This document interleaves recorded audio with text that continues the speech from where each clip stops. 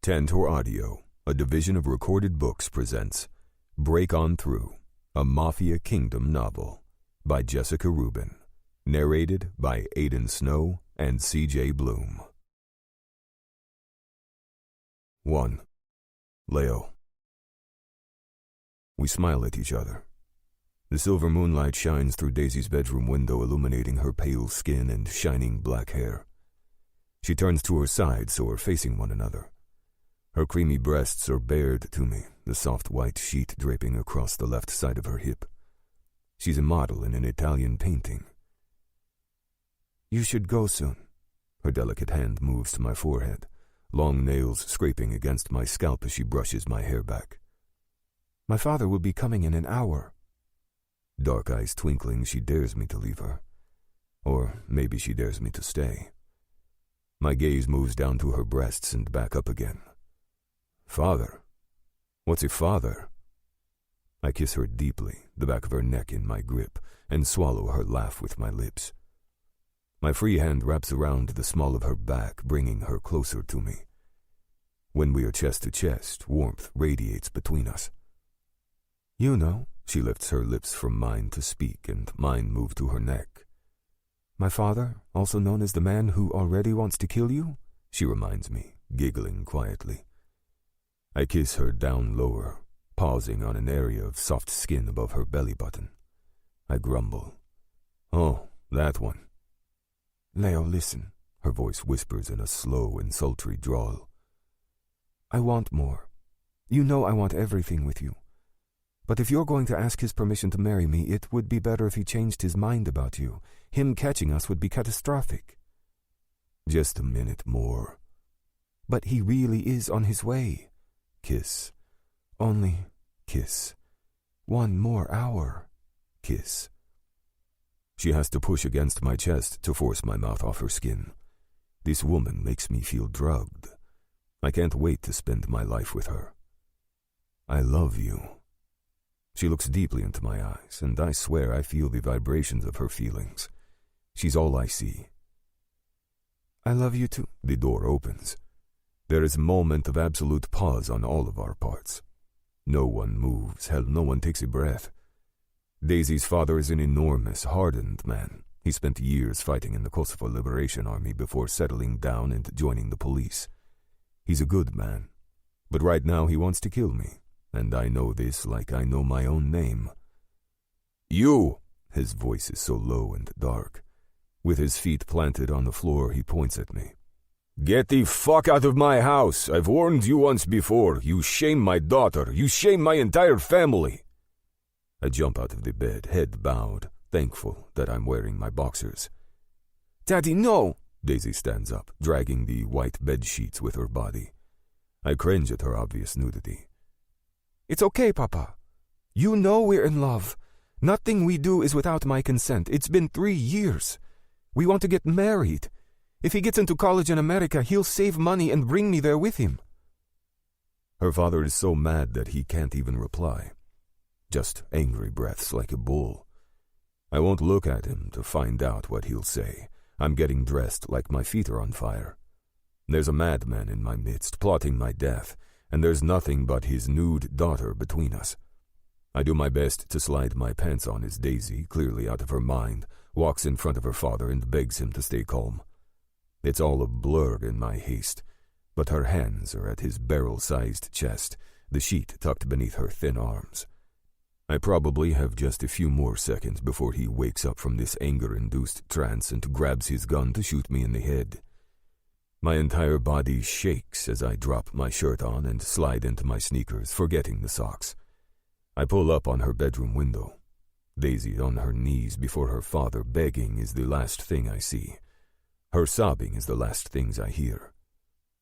Walking home on the tree-lined street, I can hear him railing. He might hate my guts, but he loves his daughter. He's never raised his hand to her, and he never would. I remind myself not to be worried. I'll get back to my room and call her. She'll be okay. We'll convince him to let us marry, and even if he refuses to allow it, we will do it anyway. We're old enough now to make our own choices. No, her father never caught us in bed before, And yes, he hates me, even before this moment. He's been telling her that I'm too tough and we wouldn't make a good match. But he doesn't know the real us. But it's all going to be different now. "You're not the right match," her father explained as calmly as he could after we first asked him to allow us to date each other. "I've seen you with your friends, and I know your type. Sporty, physical, and tough. You will not make each other happy in the long term. Daisy should have a man who is gentle, not you. And if people knew she was with a man like you," his heavy hand cut through the air, "they would imagine terrible things happening between the two of you. The answer is no." She turned to me, worried, her lips pressed together. Although I wanted nothing more than to put up my fists, I simply nodded at Daisy before turning back to him. "I understand, sir. I will try to change people's perception. I do not believe that will be possible." He stood up to leave, waiting for his daughter to join him. That night, Daisy and I spoke on the phone for hours, planning the best way to change his mind. Nothing could stop us. I am my own man, and I make my own choices. Once Daisy's father agrees to let us marry, I'll tell my mother. And if he never agrees, we will tell them both after the marriage is official. My brother Albi's face comes into my head, darkening my mood more than I thought possible. He's the only one who knows that we continue to see each other without anyone knowing, and he holds it over my head as though the secret were a set of knives that he could use to maim me. But I love her, and I would do anything for her. Unfortunately, Albi knows this. I kick a rock across the dark dirt road, cursing. Still, I have to believe our love will prevail. I imagine meeting her in history class and her small smiles to me when she thought no one was looking. Keeping our relationship secret so as not to upset her parents was a strange thing, particularly for a man like me who's had plenty of conquests in the past. But Daisy is different from other girls, and I respect her enough to not tarnish her reputation. A girl like her must stay pure to get married. It hasn't been easy living without proclaiming to the world that she is mine and I am hers, but in some way it's beautiful to have our love private, without prying eyes or gossip. My friends figure I am busy, focusing on my studies and football. My dream of studying in America is something they all know. They would never imagine a girl had been taking up my time. No one would ever assume that the kind, beautiful, and religious Daisy would have a boyfriend, particularly not one with a reputation for fighting. I finally make it to the lower end of town where my house sits. It is a good house. My father built it with his own hands.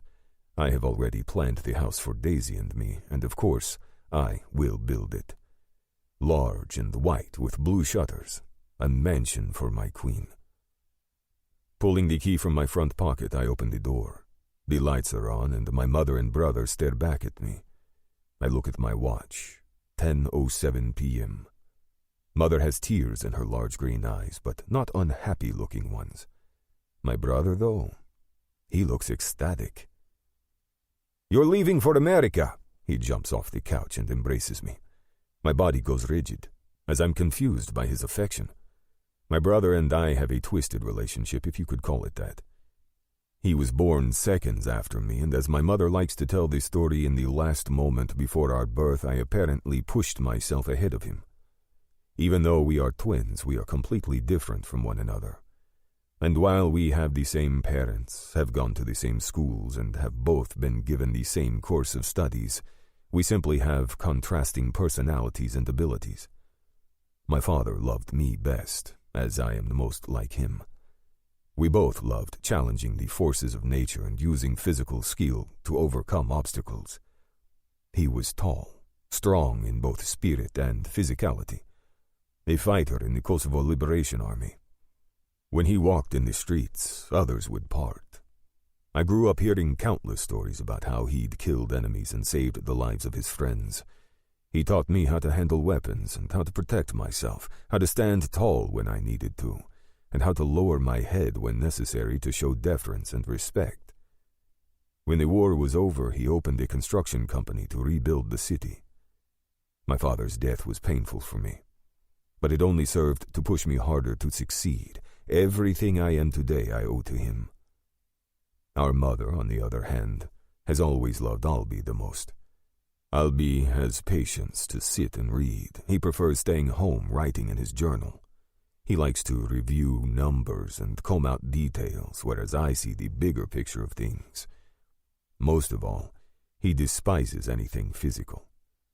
My father used to laugh, telling me that when I tried to walk, Mama would knock me down, insisting that I was not allowed to stand until Albie could too. Suffice it to say, I spent an extra 6 months on the ground when I wanted to run. But at a certain point, there was no stopping my growth. I'm close to 2 meters in height, and Albie is a head below me. It's true that studies come more naturally to him, but I put in the work and succeed in my own way. The girls have always flocked to me, while he has barely kindled a relationship with a woman. Why should I pay for his lack of skills? Our father always wanted more from me than what Albania could offer, and over his lifetime, he encouraged me to go to America to study and learn American building techniques so that I could return to Kosovo with not just money in my pocket, the likes of which would be impossible to make here, but also with what I'd learned to help our company. As I'm the firstborn son in my family, the business became mine after father's death. Originally, I tried to tell Albie that if we both worked hard enough, we could leave for America together. But in typical Albie fashion, he couldn't handle trying for something if there was a chance he could lose. America? I tilt my head to the side, stomach dropping with the excitement. My immediate reaction is a smile, but I snap it back. I feel such emotion, but showing it to my brother would be beneath me. Yes, Leo, Mother nods, holding up a large white envelope. You got these from New York University. They accepted you to their school for arts and sciences. You can study architecture. Her eye twitches, and her breaths are labored. Sweat beads at her dark hairline. I knew you could do it. Albie visibly bristles, but keeps a smile on his face. I take the letter from her hands and pull out the paper from the envelope. I read the first word, congratulations, over and over again, and the world around me blurs. Taking a seat on the couch, I review the letter. Normally, I would do this in my room, but I just can't wait. There is so much I must do, I mumble to myself, looking upward. I glance through the envelope again, surprised there isn't more paperwork. Still, I did not ever think they would accept me. My grades are solid, but not excellent. Was there anything else they sent over about housing or the food hall, scholarship? That was all, my mother smiles encouragingly. My brother looks happy, too happy. I'm sure once you get there, they will greet you and figure it out. We will make calls in the morning. Sure. Still, I need to secure my visa. And this is dated from last month. I need to act quickly. Daisy comes straight into my mind. I need to find a good job to be able to bring her over with me. Of course I'll return, but I can't be away from her. I'll let you boys figure out the rest. I'm so glad for you. Tomorrow will be a big day.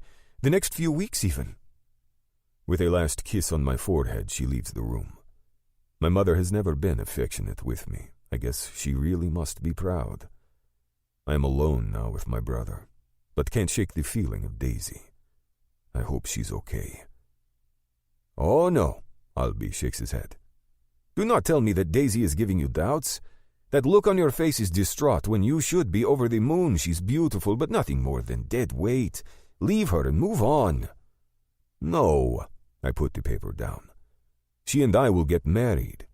I know her father doesn't approve of the match, but we believe that in time, he laughs out loud.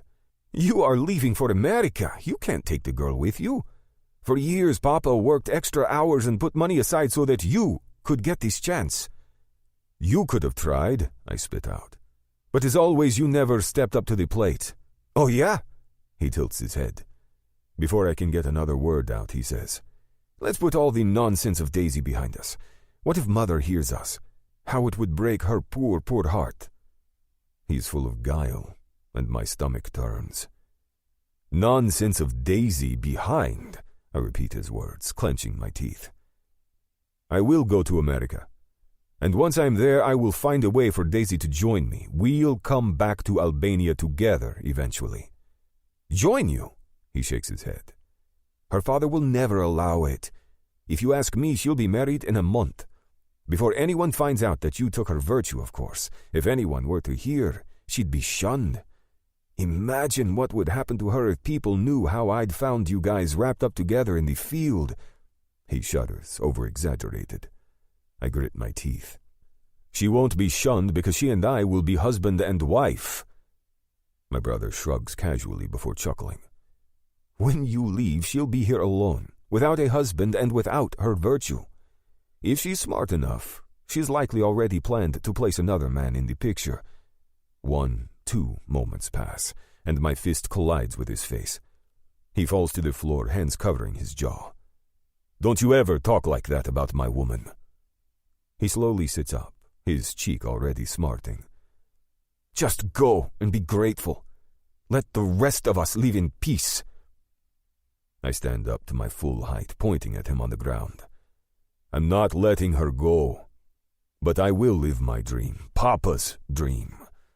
And in time I will bring Daisy with me. After I finish school and work to make money, I will come back here and grow my business. Your business, he rubs his jaw. Yes, it was Papa's and now that he's gone, it's mine. He shakes his head, glaring. I've been the one there after school overseeing the books. I've been the one making sure Mama gets her stipend each week to pay for groceries. You've been screwing around with Daisy and playing football. He grits his teeth, angrier than I've ever seen him. While you've been sitting in the back office, I have been watching the construction on the new project Papa was building. I point to his face. I will return from America, and when I do, I will take what is rightfully mine. As the firstborn son, this is my birthright. I point to my own chest before taking a step closer to him. He shrinks back, afraid of my shadow. Turning away, I walk into my bedroom and shut the door, the hinges rattling. Hearing the freezer opening and closing, my mother chirps. What did you say to him? Why do you anger him when you know his temper? Just like Papa. He can't help himself. How many noses has he broken in his life? 5? I take out my phone and call Daisy. After the 10th attempt at reaching her, getting nothing but her voicemail, I put my phone on vibrate and leave it on the corner of my desk. I review the paper from New York University, confused by the fact that they barely gave me any information at all. Maybe there is a second letter coming. There must be. The mail took too long to get here. School starts in 3 weeks, and I don't have enough information. What if they already gave my spot away? I open my desk drawer, gathering all the forms that I filled out just in case the opportunity arose. I even made a friend at the consulate, so that if the time came, everything for me could be expedited. I fall asleep with my phone beside my face, and clothes all over my floor. 2 weeks later. She's gone. Albie leans against the side of my bedroom door, the morning sun high in the sky. I take a look at my bedside clock, 10 in the morning. What? I sit up, scratching the back of my neck, and I stare at my brother in confusion. Her father sent her away, to her aunt in Montenegro. I heard at the fruit store this morning. The whole thing was very rushed, apparently, but word is she had a job offer. I pull out my phone from beneath my pillow, relieved that it isn't dead. I need to reach her. The last weeks have been awful. I've barely been able to sleep worried about Daisy. Between trying to find her in town, calling and emailing her, running to and from the consulate for my student visa documents and interviews, and working at my uncle's pizza shop to make some extra cash before leaving, I've been moving non-stop. The separation from Daisy sucks, but we love each other. We will find a way. He clears his throat. There is no way she has her old phone. Come on, Leo. Use that brain of yours. She's been sent away and her father will make sure she has no contact with you. I've got to find a way to reach her. I stand up, full of resolve. An aunt, you said? Sure. He smiles as I get out of bed, heading to the bathroom to brush my teeth. Facing the mirror, I see him pull out an envelope from his back pocket. $500. What? My jaw drops, and I quickly spit and rinse out my mouth with water. Albie laughs out loud. You're leaving. Once you are in America, you'll figure it out. You're smart and resourceful, I have no doubt. This will help you get started before life really begins. His smirk reaches under my skin, but I ignore it. Looking at my brother now and seeing how happy he is for me, I feel badly about the poor standing of our relationship. We're family, after all. And giving me what is probably 2 months' worth of his wages is nice. Maybe nicer than anything he has ever done. I guess it took me leaving for us to finally connect. He even called New York University on my behalf, and they told him not to worry that I missed the acceptance deadline. When I arrive, I should go to the admissions office, and they will set everything up for me, including lodging. It's all set, Albie said. Albie. I clear my throat, feeling guilty at the lasting bruise on his jaw. I know it hasn't always been easy between us. But maybe when you're ready and I've set up an apartment, you can come too, for a visit. Sure. He looks at me then, and a flicker of something like anger flashes in his eyes. Before I can make sense of what I saw, it's gone. He covers the glare with an easy laugh. Yeah, that's right. One big happy family. Get your stuff together. I'll find a way to learn more about Daisy. Trust me. I wake up and run to the bathroom, vomiting in the toilet. When my stomach is empty, I lift my sweaty head and smile. I leave in a few hours to America. I'm excited but nervous. More nervous than getting on the field for the football championship. I won then, and I'll win now. I get myself up off the floor and shower before getting dressed. When everything is organized and my backpack is filled with my passport, my mobile, and my wallet, I head into the kitchen. My mother has prepared an enormous breakfast. She serves me what will likely be my last breakfast at home. Her hand moves to my back, rubbing in circles. Life isn't always easy, but I believe you will make America your home. I tilt my head, confused by her comment. America will be where I live, but Kosovo is my home. She replies non-committal. Albie asks for more eggs. She stands up and plates more for him from the stove. After we finish eating, she rinses the dishes quietly. The air in the house is somber. The drive isn't much better. The music is on, but I can barely hear it. My mother pulls up to the terminal at curbside on the departures level. I take out my suitcases from the trunk and find my mother beside me. She hugs me longer than maybe she ever has. I can smell her flowery perfume that she has worn all of my life. I let go and pound fists with Albie. Finally, I turn around to enter the airport. My new life awaits me. 2. Leo. LaGuardia Airport in New York City is busier than the movies show. There is no way to accurately describe the manic hustle as I walk across the airport through seas of people, following signs to the baggage claim. I'm glad I always watched television and movies in English. Without them, I would be handicapped. Finding my black suitcase is easy. Mother tied a thick red ribbon to the handles, so I could spot it among others that looked just the same. I smile. The trick worked. After pulling it off the carousel, I make a stop in the restroom. It's gray and old-looking, but not too dirty. I open my backpack and take out my toothbrush and toothpaste. After brushing my teeth, I wash my hands and face in the sink and retie my shoelaces. Walking out of the terminal, I feel a hell of a lot better about myself. Finding the bus to downtown New York is like a puzzle. Numbers, letters, uptown, west side, east side. It never seems to end. It's a Tuesday morning, not the weekend, and my bus needs to take me downtown. According to Albie, the admissions office at New York University is awaiting my arrival. Once I get there, they will take me to the dorms and set me up with access to the food hall. I look around and follow these signs to the taxi and bus lines. I exit the airport and am suddenly bombarded with men hassling me, asking to give me a ride.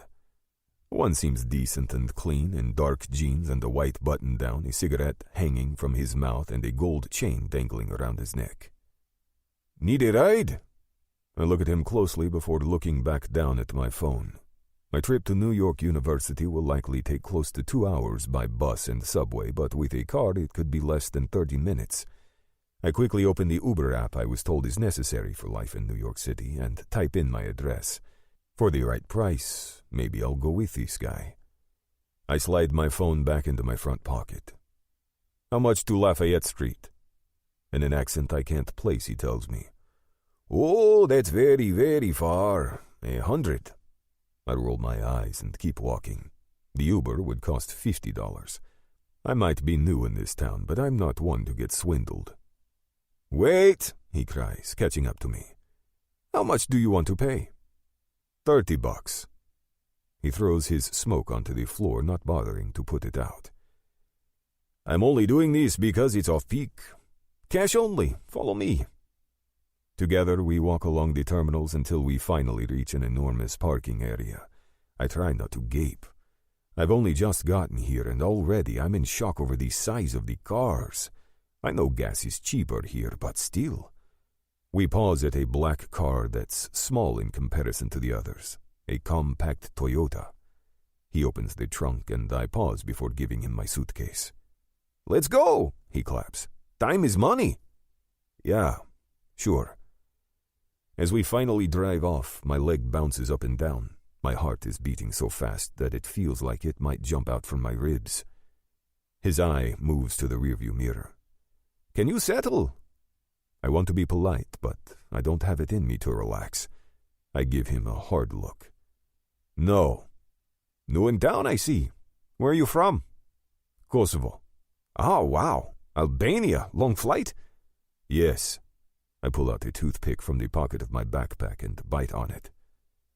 "Going to school?" He brings down his window, lighting up another cigarette. "NYU?" I don't feel like responding. I'm exhausted. But then again, he's driving me for a good deal. I should be nice enough. I sit up taller. "Yes, NYU." The moment I say the words, pride builds in my chest. "Planning to get a job? I'm a real estate broker. There are always people coming and going in and out of the city wanting to rent an apartment. Not great money yet, but one day I'm going to own my own company. Life will be good then."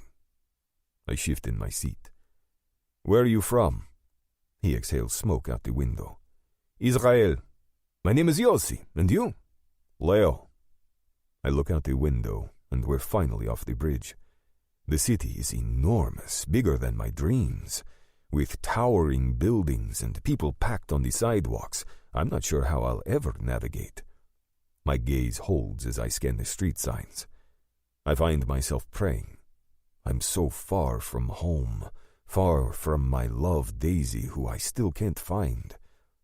I swallow hard, an emptiness settling in my chest. Mother. I miss her too. When will I see her next? Even Albie. I've never been without him in all my life.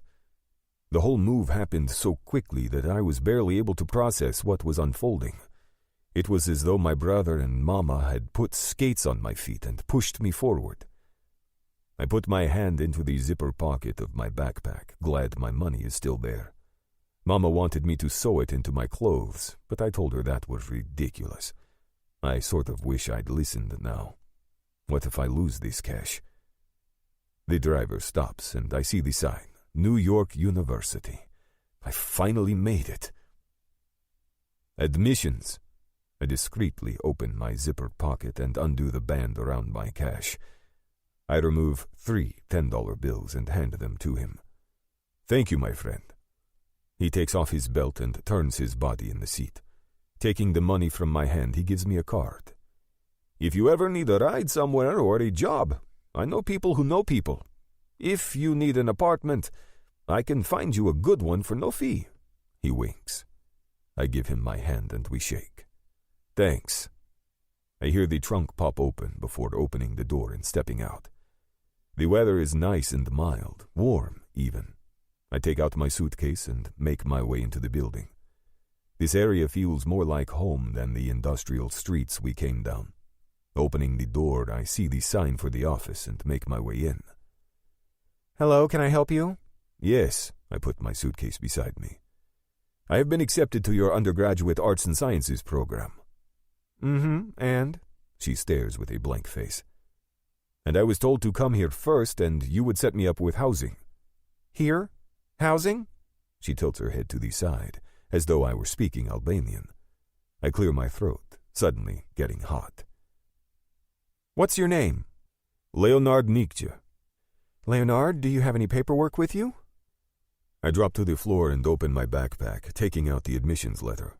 Standing up, I hand it to her. She studies it closely. Anything else? After accepting your admission, you should have received all of the paperwork. No, nothing else. I just received this letter 2 weeks ago. It must have been delayed. I'm from Kosovo, you see. She puts her hand up, the universal sign for quiet as she types on her computer. Finally, she raises her head. I'm sorry, but you're not a current student here. I see you were mailed an acceptance, but we did not hear from you. Actually, she pauses, clicking on her keyboard again. It says here in the notes that you were called as well and you said no to admission. Impossible. My brother just gave me the letter 2 weeks ago. He called here on my behalf and you told him that I should come in and you would handle the rest. I don't mean to raise my voice, but it's unstoppable. Heat crawls through my body until I can feel sweat bead upon my skin. She swallows hard, pity lining her face. We have no record of that in our system. There must be an error. On May 24th, you denied admission. I shake my head. I have nowhere to go. I was told to come here and you would find housing. Why don't you call home? Maybe there's something else your brother forgot to tell you? I need to speak with someone else, please.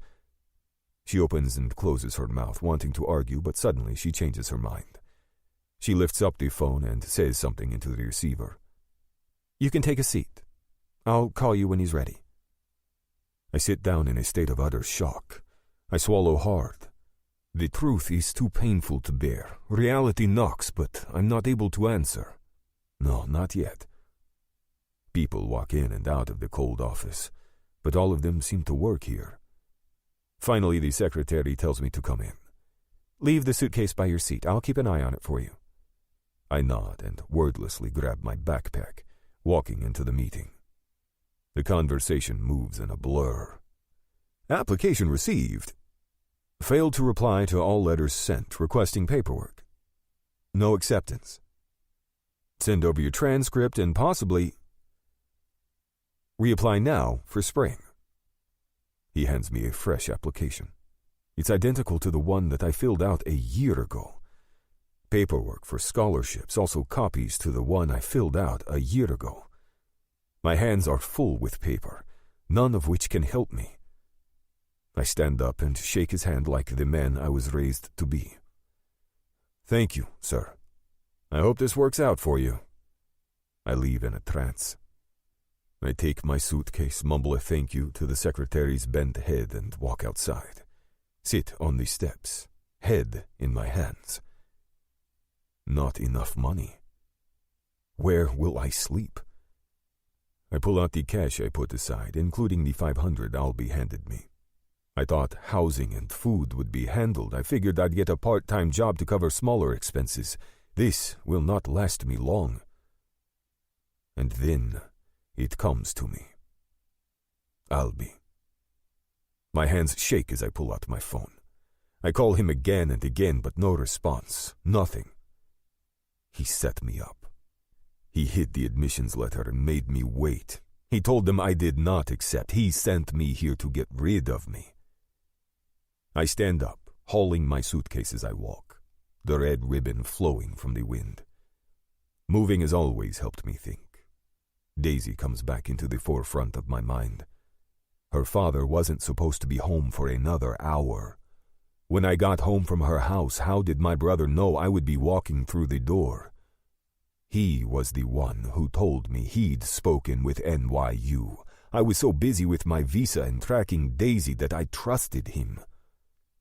The frequent flashes I saw in his eyes. Guilt, jealousy. Finally, I stopped at a park, finding a bench. He set me up. My brother set me up.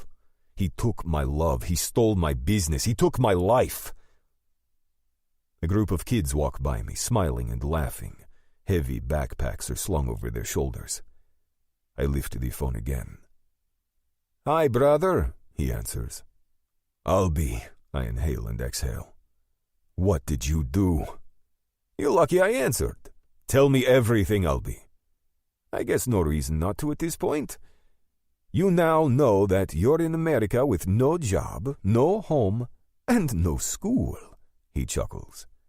I fume, so angry and in so much pain that the words stick to my insides. "Well, the truth is, Daisy called me. She wanted me to give you information on how to find her, but I didn't. Told her you were leaving and you were done with her." Dots block my vision, and I blink to clear my sight. It wasn't too hard to hide the acceptance letter either. Frankly, I am shocked at how easy it was to fool you. He laughs, and my stomach drops. "Why? Why?" He laughs out loud. "Firstborn son, you are no more. Firstborn. What is this for? The business?" After my father left the earth, all of his business dealings and money were under my control. His construction company. Now that I am gone, Albie thinks he can have it. "You thought you could take my life from me? Papa's business belongs to me, and when I return..." "When you return nothing," he screams. "You already signed the business over to me." "I did no such..." "Yes," he chuckles. "I gave you paperwork to sign, and you signed it." I blink, remembering signing numerous papers for my visa. "What? Did you sneak it in? You signed it. That's all there is." "And Daisy?" I keep my mouth shut, panting loudly through my nose. "I sent her father there that night, earlier than expected, and he shipped her off rather quickly. But don't worry about her. I have plans, and she'll be taken care of." "You lie!" I scream. "Unfortunately not," he laughs. "Come on, Leo. Wake up. She's a good girl, a beautiful girl. You think her father would let her sit alone when the man who defiled her left for America?" Moments of silence pass, and there are no more words. I hang up. I want to call my mother, need to. My heart pumps as I dial her number. My veins feel as though they were filling with tar. She clears her throat. "Hello?" "Hi, Mama." "So, I assume you got there safely?" "Mama, what did you know about my acceptance here?" "I do feel badly.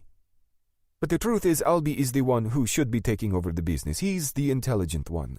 He is the kind one. You are the muscle and brawn. He deserves it, and you were in his way. And why? Because you were firstborn. It's ridiculous. Go to America and make your own life there." "But I'm here now, in America, with no school, no job, and no home." "Why did you take the school away from me then? Why not let me come here and be a student? I still would have been out of your way. After everything you put Albie through, you deserve a little hardship." My own breaths turn to pants. "How could you?" "You will figure it out. I have no doubt. Be well, my son." I scream at the top of my lungs, yelling so loud that the sound bounces off the skyscrapers. I don't stop until my voice is raw. 3. Leo. The park bench I'm sitting on has a view of buildings. Which park? I don't have a damn clue. I replay everything in my head, retracing my steps from the moment Daisy's father walked in through her bedroom door until I landed in America. How did I manage to get caught up in this mess? And how did I not realize the extent of Albie's hatred for me? I see people walking by, laughing maybe, but I barely focus. Could I have done something differently? I should have. Somehow the sun begins to set. The weather isn't too bad, and where else am I going to go? I need some kind of plan. But I'm practically comatose. Luckily, I have enough sense to realize my suitcase is beside me. If I stay here for the night, someone might come and steal it. I have nothing on me for protection either. I make a fist and recognize that I might feel broken, but I'm not. I'm still strong. I want to rise, but I can't seem to move. Where would I go anyway? Night turns into day. Another night, another day. I'm hiding in plain sight, just a kid hanging on a bench. But I'm also sleeping on the bench. No food, but I do manage to pick up a few bottles of water from the bodega on the corner. The owner asks me if I want something else, but I don't feel like eating. Mid-morning a few days later, I know that I can't go on like this. I'm starving and I have to figure my shit out. Slowly I walk back to NYU, at least I think that's where I'm headed. The sidewalk is narrow, lined with buildings of all sizes. The ground is paved and stone. I look up and notice the sky has turned a cloudy gray. A man is behind a small counter in the middle of the sidewalk, selling snacks and cigarettes. "Marlboros, please." "That'll be $20. $20? I think my jaw must drop because the man laughs out loud. "Welcome to New York City." I scratch the back of my neck. Honestly, I need these right now. Hopefully it'll put me back in the real world. I pull out a 20 from my meager stash and take the pack. Luckily, he hands me some matches with it. "Thanks." I light up, leaning against a white stucco building. The smoke helps to calm my nerves and settle my empty stomach. The smell reminds me of home. A light wind moves past me and I realize darkness is on its way again. A group of students holding bags walks by me, and on instinct alone, I follow them. We climb some stairs into a glass, modern-looking building. I walk along as though I were part of their group and keep my suitcase to my side so as not to draw attention to myself. They all flash IDs to the front desk and I mimic like I'm doing the same. The security guard waves to the group and without a word, I'm inside. I look up, seeing the words NYU Steinhardt written in large black letters against a marble wall. I keep walking down an expansive foyer and follow them straight into a silver elevator. We get out together on the 5th floor. They're all talking animatedly, and that's when I realize they aren't holding bags, but instruments. They walk into an auditorium and head toward the stage. It's filled with identical wooden chairs. I take a seat in one of the back rows where it's dark, keeping my suitcase glued to me. I pull up the hood of my sweatshirt, hoping I can blend into the shadows. It doesn't take long for the entire stage to fill up with people, all sitting with instruments in hand. They must all be tuning up because it sounds more like noise than music. That's when who I assume is the conductor says a few words, and suddenly they play. It's soft and classical, somewhat soothing to my frayed nerves. And while I've always liked music, I've never been one to listen to anything like these. They stop and go, playing and replaying. It's amazing is what it is. It's slow but loud, and then fast but quiet. And for the first time since I arrived, I find myself unwinding. God only knows what will become of me, but for now, I'm here, listening to music. The conductor shouts something else, and everyone stops playing. That's when I hear a single instrument play alone. It's slow and deep, heavy like the mountains surrounding my home. It makes me think about hiking with my father up into the hills, watching the sunset with him.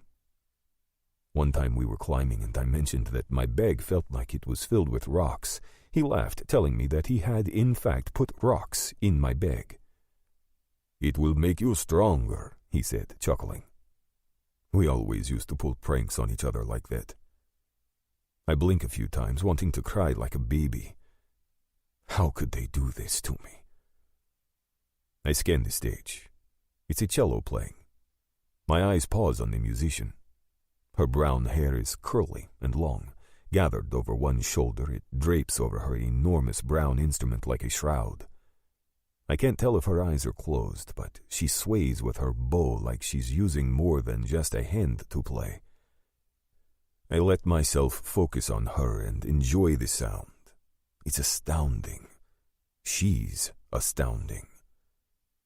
A few minutes later, all of the cellos in the section play, and finally everyone joins back in. When the practice is over, I try to stay still and hide in the shadows, lowering myself into my seat. No one expects me to be here, so they don't seem to notice my presence. When the auditorium is empty, I exhale. I might as well stay here and get comfortable. Maybe now is a good moment to use the bathroom, actually. I used a McDonald's, and I hated it. I'm sure this will be better. I stand up, leave the auditorium, and walk through the hall as though I were just another student. Some people are walking through, but I guess I'm young just like them. Why should anyone find my presence strange? I spot a men's restroom and push through the door. After taking care of business, I wash my face and hands with soap. I hold the side of the sink, staring at my reflection. Water pours down my face, and my eyes are bloodshot. I look thinner. My life. What will become of me? I think about my aunts and uncles who immigrated to Switzerland years ago. Do I know anyone here in America? No, I don't. Maybe I should check out my Facebook to see if anyone else has friends or family here who I can connect with. But that seems wrong. I don't want to admit what has come to me. It's embarrassing. My friends think I'm here to study, and I don't want people thinking otherwise. I might have nothing of value, but my pride is still intact. And Daisy. If I were to find her now, I might make a mess of her life. And even if I wanted to find her, she's no longer on any social media platforms. I asked some of her friends before I left, but no one had any idea where she was. Either that or they had been told not to tell me. Who knows what fucked up games have been played by my brother. Regardless, it seems utterly impossible to find her now. I shut my eyes, squeezing them tightly. I finally pick up my head, determined to stay strong. I leave the restroom and walk back into the auditorium, my small steps from earlier turning into heavy strides. I find my seat, pull up my hood. My sadness, disappointment, and pain turn into anger.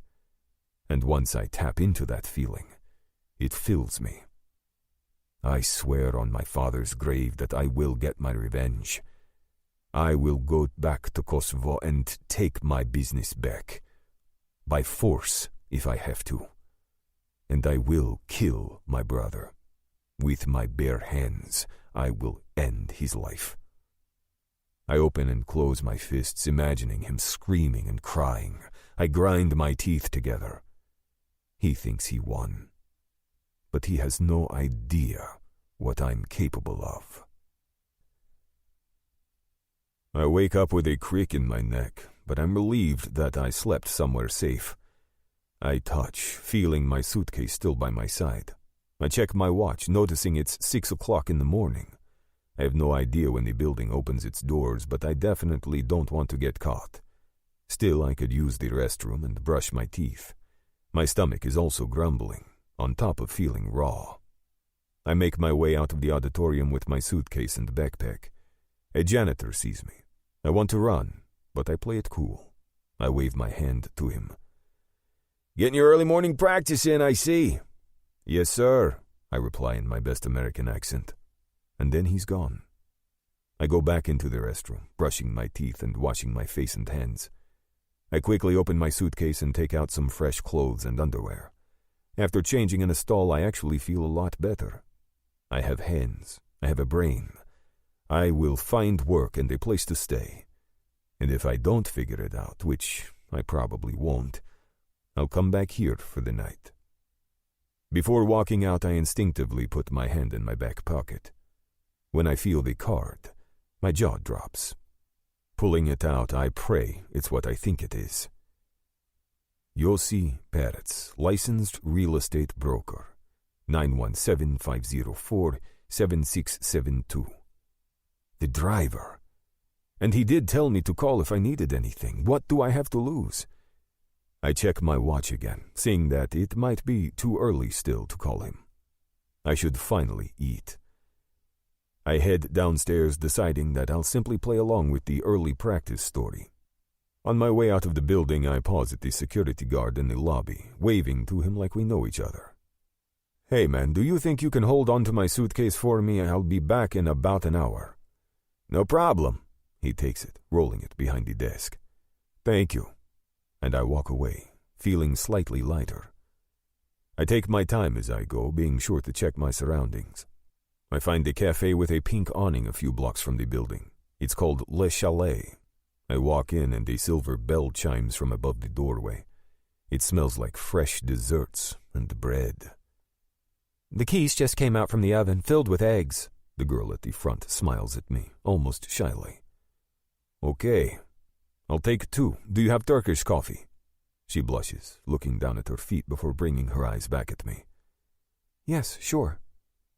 She packs me the food and hands me the coffee in a paper bag, her hand holding on to it for a moment too long. I smile, finally pulling the bag out of her grip. I leave the cafe and sit outside at a round table, lighting up my cigarette.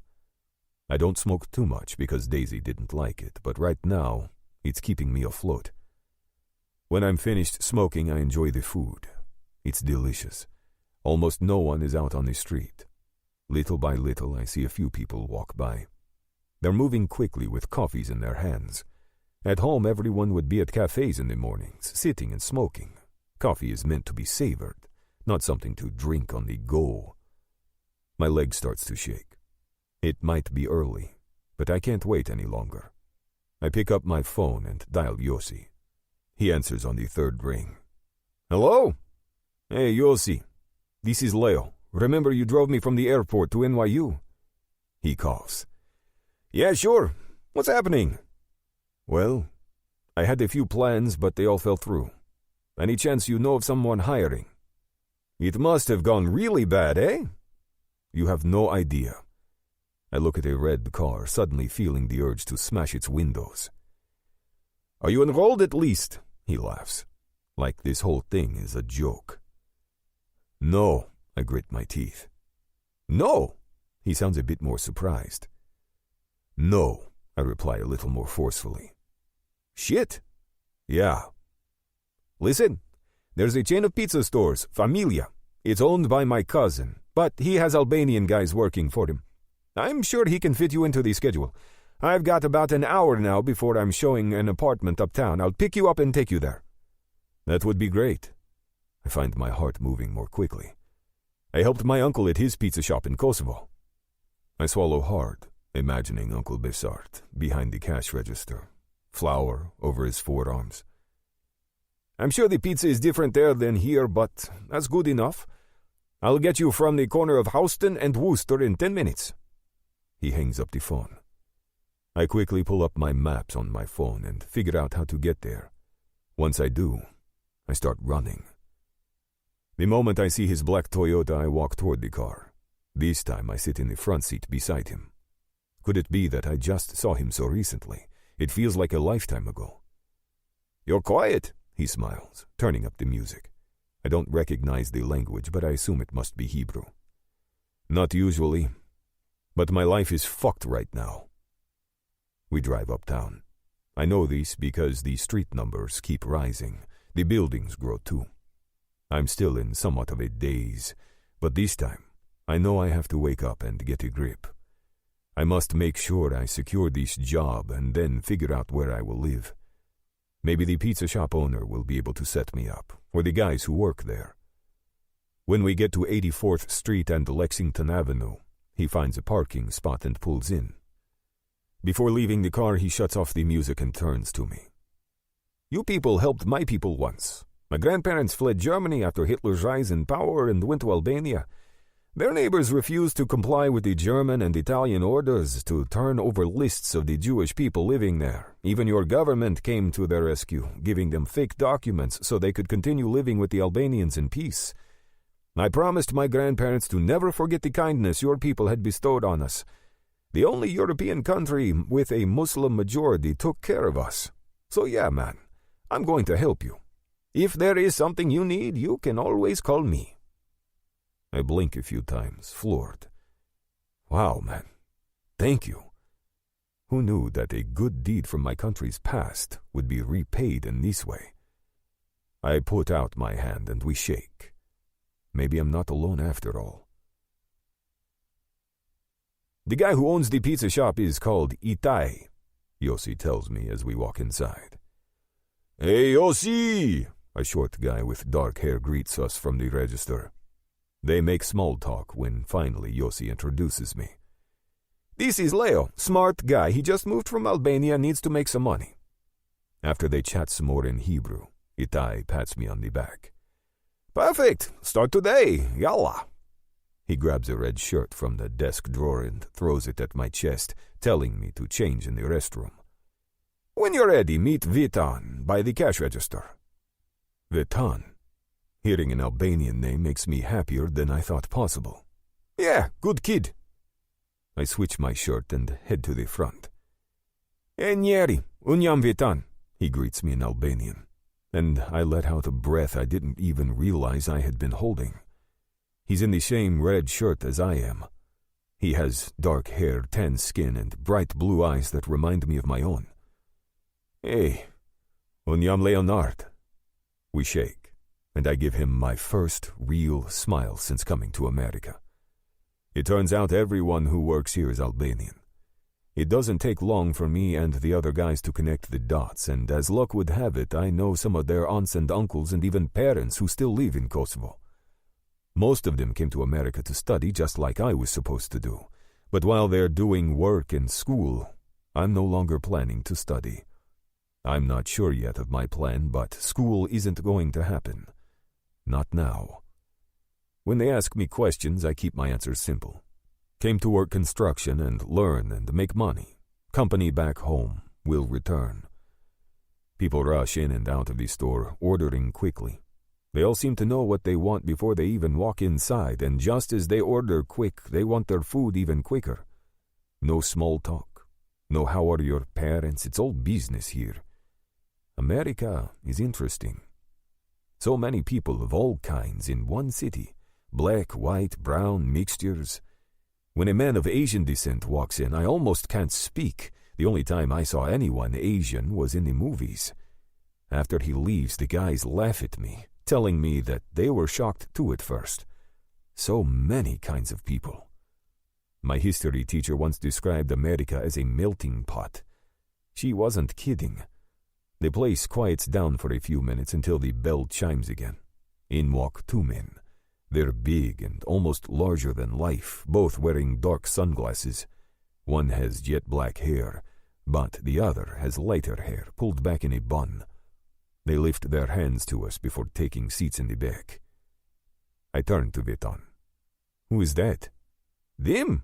He shakes his head, motioning me to the back kitchen as the other guys hustle to make food. The men haven't ordered, but it seems everyone knows what they want, and it isn't pizza. From the large refrigerators, they take out fresh vegetables and cheese.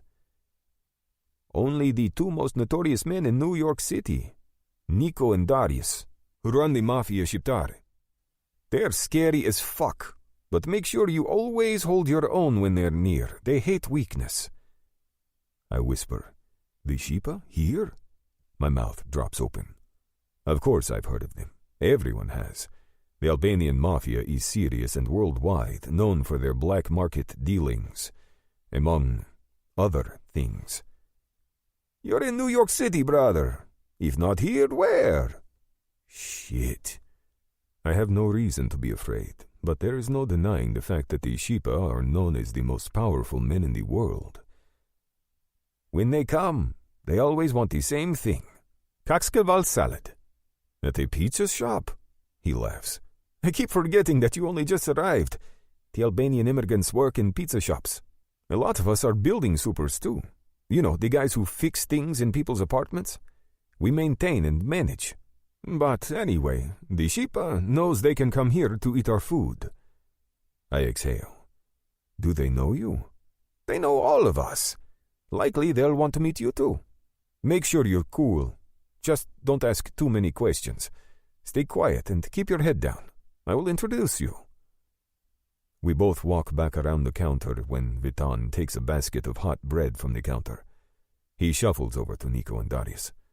I watch as he sets the food in front of the men. I hear one of them say, "Bring the new kid over." I stand up, tall, and walk to the table myself. I'm not a pussy. And while I've never met any members of the Sheepa before, I don't fear them. "This is Leo. He's just arrived." Vitan's posture is completely erect. He looks like a kid in the army ready to obey. The men look me up and down. I lean on my left side, refusing to act like a monkey. I'm not one of their soldiers. "This is Darius." Vitan gestures to the lighter-haired guy. He has a nasty-looking scar down the side of his face and a strong jaw. I don't blink. I maintain eye contact like I would with anyone else. We shake hands. His grip is crazy hard, but I give it back just as strong. "Nice to meet you." His accent is strange, close to perfect Albanian, from Tirana maybe, but there is something else melted in there. "This is Nico." Vitan rushes out his name like he wants to get the conversation over with as quickly as possible. "Hey," he greets. A thick gold watch is unmissable on his wrist. "Good to meet you," I smile, recognizing his accent immediately. "You're from Kosovo?" He smirks like he thinks it's funny I'm making small talk. "Yes." "Me too." My reply is a little too enthusiastic, but I can't help but feel relief that he's from home. "And when did you arrive here?" He tilts his head to the side. "Just recently." He and Darius lock eyes, and something wordlessly passes between them. Nico shifts in his seat. "Do you have a place to stay?" I consider lying, but what would be the point? "No, I was supposed to study at New York University, but my plans fell through. As luck would have it, I got a job here today. Hopefully I can crash with one of the guys until I can afford a place." "Luck. Interesting word." He looks me up and down. "Sometimes you're discussing a problem with a friend of yours and the answer just shows up." Maybe luck is the wrong word, then. The anger in my voice can't be concealed. What brought me here was the opposite of lucky circumstances. Nico leans back, a smile spreading across his face. I look between the two men, knowing that for some reason I have made it onto their radar. Darius pulls a card from his pocket. "Call me when you're done for the day. I will pick you up and bring you to one of our apartments. You'll be comfortable there." I open and close my mouth, unsure of what to say. I look to Vitan, but he seems frozen to the spot. "Yeah, sure," I nod. "That's real good of you guys." "Yeah," Nico laughs to Darius. "That's us. We're the good guys." "The nicest," Darius chuckles darkly. "Let me know if I can bring anything else," Vitan spouts out quickly. We walk away, going back behind the counter. Under his breath, Vitan tells me, "Listen, Leo, you have to be careful with those guys." "Why? What would they care about me for?" "Who knows why they might want you? Who knows what they know about you and your history? I know you've got something hot on your mind. You look like there is a fire burning inside you. But Leo, please remember it's blood for blood in that world. Once you ask something of them, you'll never be able to rid yourself of the crew. I'm telling you as a friend, whatever they ask, say no nicely and walk away. Stay with me at my place. I've got a good couch. Don't use their apartment." To get involved with the Mafia? Me? My heart pounds. Somehow things clear in my head. Who else is as connected as they are? Who else has the power to destroy my brother and mother or find Daisy? And what do I have to lose anyway? I'm alone in this world. Before I can think on it more, I face him fully. "I'm staying in the apartment they offered." "Listen, no. I'm not a green kid who just arrived dazed and confused. And I am not a typical American kid who doesn't know shit either. I'm a man. I know who they are and what they do. I've heard about them, like we all have. And I have my reasons for getting involved." He shakes his head, almost sadly. "All right, Leo. All right. 4. Leo. 3 years later.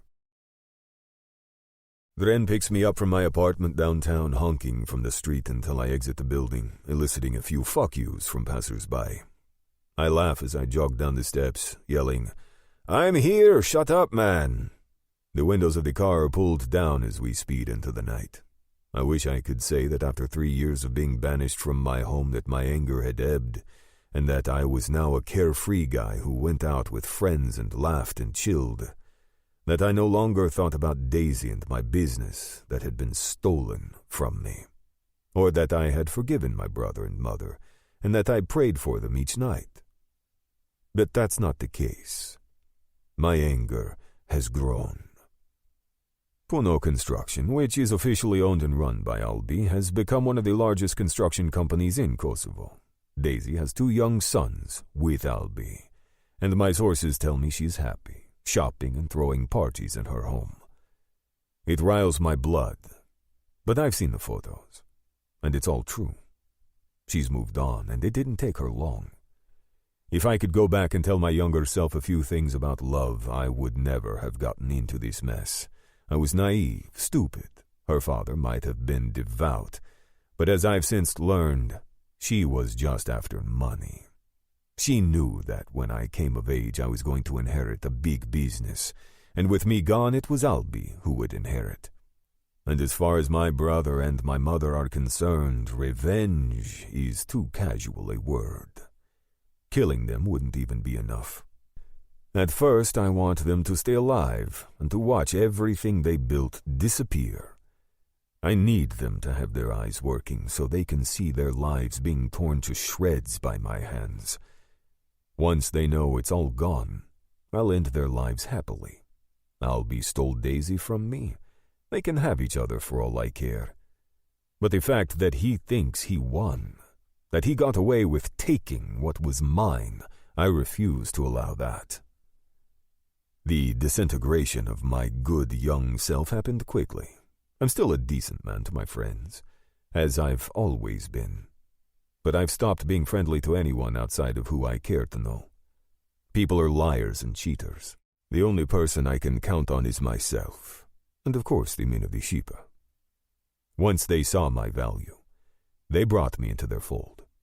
I guess Nico and Daria saw something in me that they liked. That first time I met them at the pizza shop, they set me up in an apartment fully furnished and rent-free. In return, I did some small-time business for them.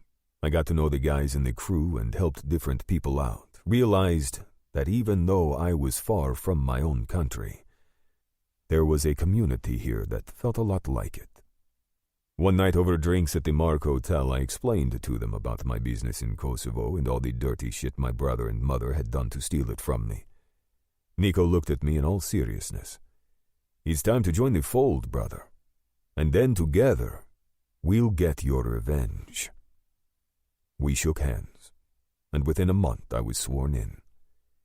Nico knew all the details about my business and life back in Kosovo, so it came as no surprise when he decided that it was time for the Shipa to diversify into the construction business.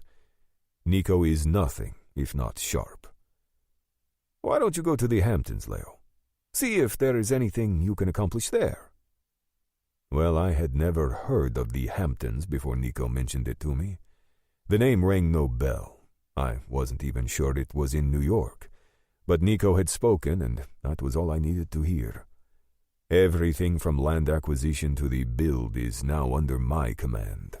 I recently bought a 10-acre plot in Watermill, a gorgeous area in Southampton, and plan to build 5 spec homes on it. Nico always has to okay my ideas for investment, but once he does, I'm free to work as I please. Dren, who used to be strictly muscle for the crew, has since become my building super. He visits construction sites or sometimes sits full-time on bigger builds that need constant supervision. Of course, I have to bury people or weapons from time to time beneath the concrete, but other than that, it's all pretty clean. And we're making a killing. I am making more money than I ever thought possible, to be honest, just like my father hoped I would. The power doesn't hurt either. Two of Dren's cousins are here from Kosovo tonight, fired up and ready to party. The clubs in the city are the best in the world, and I try to enjoy them when I can. I don't have much time these days as I'm studying part-time at Baruch College for construction management. I went back to school because of Darius's encouragement. It might not be NYU, but I am still fulfilling that dream I had long ago. Unlike my fucking bullshit twin, I'm not afraid to work and get my hands dirty. Dren tells the guys in the back seat, "The meatpacking district is where the party is always at. The girls are super hot too. American girls really know how to have fun, eh?" I smirk, remembering when he told me those same exact lines when I first came. He finds a parking spot and expertly pulls in between two trucks, easily maneuvering his Mercedes-Benz C-Class. We leave the car together, walking in our nearly identical black button-down shirts and jeans. I tuck my shirt in my pants, making sure I'm neat-looking. I'm not a man who cares too much about fashion, but I still hate sloppy dressing. The line for the club wraps around the block. Girls in short skirts and dresses, guys in suits or jeans. I look up. The sign for Little West 12th Street in front of me. To the south, skyscrapers are silhouetted in orange by a low fading sunset. Atop a hotel on the avenue in green neon letters stands the name of the club, Wild Orchid. To the front of the line we go as I light up a Marlboro, exhaling calmly. A few words pass between myself and the bouncer as I let him know who we are. We shake hands, and the red rope parts. Dren tells his cousins, "In New York, everyone is part of a community. Some groups intermingle and others stay apart. But if you keep yourself involved socially, you'll see this space where we intersect. And in that space is where you can make connections and money." The kids hang on to his words like he is a New York City survival guide and follow on his heels like baby kittens. He pushes through the front doors, and I keep myself beside him. "You don't have to be so fucking rough, eh?" He looks at me like I've got a set of horns on my head. "To who?" "To my cousins. Every time I think you couldn't get meaner, you do. Smile, for fuck's sake. Say hello. It wasn't long ago that you were green, worried one of these buildings might fall on your head." I ignore him, even though he's right. I prefer to forget that time of my life. We shuffle through a dim corridor and open another door. I feel like I've been blasted by candy-scented sweat and a punishing techno sound. We hustle through what feels like hundreds of bodies dancing in a massive cluster. The bar is like a lighthouse, calling us over to safety. It's a good thing I'm as tall as I am, or I would be drowning. I was never a big drinker, but I have had some decent experience with alcohol since I've been in New York. In other words, I've drunk so much that I've puked, drunk so much that I've passed out, drunk so much that I've woken up with random women in my bed. But I've learned that drinking alters my reality to the point that I can't focus. I lose the clarity I need to remember my pain, and to forget my pain would be the death of me. I need it like I need fuel. The revenge I plan to exact will be more satisfying than any drug, any party, and any woman. That's what really gets me going. The DJ sits up in a high booth to our right, a stage between us. We all lean against the bar ready to start the night. 4 tequila shots, Dren shouts to the bartender. Hey, look, Dren points upward, a smirk lining his face. His cousins raise their faces before their jaws drop. Women are dancing in silver bird cages dressed in nothing but skimpy lingerie, if you can even call it that. Stringy, lacy, leathery. That's how I'd describe what's on their lithe bodies. The cages are suspended from the ceiling, close enough to the mob that you can almost touch it, but still just a hair out of reach. Are we in heaven or hell? He winks and takes back another shot. You must be glad you came. I am practically frozen to my spot, watching a woman with long red hair turn upside down, wrapping her legs around the bars and undulating to the music. Christ. Only in America. I pick up my drink, taking it back. 5. Talia.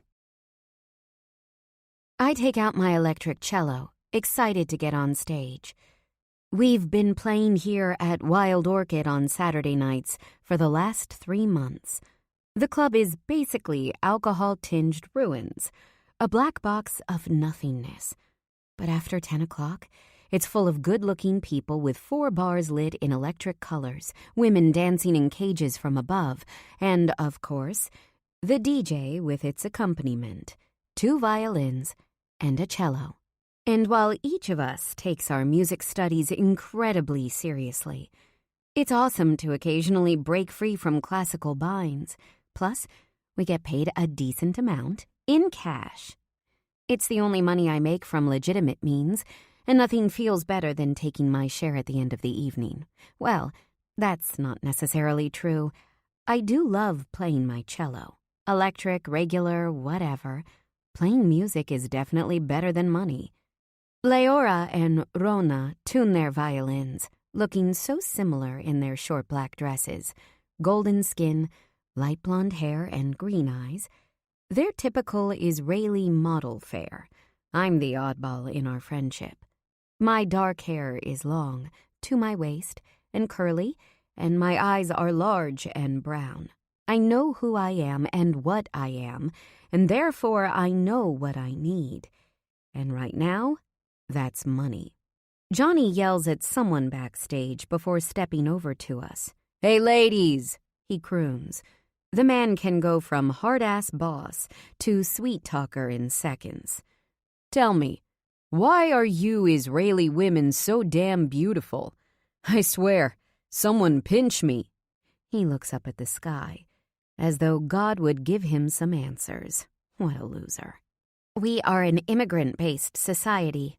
Rona glares at him, but he doesn't seem to get the hint. "It's in the mix, Johnny. The mix."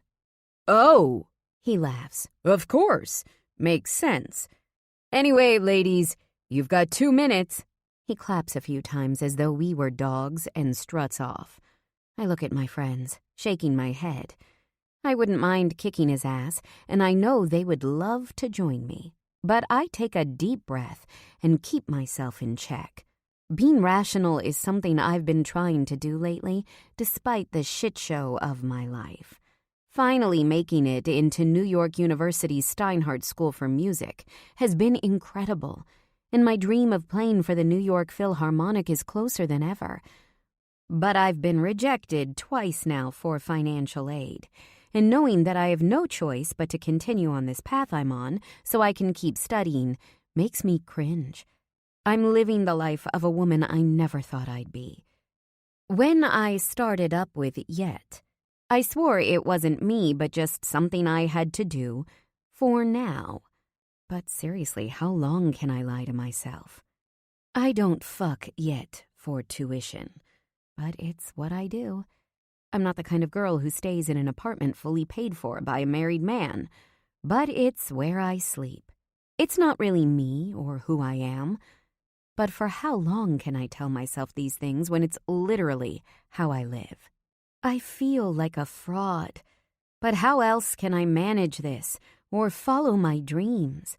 My parents kick ass, but they only have enough money for themselves, and while I could crash with them, I wouldn't feel right.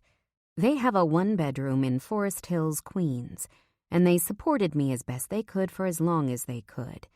After school, I took cello lessons at Diller Quayle, the best music school in New York City, if not the country. It wasn't cheap, but they insisted I follow my dreams of music and found ways to get me there on time, twice a week. They pushed me academically so I could graduate at the top of my class in high school, helping me to study and focus, kept me straight when other girls my age were partying, but most of all, they loved me. I don't want them to think they failed me, and God forbid they knew how I pay for my life. I would die if they found out. They didn't immigrate to this country for me to be a loser. They came so I could win. And come hell or high water, I will find a way to play for the New York Philharmonic and make my dreams come true. And if that means I've got to be with a man to do it, so be it. I look up to see my friend standing at the entrance of the stage. It's time. We run on, the entire crowd wild and dancing. Drugs and alcohol fuel this party, and frankly, I love playing for people like this. They have no idea if I get the notes right or wrong. They aren't sitting in suits and gowns waiting for a performance. They just want to feel the beat, and that's something the three of us can deliver. Playing classical is in my blood, but this is something freeing. Those first electric notes have people screaming, and we play it loud. But while my friends run around the stage dancing with their violins, I take my seat in the center of the stage with my cello. With my long hair loose at my side, I drag my bow back and forth, letting it play me like the beast it is. I don't need to sit when I play electric, but I prefer it. With my eyes closed, it's nothing but adrenaline playing this instrument. I hear the violins and the DJ and move with them, rocking out. When we get in sync like this, it reminds me of all the reasons why I love music as much as I do. The heat rushes through my veins, and I swear I feel like one of Pavlov's dogs, salivating to the music before it's even had a chance to filter through the audience, because I know what's to come. Still, every time we play, it's a different adventure, be it clubs downtown or posh weddings at the Plaza Hotel. Last summer, the three of us were flown to the desert in Israel to play for an uber-wealthy kid's bat mitzvah. Playing cello is something I simply have to do. It's not technically a compulsion, but it's become so much a part of the fabric of who I am that without it, I feel like I would die. Unfortunately, though, it's not free. But I found a way to pay. On your back, my conscience reminds me. Sweat pours down my face, but I force my mind to settle back into the music. Suddenly, I feel something. Eyes on my body. I'm used to the gawking of the crowd, but somehow this feels more intense.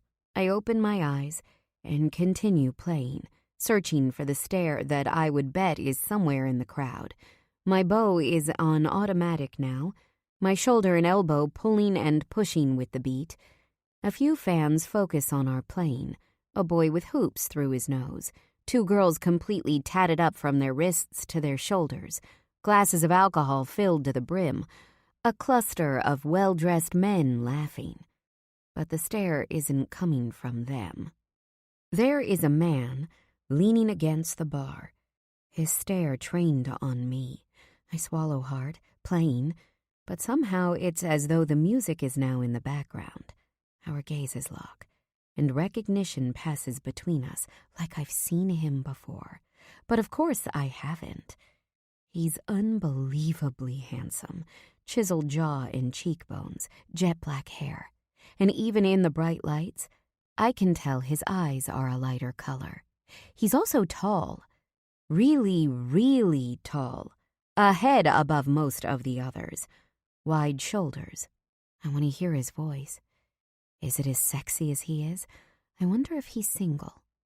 Someone bumps into him and they seem to have words. The other guy scurries away and I try not to laugh. He looks back up at me, smiling, and I smile back. Hi, he mouths. My blush reaches the roots of my hair as sweat beads at my temples. I should ignore him, like I do all of the random guys who party here. But I don't want to. I've never met a man who electrified me like this with just one look. God, he's hot. A bit of laughter from the DJ. My heart leaps as the buzz from my instrument centers in my core. The guy standing next to him taps his shoulder, and he turns his head. They talk, and he is focused. My man nods his head, like he understands something. Thinking, maybe. He takes out his phone, reading. In a blink, they walk away. As I play, I twist my chair around to see where he's going. This is totally out of character for me, but frankly, who even cares? I've got the music going, and I'm not stopping, but I also want to see him for as long as I can. I drop my bow onto the ground, plucking my strings to the beat to give me more room to move. The men push through the crowd, and I turn stage left, following his form with my eyes. When I see Yet greet them in the VIP section, my fingers falter. He's Albanian, and from the looks of it, he runs with the Mafia Shqiptare. Dread fills my stomach, but I play on. 6. Leo. The song changes to a new techno beat, and the woman playing the cello has me mesmerized. Her instrument isn't delicate like the violins. It's large, and it sits between her legs like a piece of bark. And while the violinists are sexy in their short black skirts, flirting with the crowd and dancing with their instruments, she barely smiles. The instrument forces an outline of her voluptuous body in the gold lame dress. Heavy breasts and deep curves carve into her hips. She's demanding with her bow, taking it seriously despite the upbeat party music. No flirtation with the audience, but focused on playing. In contrast to the toughness of her vibe, her fingers are so delicate. Flying over the strings, up and down they go. She looks tiny sitting there in that seat, with a head full of curly dark hair draping the cello. So sexy that it almost hurts. "They're talented, right?" Dren asks. "The girls are good. Very, very good. They play here often, I think. I've always wanted to meet them, but they jet off stage so quickly." How hard could they be to track? Maybe the bouncer knows them. We fall back into a friendly quiet, taking in the amazing performance. The cellist's eyes finally open as she skims the crowd, but then she spots me, eyes widening as though she likes what she sees. Fuck, she's gorgeous, and crazy talented too. Almost everyone else is too fucked up to notice, but she is a real deal musician. Someone knocks into me. I turn around annoyed. The kid who hit me goes slack-jawed, knowing he bumped into the wrong guy. His white shirt is soaked with sweat. I'm sorry." He tries to walk backward, tripping over someone else. Dren laughs out loud. "That kid almost shit himself. Dude, you need another drink to relax, damn." I roll up my sleeves, the tats on my forearms reminding me of who I am and what I stand for. The red Albanian eagle represents bravery, strength, valor, and of course bloodshed. On my shoulder is a special piece done by a famous tattoo artist who came to New York City from Hungary. Getting an appointment with him was impossible, but Nico made it happen. It's a square of deep and dark water with a hand pushing out, holding up 5 fingers. It's meant to show that I'm unsinkable. A moon looms above because even in the darkest night, I refuse to fall. He also did another piece for me on my forearm, of an eye. The song changes, shaking me out of my reverie. The cellist catches my eye again, and we lock. Before I can think, my mouth opens. Hi.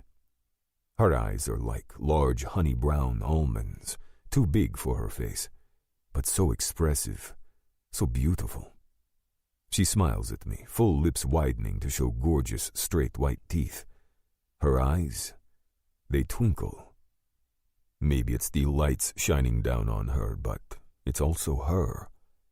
Her skin is tan and looks like it's covered in diamonds from the light. She's boring a hole into my chest with her smile. I've seen her before, but I couldn't have. Dren yells in my ear. "You know the crew is here tonight also. Do you think we should introduce my cousins to them?" "Yeah, whatever, sure." Dren hits my back, as if to wake me up. "The cello player, huh?" I look at him from the corner of my eye. "Maybe."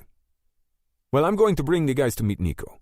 I have a feeling they could be of use to us. Plus, they're cool, very trustworthy." My phone buzzes from my back pocket, and I take a look. "Nico, I've got some news for you. Come to VIP now." As we walk away from the bar, I see the cellist from the side of my eye. I can tell that her darkly lit doe eyes are still trained on me, like she's ready to chase me down. I walk away quickly, wanting her out of my sight. I can't get involved in anyone so intense. Fun with women is one thing, but this woman is much more than that. I can just feel it. I'm not interested in meeting any woman outside of the bedroom. Not until I ruin my brother's and my mother's lives. Until I accomplish these things, I will not move forward. We push through the crowd again, but this time we walk into the VIP section. Yet immediately greets us. We hug, and I spot Darius standing alone in the corner with a menacing face, wearing a dark suit. When he raises his hand to me, I walk to him. A glass of tequila sits in his hand, but I doubt he's actually drinking it. As Nico's guard, he barely leaves his side. He grew up in the Mumbai slums and ran a world-famous brothel, so it's hard to imagine how he wound up protecting Nico. But as I've since learned, the Albanian Mafia is an enterprise whose business knows no borders. "Nico is waiting for you, brother." Darius nods toward where Nico sits. "Everything cool?" "Yeah, man. It's all good." Nico is relaxed in the corner, flanked by two men. When he sees me walking to him, they all stand to greet me. "Leo, I've got some big news," he tells me in Albanian, shaking my hand. "Yes," I reply in our mother tongue. "The time has finally come for you to go back to Kosovo. Some business for the Shipper, some personal work for you. Are you still game?" He smirks, knowing the answer. I want to reply, but I can't. That's how caught off guard I am. I've been waiting for this moment for so long. My twin flashes in front of my face, and the fire in my heart rages. I want to crush him. He chuckles darkly, scruff lining his jaw. He taps my back with a heavy hand. "Don't worry.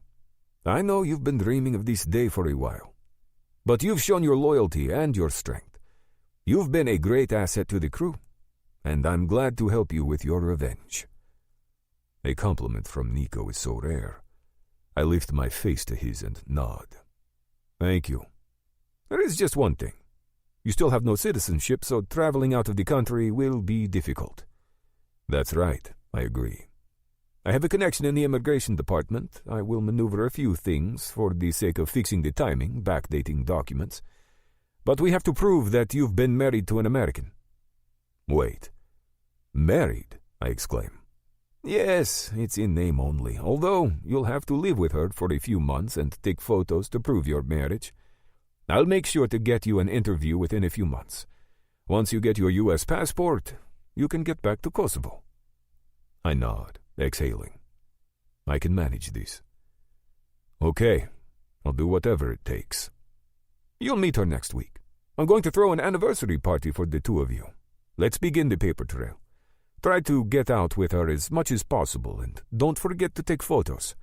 The officer conducting your interview will want to see proof of your relationship." "Do you know her?" I pull out a pack of cigarettes from my pocket and light one up. "Well enough. She's beautiful and smart. It won't be difficult, trust me." He taps my back and moves away as his wife Ilira struts toward him. They embrace, kissing so deeply. I swallow hard. Fuck love. I walk away feeling angrier than I should. The cigarette drops from my lips onto the carpet below. I don't bother picking it up. I should be relieved that my revenge is so close. But I hate the fact that my mother and brother even put me into this mess in the first place. I resent them for fucking me over and forcing me out of my life. My blood, it boils. The fact that they sit at home smiling and laughing, happy, thinking that they got rid of me makes me sick. I plan on getting them back. Limb by fucking limb. I could hang out here and get drunk with the guys, but I don't feel like talking. I'm not even sure where to go, but I keep on moving forward, one foot in front of the other.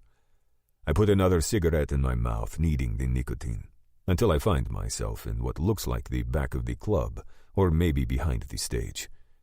It's quiet with some waitstaff hanging out, probably on their break. An exit door is illuminated, and I walk through it. The world around me is dim. I picture Daisy with Albie, laughing together. There in bed, sweat dripping from her naked body onto the white sheets, her mouth opened wide, moaning. I find myself in a seedy, dark alley. My stomach rolls. No loitering! I lift my face, searching for the sharp sound. It's dark all around me. Did you hear me, dickwad? Get the fuck out of here. It's for employees only out here. What? I step away from the wall, throwing the cigarette from my mouth onto the floor. Who the fuck is trying to give me shit right now? Suddenly, light filters through. I recognize her right away with her curly, long hair and huge brown eyes. Her cell phone is raised, flashlight on. It's the cellist. And she seems to recognize me, too. We're both quiet. Oh, yeah. She flips her hair to the side, laughing awkwardly. Well, we can't have patrons hanging out here. People sometimes come to fuck or do drugs, and then the cops come and give the owner a ticket. It's also bad for me because I use this exit to go home, and if there are shady characters here, it can be dangerous for me. I blink, listening to her jabber. Her voice is strong and slightly husky. A slight accent, I have no idea where it could be from. She looks me up and down, my silence obviously confusing her. Are you high? And did you follow me out here? Follow you? Yeah, follow me. That isn't cool. I don't reply, but I pull out the pack of cigarettes from my back pocket and slide another one between my lips. My arteries are short-circuiting. I need something to soften the blood flow. As I light up, she watches me intently. I exhale, wanting to tell her that I am dangerous, that I am close to getting my revenge, and I need to consider a plan. That all of my anger is bubbling to the surface now that I'm near the finish line. I take deep inhales, trying to calm down. This girl has nothing to do with me. A beautiful woman, a cello player. And suddenly it dawns on me. Why does she get to live such a fucking carefree life while I'm stuck in this bullshit? I eye her enormous instrument. Is it fun to play? Yeah, it's amazing, actually. I've been playing since I was 7. Do you study? Of course I do. She haughtily raises her chin. I play at NYU. I repeat. You play at NYU? Holy shit. My anger just ratcheted up a notch. I look at her shoes. They look expensive. Her dress doesn't look cheap either. The shine in her hair, her clear eyes. She's living a great life, a life I could have been living had my family not sabotaged me. I shake my head, pointing my finger at her. You know what? You're a stuck-up bitch. She squints her eyes like she can't believe my words. What? What? I mimic in a high-pitched voice. Get the fuck out of my face. NYU must be nice, huh? I'm sure you got a perfect family paying for your lessons and classes. They must be so proud. Their lovely daughter following her dreams. Sarcasm drips from my mouth, and frankly, it feels good. Well, fuck your dreams. Who do you think you are? She stomps a proud foot, and I realize how tiny she must actually be. I would guess she is slightly over 1.5 meters. I could crush her if I wanted to. And God, do I want to. Who am I? I laugh darkly, stepping closer to her. I'm a man with nothing left to fucking lose, I scream into the night, opening my arms. A light rain decides to fall from the sky. I look down at her, more menacing than I ever thought to be capable of. I'm a man who might kill you if you don't get the fuck away. She laughs up in my face, like I'm nothing more than a loser in her wake. Kill me? Yeah, right. Well, I won't disagree with the fact that you look like you've got nothing left to lose. She looks me up and down, licking her sexy as fuck lips as she dismisses me. She swings her cello, which is almost as large as she is, over her back, and walks away into the summer night like she's stronger than Hercules and more beautiful than any goddess. And maybe she is. 7. Talia. The car jolts to 50 miles per hour as the Aston Martin hits a bump.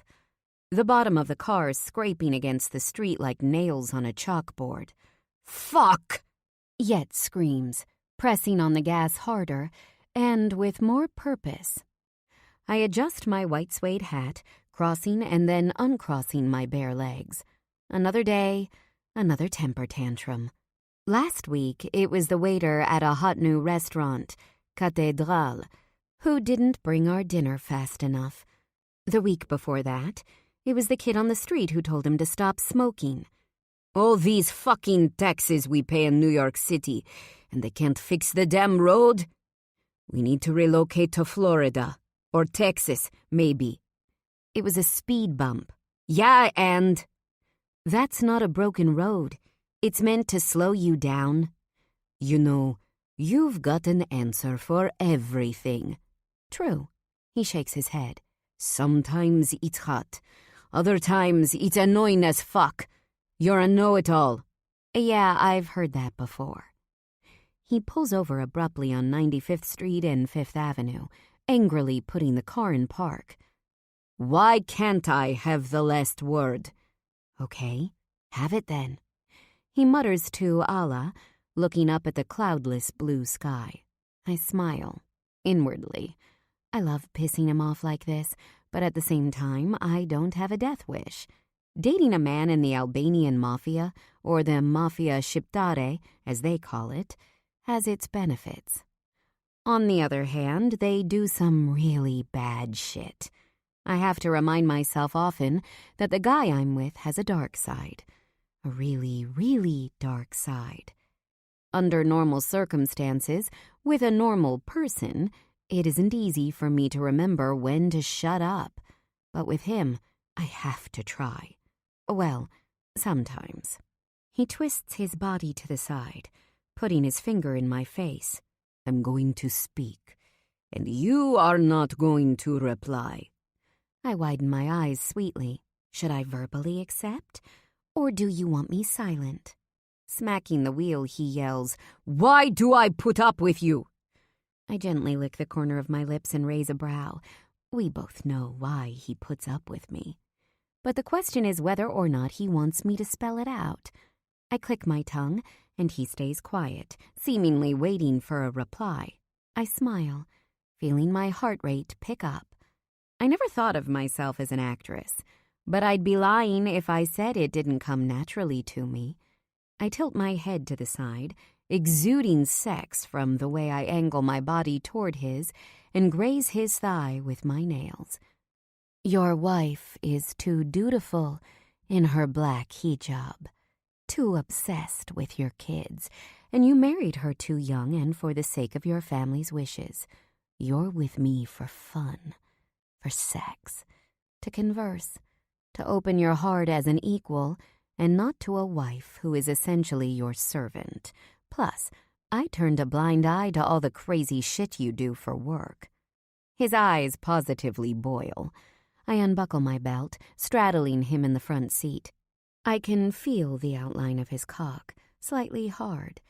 You put up with me because we talk and fight and fuck. And I play music, which you love. And in return you take care of me so I can follow my dreams. Not a bad bargain for either of us. Huh? Yetmir? He grunts. We're going by full names now. I lick the side of his neck, tasting a light sheen of salty sweat. Yetmir.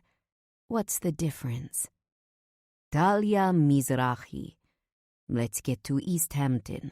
I want to hear you play that cello, preferably naked. I sit back in my seat, pressing my lips together as I rebuckle my belt. Much more calmly now, he pulls out and gets onto the highway. So tough. Tougher than half the men I know. You sure you don't want to join the Shqipa? He laughs. On my life, Nico and Darius would make an exception for you. They basically said as much a few weeks ago. This time I don't reply.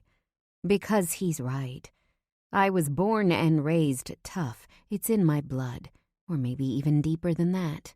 My DNA. I work and live and demand respect, because if I don't demand it, I will never get it.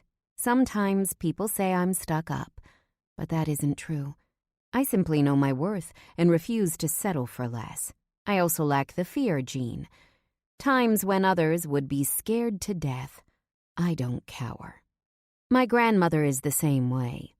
She lived through the Holocaust and was transported to 4 concentration camps, and she managed to escape death over 9 times. She always tells me that you have to have a strong mind and heart to survive life. It's not about the strongest body, but the strongest will to live. She is now 101 years old and still yells at the butcher if the meat isn't fresh. How's that for strength? My great-uncle Meyer, who lives in the apartment above my parents', managed to come to America before World War II.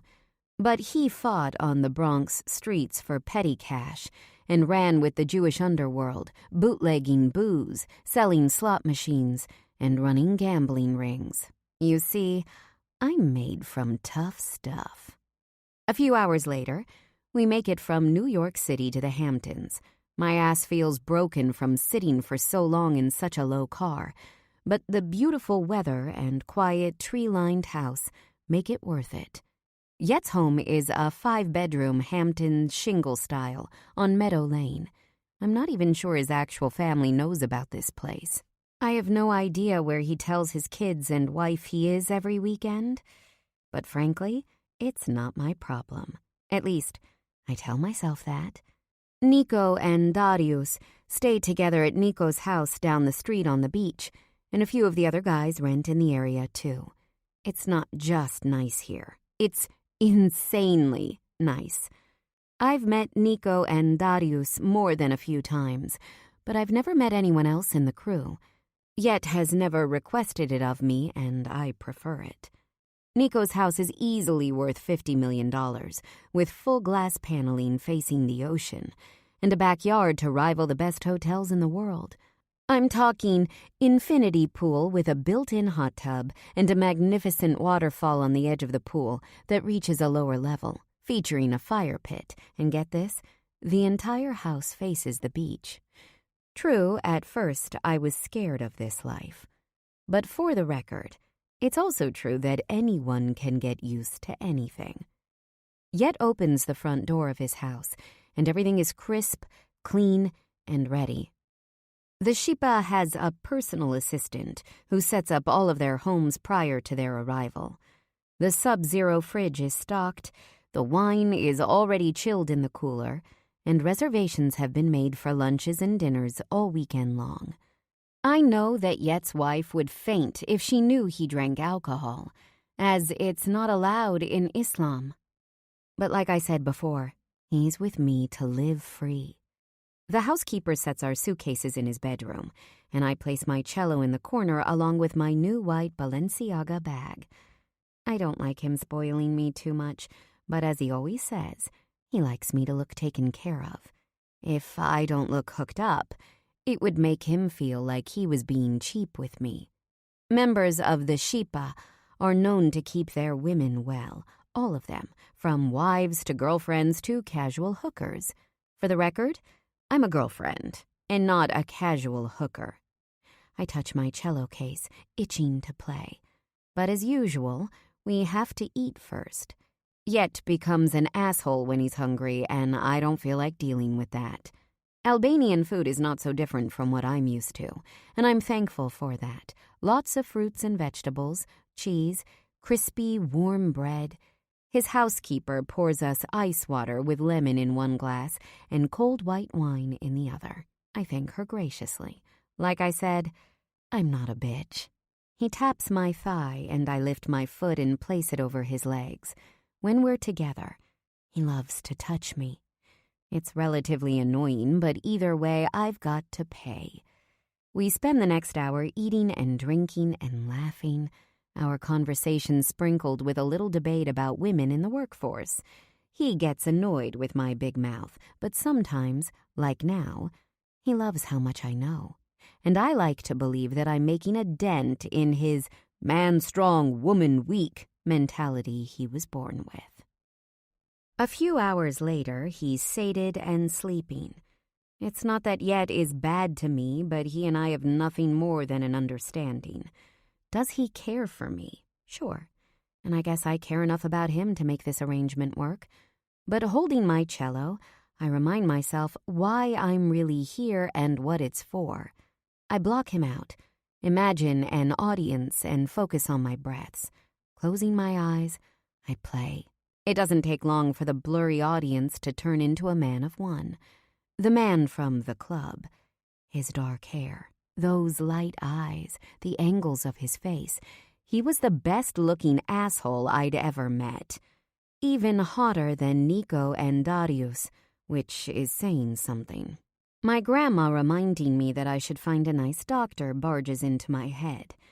I smile, but I am who I am, and I've never been partial to nice guys. Finally, I lose myself to box music and play for hours. The next morning, Yet wakes up and gets to his usual Hampton weekend routine of a hot coffee with 2 sugars and then a 4-mile jog. I don't mind it for 2 reasons. 1, it keeps him in decent shape. I wouldn't say he's hot by any means, but he's handsome in a successful 50-something who still has his hair and exercises regularly kind of way. The other reason is I get to have a peaceful morning to myself.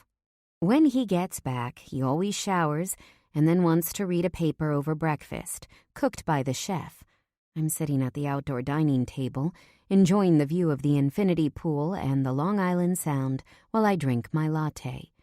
I smile, taking a bite of my shakshuka and dipping the crust of the crispy ciabatta bread inside, gathering the cooked tomatoes. It's an Israeli egg dish that's off the charts good. Yet must have requested the chef make it for me. You see, he isn't so bad. I'm off from school this summer. I could have found a job for the next 3 months, but the same exact thought I had about the last few summers enters my head. Technically, this is a job. Being Yet's girlfriend in the summer cannot coexist with an actual 9 to 5 because he needs me in the Hamptons every single weekend. What kind of work could I get that's so flexible that I could take off Fridays and return late on Mondays? Not least, Yet covers my entire tuition, books, room, and board, and extras for food and clothes, spending cash for whatever else I want. There is literally no other job on earth that could take care of me like this. I stand up, stretching from side to side.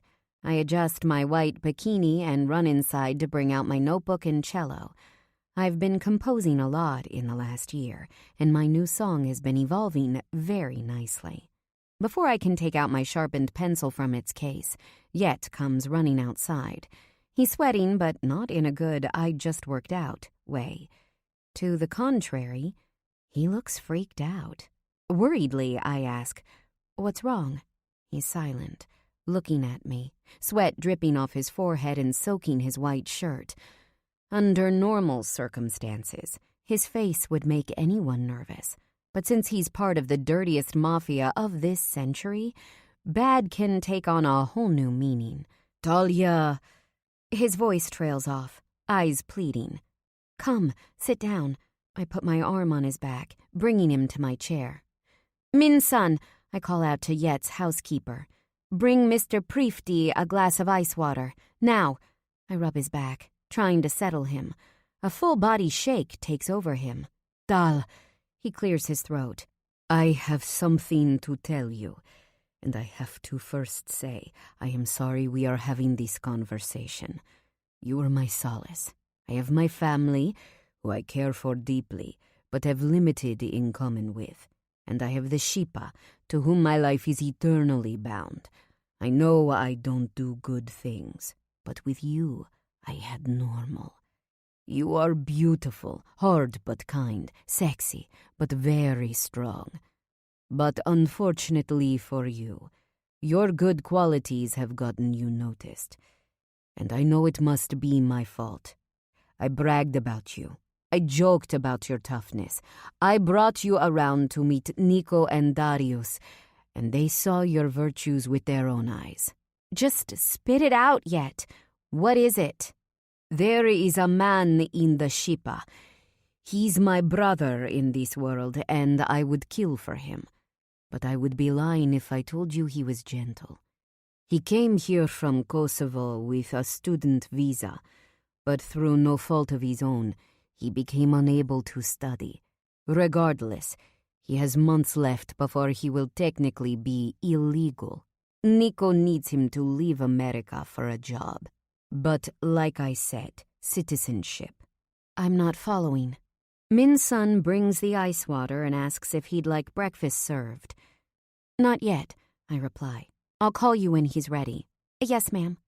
She walks away with her head bowed. Dahlia. They want you to marry him. What? Yes, you heard me. Why me? Since you've been with me, you've been quasi-part of the life. An inside-outsider, so to speak. You don't know anyone in the crew, but you've met the boss and Darius. You are also strong, competent, smart. The Shippa knows you're capable, Dahlia. They know you can keep secrets, and they think you'd be a good fit as a wife. For the family, you're a win. I'm not even Albanian. I didn't start this up with you to become a mobster's wife. But you're American. And in this case, that is much, much better than being Albanian. And I understand you never intended on marriage, and frankly, that's one of the reasons I knew you'd be good for me, because you'd never ask me to choose. But Allah has plans for you that are greater than this relationship. I clench my teeth, wanting to turn the table upside down. And what if I refuse? He looks at me pointedly. Refuse? Refuse the Shippa? He shakes his head, laughing. They could kill you, you know. They could ask me to do it, and I would. We're quiet for a few minutes, my mind racing. How am I going to get myself out of this? There's more, he adds. Nico fixed the paperwork, so that you have technically been married for 3 years. 3 years? I shout. How could he do that? I didn't sign any marriage certificate. He laughs, like my comment is naive. Nico handled it. Next comes the interview, where you must prove your marriage. If you pass, he'll get his citizenship. Well, I want more than just my life spared for doing this. I blink, shocking even myself at my insinuation. I cross my arms, everything both clear and unclear. Clear is the fact that I have to marry this man. Unclear is what will happen after the fact, and what I can get in the meantime. You want money? Maybe. No. Yes. Yes, I want money. If I'm becoming business, then tell Nico to put cash on the deal, so I can finish my education. I have a dream to play music, and no part-time job is going to cover my tuition. I can't just flush it down the toilet and become a wife. I need security for my future. Nico already offered the sum, 5 million, and he'll pay you on the books if you want. He plans to say he commissioned you to do a piece of music for him. Priceless, eh? But if you prefer cash, we can find a way to make that happen. Nico is honorable, and if he says he will pay you, he will pay you. You can finish school. Join the New York Philharmonic, whatever you want. I have to think about this. I turn my face away, half of me wanting to cry, the other half wanting to scream. Who the hell did I think I was, gallivanting with a member of the Mafia and thinking there would be no repercussions? Of course I'd get burned. But pulled into their fold. On my life, I never thought this was a possibility, and the few times I hung out with Nico and Darius, I figured it was just casual. I didn't realize they were sizing me up. I want nothing to do with anything outright illegal. I refuse. I have a life to live, and I'm divorcing this guy the moment I can. He shakes his head again. Divorce? From a member? Don't even say that out loud, Dahlia. The only way out is a body bag. Likely you'll know too much. Is that what they said? No, but it's what I know. So this is my entire life? How about children? How about love? He stands up. Consider our relationship terminated, Talia. You're a smart girl. If you think hard enough, you'll realize that you already know all of the answers. Regardless, Nico wants to have a party for the two of you tonight. An anniversary party. I hope you brought something nice to wear. Otherwise, treat yourself to a morning of shopping. Call the masseuse and get a massage. I'll have a driver here at 4 o'clock to take you to the Bronx. Oh, and wear white. Black is for funerals. He walks away, and I'm left in a fog. 8. Leo. Joining the Shipa was a natural progression. I realize they're bad, but they aren't bad in their day-to-day lives. Wives, girlfriends, and kids surround them. Well, most of them. Others of us live to kill. Lots of football, too, which I didn't remember how much I'd missed until I started playing again. We have some legitimate businesses and some black market. And while our hands are in all underground trades, Nico runs everything like a Fortune 500 CEO.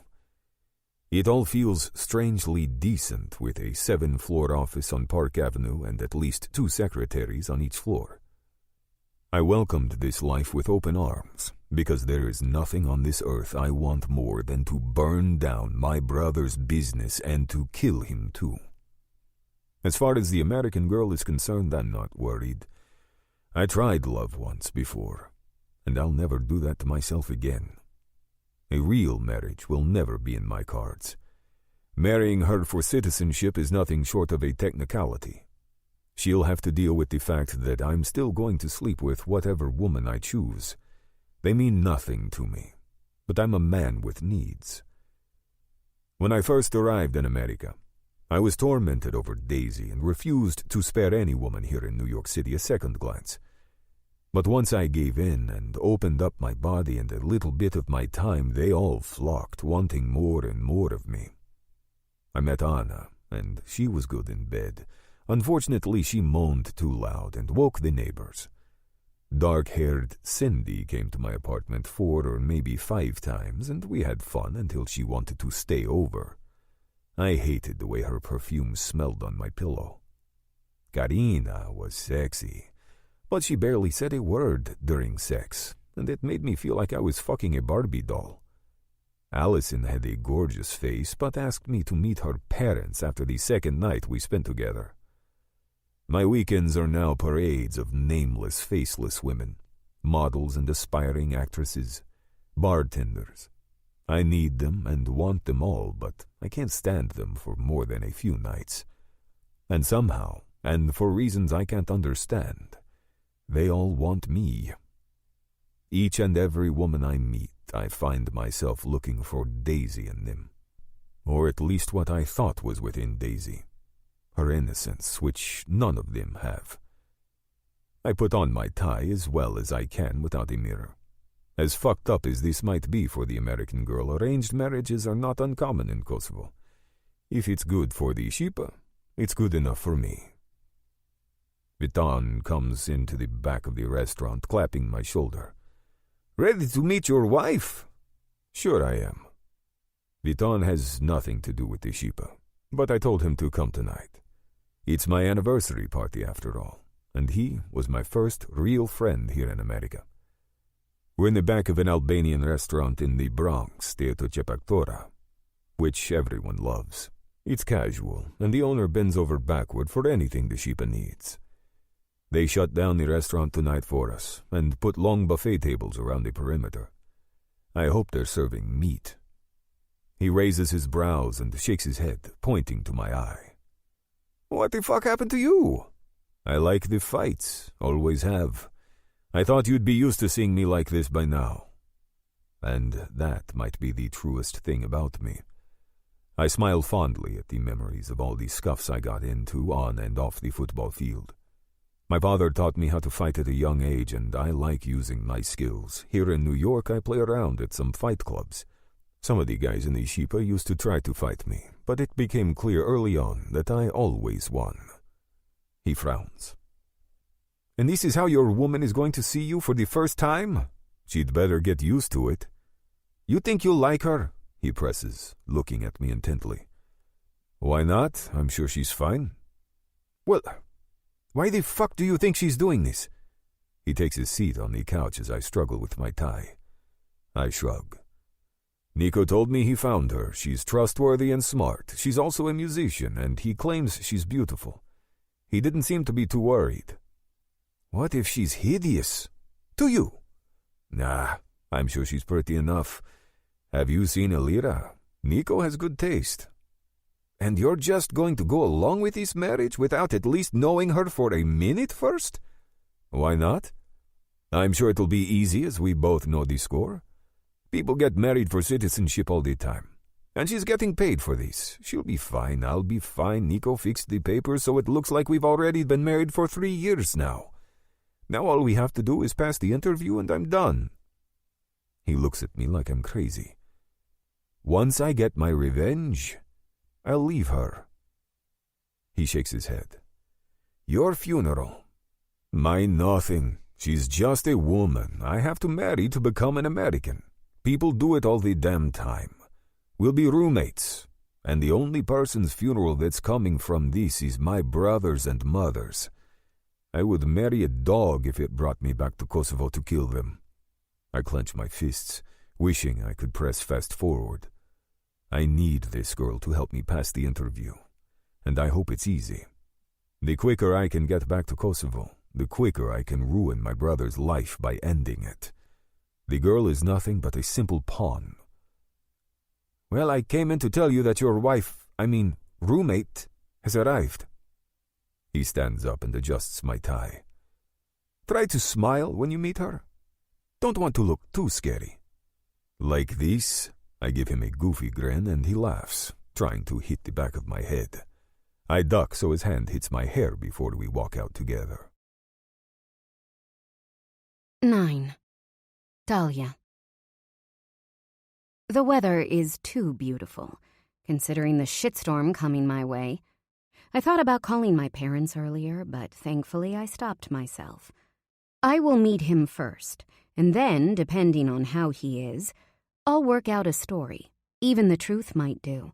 I can tell them that I married an Albanian guy as a favor to a friend because he needs citizenship, and my schooling will be paid for in return. Not too bad of a half-lie, right? I spent the afternoon playing my cello on the outdoor porch. I didn't stop, I didn't get a massage, and I didn't swim either. I played song after song, and I dug deep inside myself.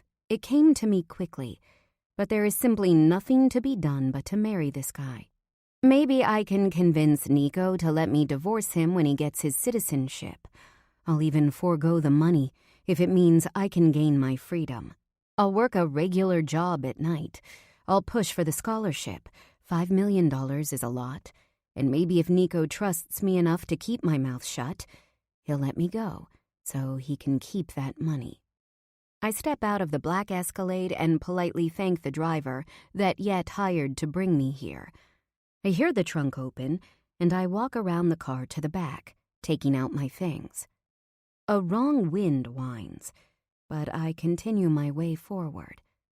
Walking into the restaurant all alone, I wear a casual, long white Love Shack fancy dress that I thought I'd be wearing to a beach party at the Surf Lodge tonight. It isn't the fanciest, but I guess it'll do. I have my cello and my bag, glad that I have these items to hold.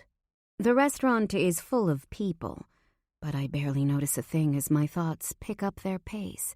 What if I can't ever get out of this marriage? I spot Yed in the corner, wearing a stiff white button-down shirt and slacks. I smile and wave at him, expecting him to say hello. But he doesn't. He looks through me. It's like he has no clue who I am. I look around the rest of the crowd, none of whom I know, and resist the urge to bail. All the time Yed and I were together, I was never introduced to his friends outside of Nico and Darius.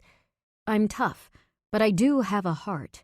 I find my way to the coat check in the corner and ask them to hold my things. They take it graciously and hand me a ticket. I find Yed again, willing him to look at me. I have never wanted his attention more than I do now. No, it's not love. But at least I know him. What if this new guy is psycho?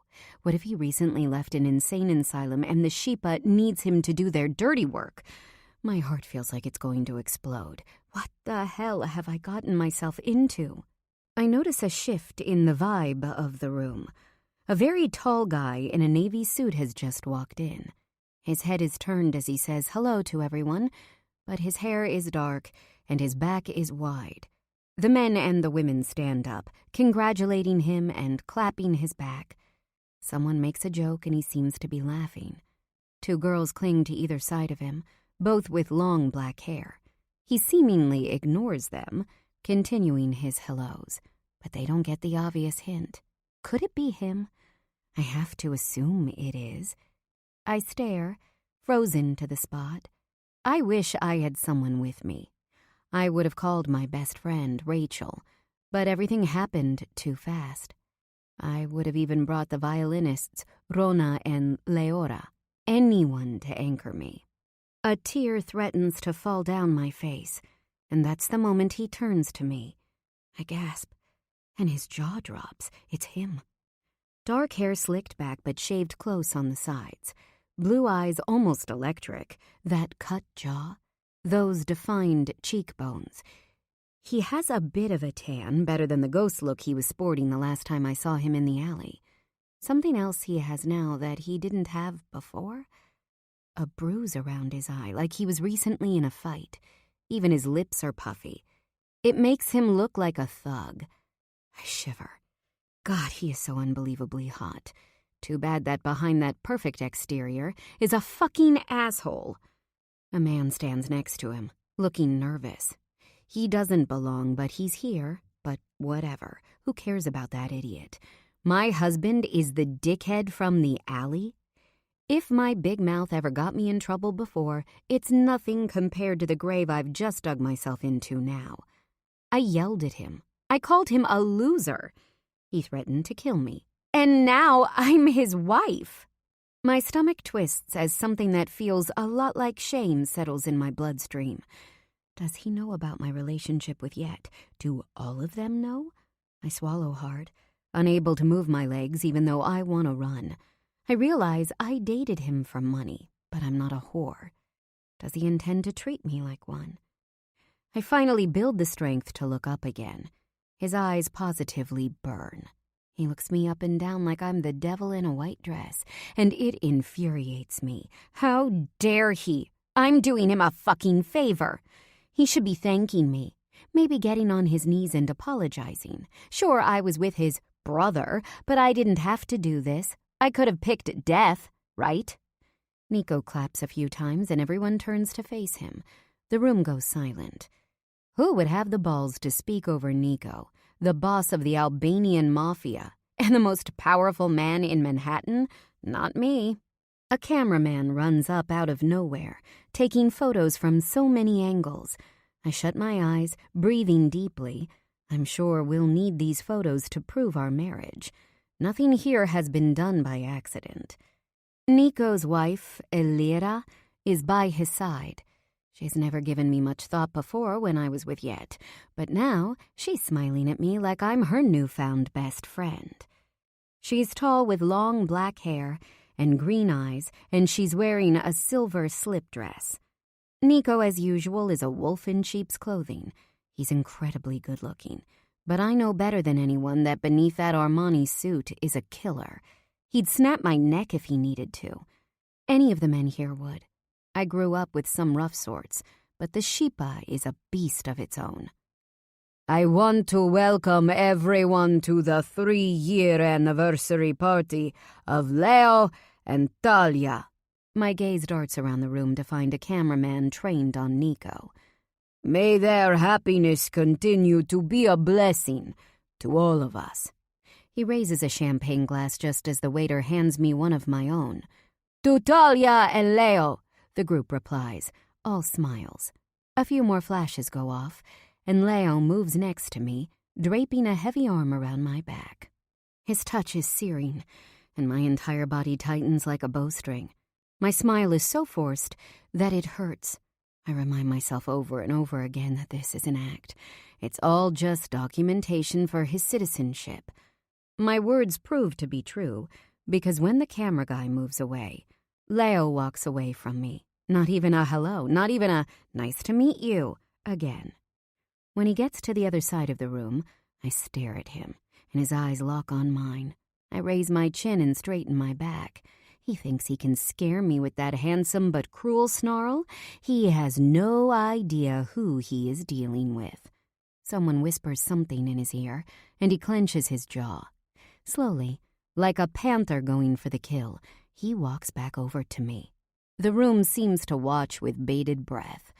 I swallow hard as we stand toe to toe, his shiny loafers to my open-toe platform sandals.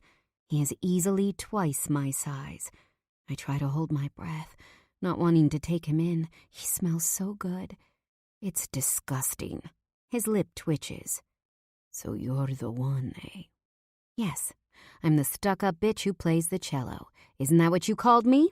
I smile widely, and his eyes turn a deep midnight blue. Under his breath, he tells me, they must have really threatened you good to get you here today. I begged you for many things when we met, and it seems I was right on all accounts. He looks me up and down like I'm scum. I finish the champagne, needing all the strength I can get. The threat of death and money. That's what it took to get me here. But if I had known it was you, no money in the world would have brought me here. I'm being mean, and I know I am. But this whole thing is just too fucked up. A guy struts over to us, wrapping his arm around Leo's shoulder. You got a good one, Dahlia. Welcome to the family. He puts his thick hand out to me. I'm Dren. I take in the man before me who looks more like beef than human. Nice to meet you. My voice is measured, and I refuse to take his hand. I don't want to give any of these assholes even one iota of my energy.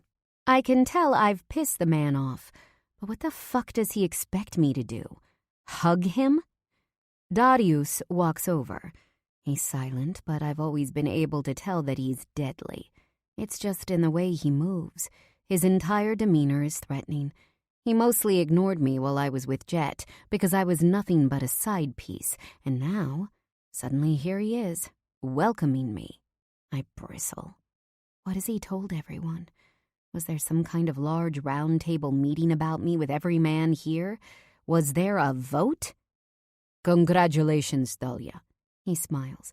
I know this is a funny way to start your life, but Nico and the family do believe this is an excellent match. I swallow hard, wanting to reply. I want to tell him that he has no clue about me and what an excellent match would be for me. I want to tell him that Leo is a fucking asshole and that I am no one's whore. Then again, I also want to drop to my knees and beg him to let me out of this. I don't want to be welcomed into this fucked up family. I have my own crazy brood, and they're enough for this lifetime. I press my lips together, and an awkward silence fills the air. Thank you for your kind words, Darius. Leo and he shake hands, and I'm glad he was the one to reply. We look forward to the future. He smiles and I turn, finding a videographer behind us. Let's get to the bar. A drink is in order. He pulls Leo away and I feel relief. When he's near, I feel like my entire body is on freeze. Elira and another woman walk over to me, smiling widely. Elira hugs me close to her chest. Hi, Talia. I want to introduce you to Jeannie. She is Darius's wife, and in medical school right now. Oh, wow. That's great. I casually give her a once-over. She has skin the color of light sand, and her eyes are clear grayish blue. Wearing a long, flowy pink dress, she reminds me of Nick Jonas's wife, Priyanka Chopra. She turns her head and I follow her gaze to Darius, who is staring right at her. She waves before smiling at us. He's protective. She shrugs, trying to explain his intense stare. How do you manage your studies with a man who is so territorial? She shakes her head from side to side, like an actress in a Bollywood film. Oh, he loves that I'm following my dreams. He's the one who taught me English and pushed me to pursue medicine. Uh-huh. I smiled tightly, feeling sorry for her. She seems so sweet, but also really naive. To have a man be so protective must be suffocating. I know that I shouldn't judge anyone, because who knows about her history. But frankly, I'm not down with that dynamic. A woman should have her independence and her pride, not be watched like an infant. He usually has one of the guys picking me up or dropping me off at the hospital, she continues. He'll come in and check on me often, but I like knowing he's close. She smiles, like it's the most normal thing in the world, and she's the luckiest girl on earth. I wonder if Leo thinks he can be that way with me. Oh, Leo isn't that possessive, is he? Because I'm not used to that kind of thing. I pause, realizing that maybe these girls can give me more information about him. Jeannie smiles. No, he isn't. Darius is probably the worst of them. Elira shrugs. Nico doesn't bother me much, not when I'm at work. Where are you from? I asked Jeannie, curious about her accent. Darius and I are from India, but he is ethnically Albanian. A waiter walks around with skewers of grilled meat, and Jeannie and Elira each take one off the tray. I love these, Elira gushes. I turn to the waiter. Is this pork? It's beef. We don't serve pork here. It's all halal. He smiles like he's proud of me for asking. I take a skewer and thank him. Elira takes a big bite of meat. Do you follow Islam? No, but I don't eat pork. I don't offer them any more information about my religion. I'm proud to be Jewish, but I'm not an idiot. I know how much anti-Semitism exists around the world, and the last thing I need is a target on my head. Yet never cared, obviously, but maybe the girls do. It's not even that I'm religious or follow Jewish dietary restrictions, also known as kashrut. But I don't touch pork out of respect for my family and my history. The guys all laugh out loud and then shout, Gazwar! They clink their drinks together. So, what do you do? Jeannie asks sweetly, tucking a lock of dark hair behind her ear. I'm a musician. I play the cello. I'm studying now at NYU, but I hope to get a seat in an orchestra after I graduate. Oh, wow, that's amazing. I hope we can hear you play sometime. Elira is nice, but I can tell she isn't one to be pushed around. She's measuring me, and I can feel it. So, Leo is a really good guy. Everyone loves him. Is that right? He's super tough, that's for sure. Jeannie nods, but he also doesn't speak just to hear himself talk. He's a gentleman, too. Darius has had him pick me up from the hospital many times, and he is always quiet and decent. Quiet and decent? Something tells me that might not be the case. My eyes focus on him. He's smiling with his friends, but he is also reserved, like he isn't letting himself have fun. Elira lowers her voice, getting closer to me. He's also hot, like ridiculously hot. When I first met him, I was in a state of shock. Like, you think men like that can't actually exist, and then poof. Poof is right, Jeannie laughs, nodding her head in agreement. He is definitely handsome. Elira steps closer to me. Anyhow, we know that you guys just met tonight, and I'm sure it's shocking, but we can guarantee you that he isn't going to hurt you. We are like a family, okay? And we all protect each other and love each other. The men would even die for each other and for us. We don't always get to choose our family, though, do we? All we can do is make the best of it. So, even though you did not technically choose him as a husband, I have faith in the two of you. You agreed to marry him, but the truth is, this life chose you. Look, I shake my head, not interested in hearing nonsense about fate and God. I'm not sure how much you guys know or don't know, but All we know is, Illyra interrupts, you're doing Leo and our family a huge favor by marrying him. American citizenship has been his dream as well as a lot of ours since our births. It's amazing of you, Talia. Thank you. Jeannie smiles widely like I just gave her a winning lotto ticket. You must be religious. I do my best to say it in a nice way, as opposed to what I really feel, which is fury. I'm not here of my own free will. I'm here because I was threatened by their fucking husbands. This meant-to-be bullshit drives me nuts on a regular basis. But coupled with my current circumstance, I refuse to smile and pretend to be okay. I'm spiritual, and I do think everything happens for a reason. One day, I'll tell you about Darius and me, or Illyra can tell you about her and Nico. Some things are written, and maybe you and Leo are too. Her voice is so hopeful that it turns my stomach. I don't trust in fate. I make my own. Now, if you two will excuse me, I need a moment.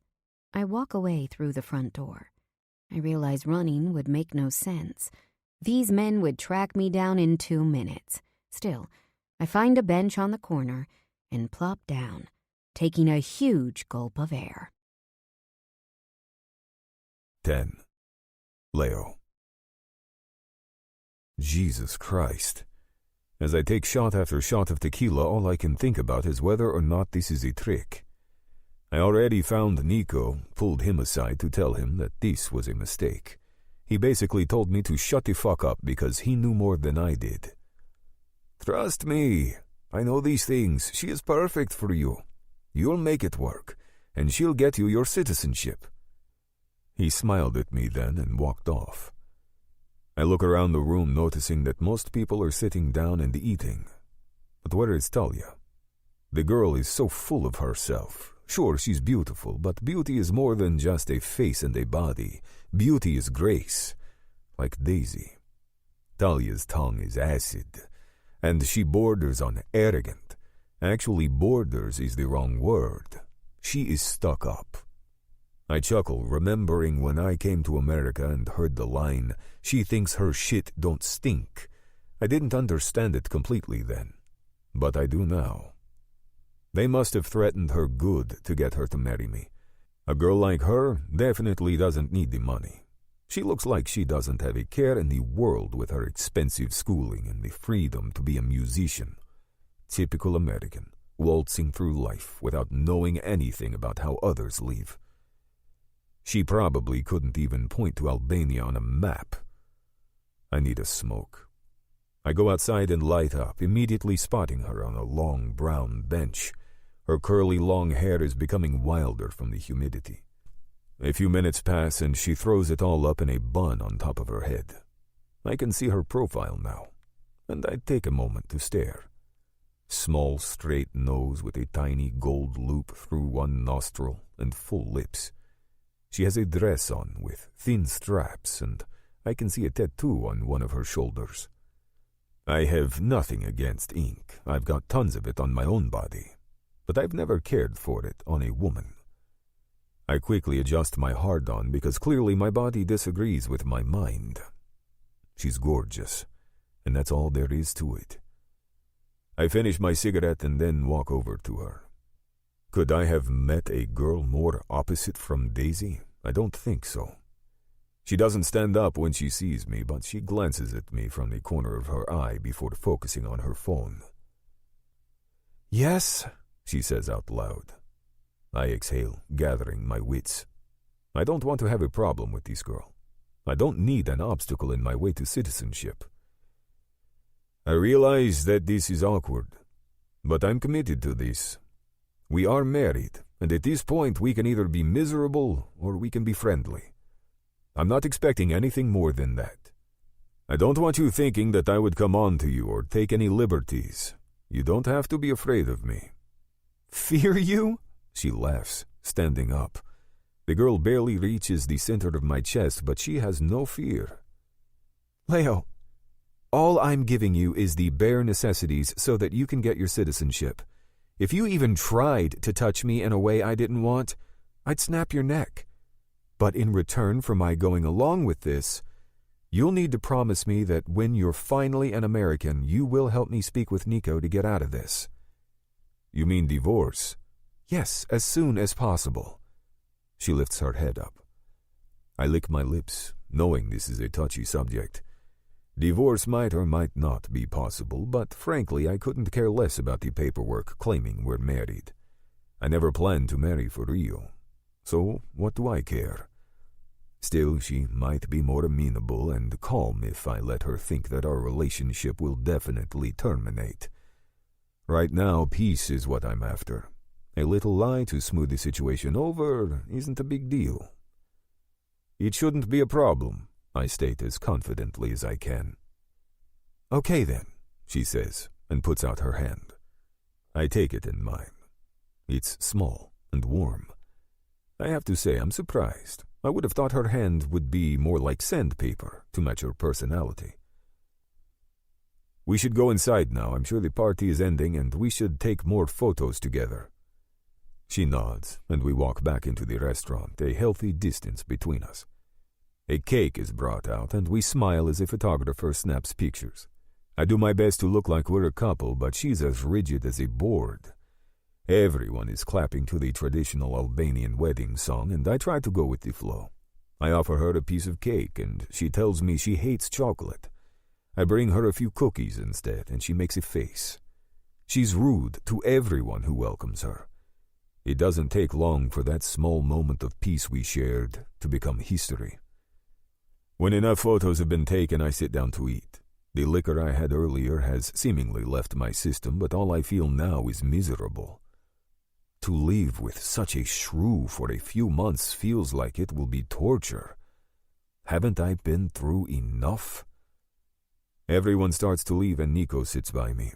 Smiling, he tells me he wants to give me some marriage advice. "When things are shit at home, just work more." "Thanks a lot," I deadpan, digging back into my food. My car is parked right in front of the restaurant. I open the trunk and place her bag and cello inside before getting back into the driver's seat and buckling up. "Ready to go home?" She secures her seatbelt. "Sure, I'm on." "No." I shake my head, turning on the radio and putting the car in drive. "You live with me now." What? "Yeah, we have to live together. What did you think?" I expertly weave through traffic. "I don't think so," she shakes her head. "Not yet. I don't even know you." "Trying to delay the inevitable, eh?" "Something like that. I'm on Houston and Wooster. My things are there." "Looks like we're in the same neighborhood." I glance to my right. Her legs are crossed, and so are her arms. "Where do you live?" she asks. "Avenue B and 2nd. She rolls her eyes. "Well, you'd better find a new place, because now that we're married, I refuse to live in that area." I shake my head, feeling my blood boil. "Not good enough for you, princess?" "Nope," she shrugs without an apology. "It's dangerous there." "Well, get this. You're going to be living with me in my small and dangerous one-bedroom for as long as I say. And if you complain, I'll move us to an even smaller place. In the Bronx, maybe, away from your fancy university, and maybe you'll have to commute, eh? Take the subway like regular people do." She turns toward me. If we were in a cartoon, steam would be billowing from her ears. "I have my own money. I will live the way I want to live." "No, you will live the way I live. You will eat with the money I bring us. You will learn to be happy with what your husband can provide." Before I can stop myself, I let the threats fly.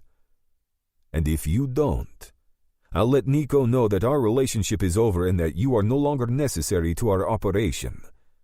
And you know what that means, don't you?" I want to break her. I want to ruin her life the way mine was ruined. What is Daisy doing right now with my piece of shit brother? Just the thought has me flexing my fists. "Leo, I am working hard. I am studying so I can play for the New York Philharmonic. It's been a dream all of my life. Don't do that to me. Her voice shakes, anger and worry mixing together to turn her face red. I understand I can be tough, and that we're stuck in this relationship right now, but if you just give me some time, I can... I pull over to the curb, unclicking my seatbelt and leaning over to her. I get into her space, loving the fact that I'm twice her size. You can nothing. You will live with me, as you've been told to do. You will move into my home, like any wife would. Am I being clear? In a flash, her arm shoots out, twisting mine behind my back. Her other hand finds my neck. Listen, motherfucker, you think you can threaten me? You think I'm one of these girls who will say, yes, sir, no, sir, well, get this. I will ruin your life if you even try to get in my way, and I have no problem killing you in your sleep. Who will people believe? The sweet NYU student who plays cello? Or the gangster from Albania who isn't even a citizen? I'm doing this because I have no choice, but if you ever try to manhandle me again... She squeezes my neck, opening her mouth to continue speaking. Before she can, I tug my hand from her grip and twist her bicep. I don't hurt her, but I want her to know that she can't hurt me. We breathe hard, nose to nose. My eyes roam over her face, and for maybe the first time I get a nice look at the woman who has been driving me insane ever since I spotted her playing cello at the club. She has strong features, high cheekbones, and a sharp jaw. She isn't feminine like Daisy, who is all soft curves. Talia's eyes are dark and tilted up at the ends like a cat. And those lips, pink and lush. Her hair is wild and curly, soft to the touch. I look up again, and we lock eyes. Both of us are finally silent. We stay in this awkward hold until I can feel her temperature lowering. Or maybe heating. But in a different way. She wants me. I can't help the smirk growing on my face.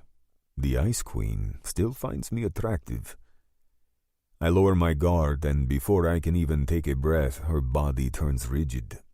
With her free hand, she slaps my face straight across my bruised eye. I grip her wrist again, my face thumping. I won't give her the benefit of knowing she surprised me. But shit. She's strong. I lick my lips, as though her slap was nothing more than a fight from a child. I can tell it infuriates her. We have to prove that we have been living in married harmony for 3 years. Living together would be better so we can get to know each other in the ways we need. Plus, if you want to get out of it, we should be able to tell Nico that we tried to manage together but couldn't. If we never lived together, he might force us to try.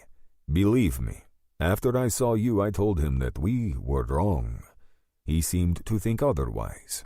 It's a matter of months until the interview for my citizenship. We can live through it.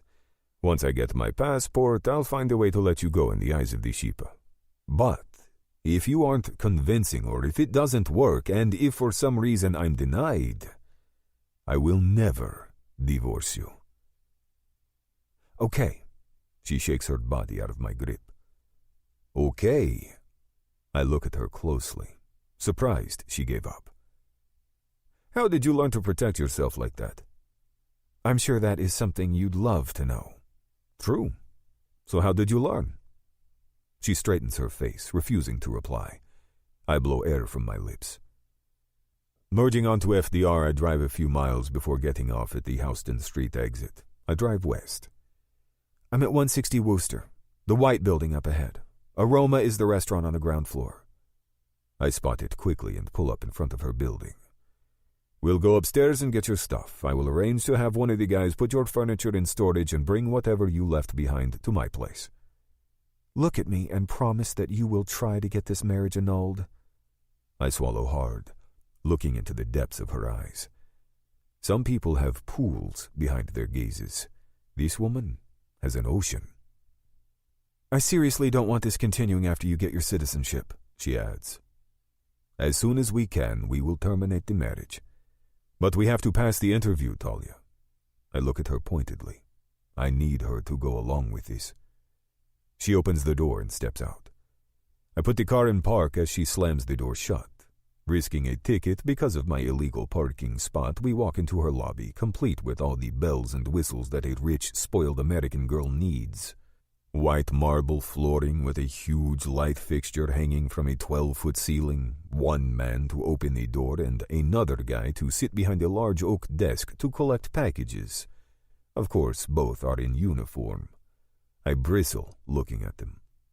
When I first moved to the city, I was doing small-time work for the Shipa and still working at the pizza shop. For a brief moment, I thought maybe I could get a job as a building super in one of those fancy buildings on the Upper East Side, similar to this one. But I wasn't hired. It's all about connections in that line of work, they told me. But still it burned. I'd had a huge construction business back home. And here they told me I wasn't good enough to take a package from FedEx. She says hello to the doorman and waves to the second guy sitting pretty. I smile, looking forward to seeing her reaction when we get back to my place. She's going to flip out, and I won't say that I'm not going to enjoy it. I could afford a penthouse on Park Avenue, but I like my small apartment. It reminds me not to get too comfortable in my life. Revenge is what I'm here for, not a high-end building with amenities and a view of Central Park. Once I kill my brother, I'd love to live large. Until then, the good life will have to wait. Up to the 3rd floor we go. When she opens her apartment door, I keep myself in check. I don't want her to see any emotion from me. My first impression is the size. It's not enormous, but it's immaculate. The floor plan is open with a row of floor-to-ceiling windows spanning from the kitchen through the living room. The kitchen is white, filled with closed cabinets and stainless steel appliances. In front of the kitchen is a circular black marble table that seats 2, and in front of that is a white sectional. There is no television in the living room, but an area by the window has a black stand filled with sheet music. A black chair sits neatly in front of it. "I'm going to pack. Give me a few minutes." Her voice is low. She disappears down a hall, which is where I assume her bedroom is. I look on the windowsill and see photos of her smiling with whom I assume are her parents. Another one of her in what looks like a high school graduation uniform, her curly dark hair flowing beneath her cap. She's smiling so happily there. A few photos with her playing cello on stage. "Ready?" she exhales, and I turn to her. Her white dress is gone, and in its place are white sweatpants and a black t-shirt. Her hair is up high in a sloppy bun, face cleared of makeup. I decide in this moment that I prefer her hair up, face completely bare. Not that I care either way, though. She can look however she wants to look. She walks over to the door, and I move behind her. She spins around, stopping me short. "Can we talk about personal space for a second?" "What?" "Yeah, personal space. It means that you should not be walking on my heels like a dog." She looks up at me, and when I say up, I mean she has to tilt her head so that her chin rises another 45 degrees. "You have some real balls, Talia." I spit out her name. "I realize how hard it must be for you to slum it with a man who builds with his hands and fights with his fists. But you should understand something." I puff up my chest, thrilled by the fact that this girl is finally silent. I'm burning over the fact that she just belittled me. I'm just as tough as you think I am. I don't have a set of morals like regular men do.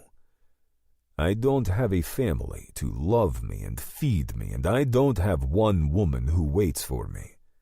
I'm one of those men with nothing to lose, and that makes me very, very dangerous. I step into her personal fucking space and watch her shrink. She shivers. I can be a decent man when I want to be. Otherwise, I can be brutal. Let's get out of here. I walk in front of her, opening the door and not bothering to hold it for her. My chest hurts. My fingertips tingle. I meant what I said, and it's all true, and while I do still have some humanity, it would be better for her to think that I have none. I refuse to be disrespected. It happened to me once in the greatest way possible, but I won't be made into a fool again. Getting into the car, I blast my music. 10 minutes later, we get into the front of my walk-up building, and I luckily find a parking space. I grab her sheet from the trunk, but ignore the fact that she is here. And this time, I feel her at the back of my feet as we walk up to the 3rd floor. She must be freaking the fuck out to be in this shithole. I use my key to unlock my front door and swing it open, flicking on the lights. My apartment isn't much, but I pay for it with my own hard work. My bedroom is here. I point to the bedroom on the left. The couch here opens into a bed, and as you can see, the kitchen is right here in front of us. Welcome to the Plaza Motel, Talia. Look, I'm sorry. I've been a huge bitch. I guess we got off on the wrong foot and... She shrugs, pulling her hair from the high bun. It tumbles around her shoulders. She smells like vanilla and flowers. I wipe my nose, not wanting her scent to invade me. Things keep going wrong, she continues, flustered. I'm still in shock that we're married, and I'm not even sure what this means for me in my life. I'm not actually mean, Leo. Really, I'm not. Funny. You act like a bitch. You walk like a bitch. You speak like a bitch. But you're telling me that you're nice? 11. Talia. I rear back like I've been slapped in the face. Somehow this man has managed to hit my greatest insecurity right on the head. I know I act a certain way, but it's not who I really am. How dare you judge me? You have no clue who I am, where I come from, nothing. He drops on his black leather couch, leaning back and crossing his arms like a king. The man has a presence, I'll give him that. So, tell me then. He lights up a cigarette, blowing out smoke like it's his fucking house. Okay, fine, it is his house, but if I'm going to be living in it, then he'd better get used to me. I walk to the coffee table, pulling out my own cigarette from his pack, lighting it up. I take a drag. Well, for one thing, I'm not a spoiled brat. I grew up in Queens and went to Bronx High School of Science. I slowly let out the smoke, willing myself not to cough. I never smoke, but I want him to know I can do whatever he does, but better. Fancy private school, eh? Let me guess. You went with... what's her name? He looks up at the ceiling as though trying to remember. Paris Hilton? I laugh. No, it's a public school, but you have to pass an admissions exam to get accepted. I take a seat on the edge of the couch, ashing in his small black tray. I also play the cello, as you know, at New York University. Scholarship, or does your dad pay your tuition? He glares at me, waiting for the answer. Suddenly, it dawns on me. Does he not know about yet? Holy shit, he doesn't know. I tilt my head, weighing my options. It's the lie versus the truth right now. He smiles smugly, and I know he thinks I have rich parents. He doesn't have a clue about my arrangement with his brother. Yes, full scholarship. Waiting for his response, I decide that it's only a partial lie. Technically, a scholarship is a grant to study. I guess we can call Yet my benefactor. Whatever, it's just semantics. I hate lying, but telling the truth would turn me into the scum of the earth in his eyes. And for reasons I can't understand, I don't want him thinking so low of me. He might not be fancy, but he obviously works for every piece of food he puts in his mouth. How would he react if he knew that I'd had a boyfriend who paid my way through school? A boyfriend he doesn't seem to know about. A boyfriend in his crew. I shiver, feeling like shit. Okay then. So, How do you pay for your apartment, if not your parents? I blink, a rush moving through me. He definitely doesn't know about yet. And now here I go, skipping down the lying path. I'm friends with the landlord's daughter. She's at NYU with me. I get preferential rent. I shrug, looking straight into his face. I realize that I'm not the only person lying to him. Nico and Darius must have withheld the information about my history with Yet. He exhales, putting out his stub. Okay, so I'm corrected, then. Clearly he isn't going to apologize or elaborate. He just isn't that type of man. And even from our limited interactions, I can tell that he's not one to ever say sorry. I nod, looking into his blue eyes. For a few moments, we don't speak, just look at each other. God, he is so incredibly handsome, magnetic. That moment I saw him at the club, I felt the vibration of him all the way from my eyes down to my toes. Something inside me wants to fess up the truth. This guy is being lied to from both sides. Ouch. But no, I won't tell him anything, because why should I? I have a short amount of time to deal with him, past this interview, and then it's goodbye, Albanian Mafia, and hello, New York Philharmonic. If I tell him something that Nico doesn't want him knowing, I could wind up hurting myself. It's not easy being so tough, but sometimes there just isn't any other way. He nods, like we've come to some sort of understanding. Why don't we get a drink somewhere? Or some food? I noticed you didn't eat much at the party. Now it's my turn to exhale and put out my half-smoked cigarette. Yeah, okay. There's a landmark diner on Grand Street. I know. He stands up to his full, towering height. One more thing before we move on from hating each other. I have no intention of letting you walk all over me. If I did, you'd lose all respect for me. I know your type, and it would probably make you worse. I open my mouth to reply, but he puts his hand up. I will tolerate a lot of things. If you like to eat at a certain time for dinner, I can be flexible. If you like to sleep with the apartment colder than I prefer, I can make that work too. But the one thing I won't accept, any sort of disrespect. Don't roll your eyes at me. Don't unleash your tongue at me. Don't lie to me. Don't try to make me feel small, stupid, or anything else like that, because I am none of those things. You might be one of the toughest people I've ever met, but if you try to pull that shit with me, this won't end well. I wait, knowing there's more.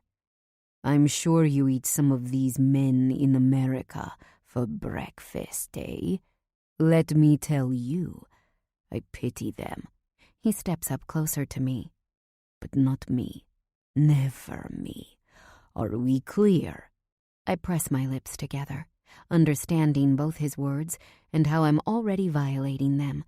I don't know his relationship to the Sheepa other than the fact that he is technically part of them. I also know that Nico's word is law, and if he told Leo to marry me, he would have to do it with no questions asked. Honestly, it's their business what they want to tell him or not tell him, right? I tell my guilt that there is no place for her in this situation. I hear you, I reply. Let me just change out of this suit, and then we'll leave. When we get back, I'll show you into the bedroom and where you can keep your things. It only takes him a few minutes to change. Loose gray sweatpants and a white t-shirt. And for the first time in maybe my life, I am literally struck dumb. He's all powerful muscle, heavy but also lean, and so tall. A girl in the orchestra once ranted about how annoying it was when short girls went for the tall guys and took them away from the taller women who actually needed them. I laughed at the time, but there you have it. You ready to go? He crosses his arms over his built chest. My heart beats like a jackhammer as I turn my head and grab my purse, acting like I don't care. Yeah, I'm ready. I will my voice to stay calm. I hate this guy and my body for wanting him so fiercely. Yes, he was hot as hell in the suit, but this version of him, confident and comfortable, off the charts. The diner is a good place for us to go. We both refuse the menus, knowing what we want to order.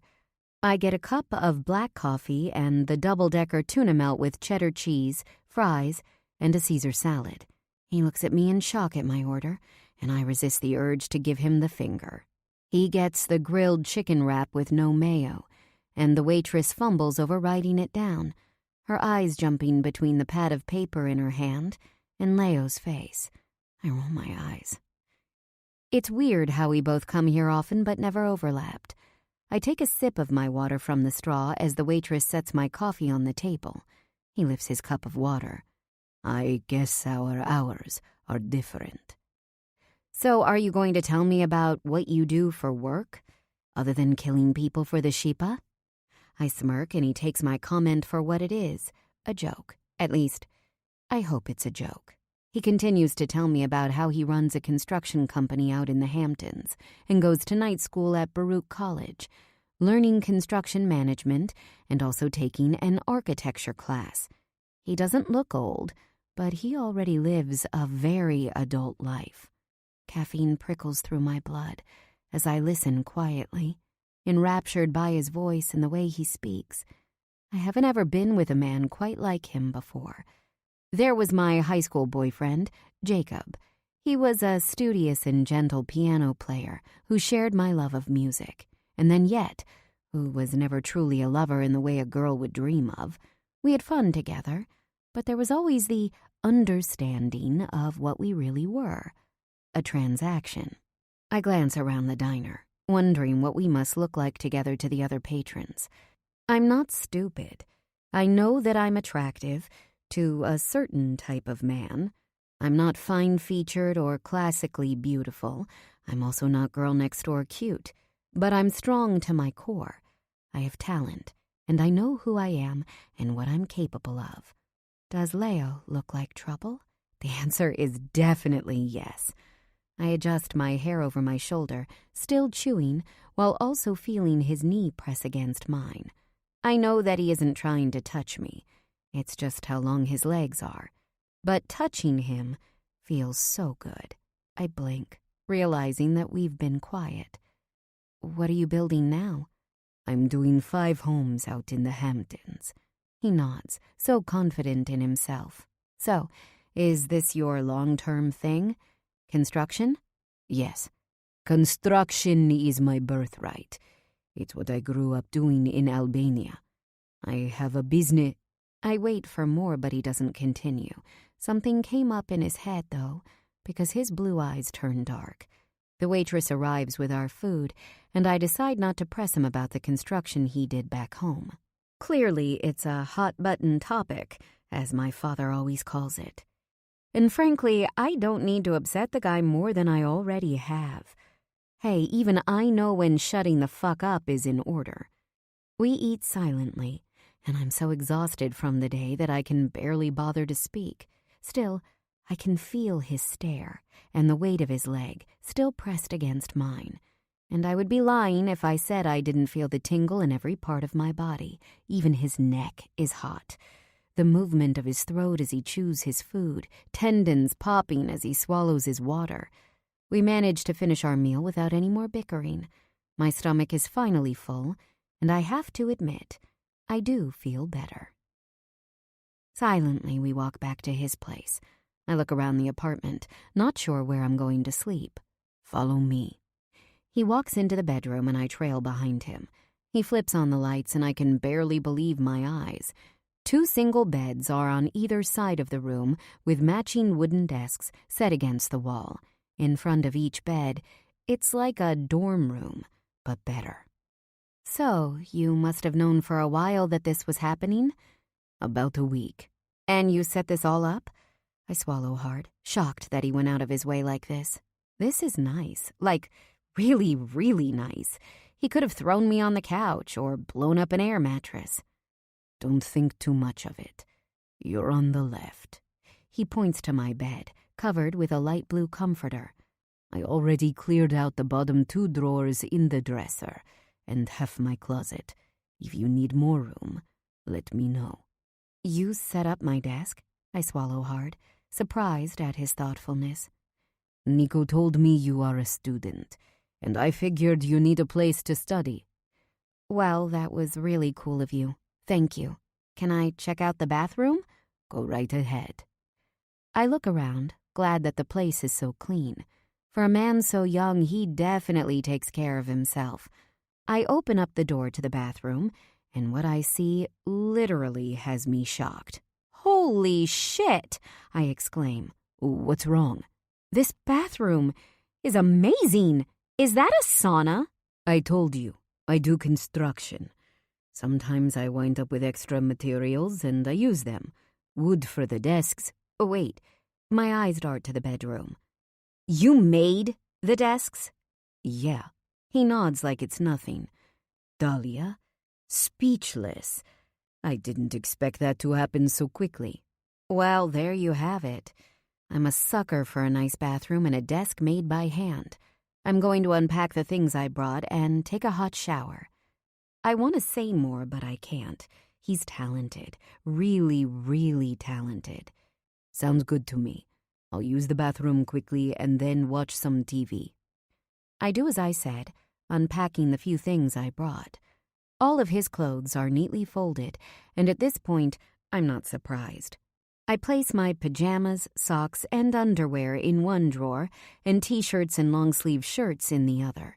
I hear the faucet turning on in the bathroom, and then he quietly exits the room.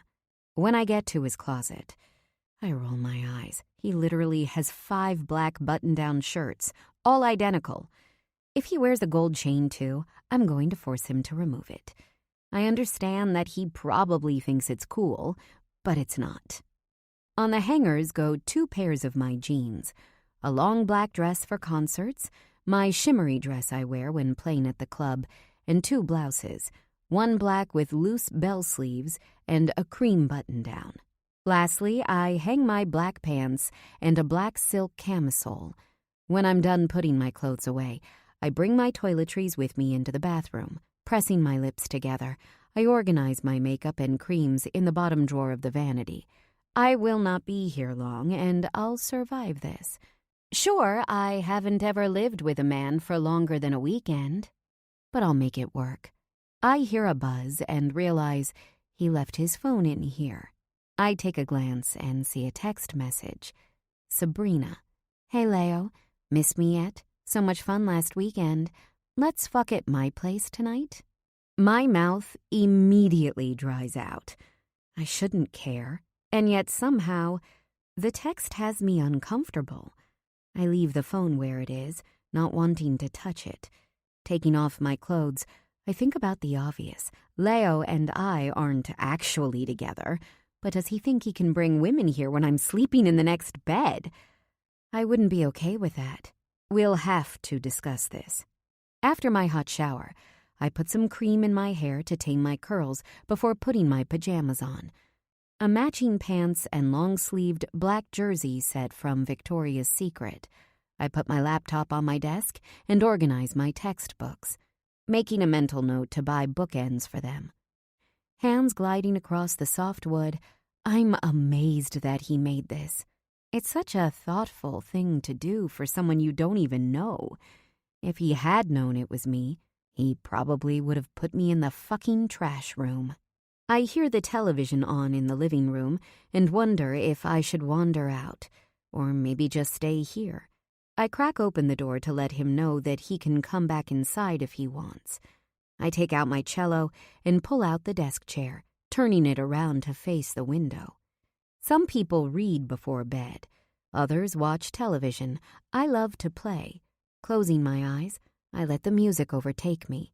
I always begin with my scales, and then I find my favorite chords. From there, I wander into different melodies. Eventually, my body starts to unfold. It's been a crazy day. When I feel the tiredness set into my bones, I open my eyes. Setting down my cello, I stretch as tall as I can go and pivot, almost falling backward when I see him. What the hell? Leo is here, sitting at his desk and watching me. What are you doing here?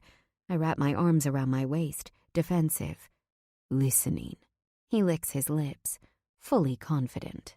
I move my hands to my sides, feeling strangely vulnerable. Well, fine. Next time, do me a favor and let me know when you come in. Knock or something.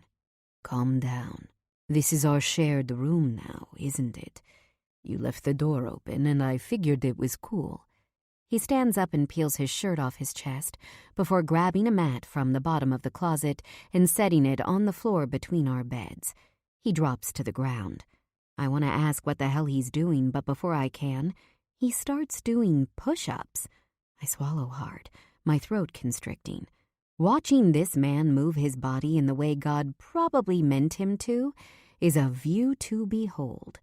The temptation to throw myself onto the floor and beg him to screw my brains out is high, but I've never been one to give in easily. I ignore the tightening in my abdomen and climb into bed, acting like it's nothing, like his incredible body and all those mouth-watering tattoos and those hands that build and his eyes that smolder are all just run-of-the-mill. He continues working out, and I do my best to ignore him. But when he walks to the doorway where a pull-up bar is set up, I realize that I'm about to have the perfect view of him from where I lie. I try not to groan as I watch his shoulders flex along with a hard line down the center of his back. Kicking off the sheets, I ask, "Is there no air in the apartment? It's hot as hell in here. You are literally steaming the place up." He laughs, dropping to his feet and heading back to the closet. He pulls out a belt with a weight dangling off it and closes it around his waist. I eye the weight, shaped like a kettle of all things. It looks really heavy. "Aren't you afraid for your back? Disc problems are real, you know." "Terrified." He deadpans, reaching back up again to the bar. He brings himself up and down again, back muscles rippling. I finally stop trying to fight it. I'm watching, damn it. I'm watching because he's hot as fuck and working out in front of me. I can resist temptation, but my eyes are on strike, refusing to leave the scene. When he's finally finished with his workout, sweat coats his skin. He turns to me and I shut my eyes, feigning sleep. Seemingly satisfied, he turns off the room light before walking quietly into the bathroom. It doesn't take long for the water to turn on and then shut off. He steps out, light streaming in behind him as steam billows into the room like a cloud. A towel is draped around his waist. He turns around and shuts off the bathroom light. Even though the lamps are off in the room, New York City is never completely dark. The neighboring buildings and the cars driving on the street illuminate him in a golden glow. I can make out the spikes of his wet, dark hair and the shape of his built body. He pulls out some clothes from the drawer and I hold my breath. Is he going to change? Here? He undoes his towel as if in slow motion. It drops. On my life. I believe God must be helping me out because the fact that I don't gasp out loud is a miracle. Even in the dim light, I can tell his dick is utter perfection, thick and long. My pussy clenches as I squeeze my eyes shut. 12. Leo. I get myself into bed, glad to have the day over with. Talia. I say her name in my head, bouncing it around a few times. Closing my eyes, I picture her on the stage at the club. Her utter devotion to the cello is incredible. To be honest, I have never met a woman with so much drive. I'm sure that women back home might have been more driven if it were socially acceptable for them to be. Daisy never planned on working, nor did she have any passions outside of looking her best and getting married. At least, not that I knew of. "Are you up?" Her voice squeaks in the dark. I throw my arm off my eyes. "Talia, you're awake?" Shit. I changed in this room.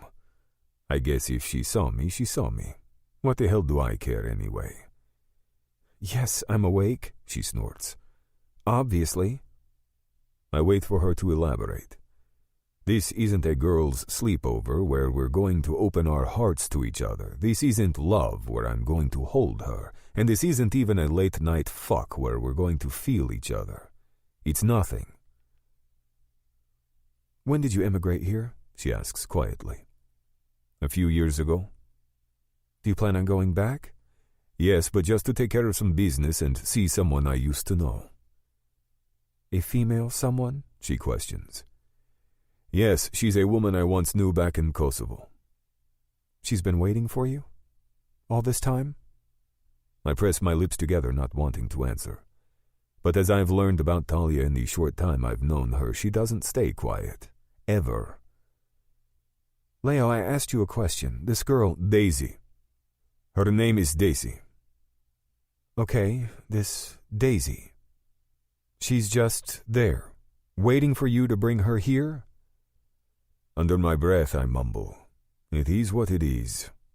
You're not making sense, Leo. Well, what about the fact that you're married to me? I mean, I know in Islam a few wives are acceptable, but I would imagine that she... Talia, stop these smart-ass comments. Daisy is none of your damn business. The venom in my voice shocks even me. All right. Talk about a hot-button topic. Jeez. Well, get used to it. Will you at least tell me what she's like? She sits up and turns on the lamp beside her bed. There's something passing through her face, but I don't know her well enough to understand what it means. I exhale, imagining Daisy. I ignore the woman I know her to be today and think about the girl I knew before. She's beautiful. And soft. Kind and gentle. She barely raises her voice. She laughs out loud. Unlike me. I laugh, not unkindly. Definitely nothing like you. I bet her skin is fair, without any blemishes. She rubs her face self-consciously. Talia has some small marks beneath her cheekbones, light acne scars maybe. But it doesn't do anything to detract from how pretty she is. I close my eyes, picturing Daisy and me walking in the park. It was the day before the disaster with her father. She was wearing a hat to cover her skin from the sun. Yes, her skin is perfect. I picture her eyes blinking up at me, noise around us, but nothing between us. My arms wrapped around her tiny waist, bringing her into my chest. And obviously she's the perfect height, not short. Daisy is tall, but not too tall. A lot taller than you, though. Great. She stands from the bed, clearly agitated. Well, good for you.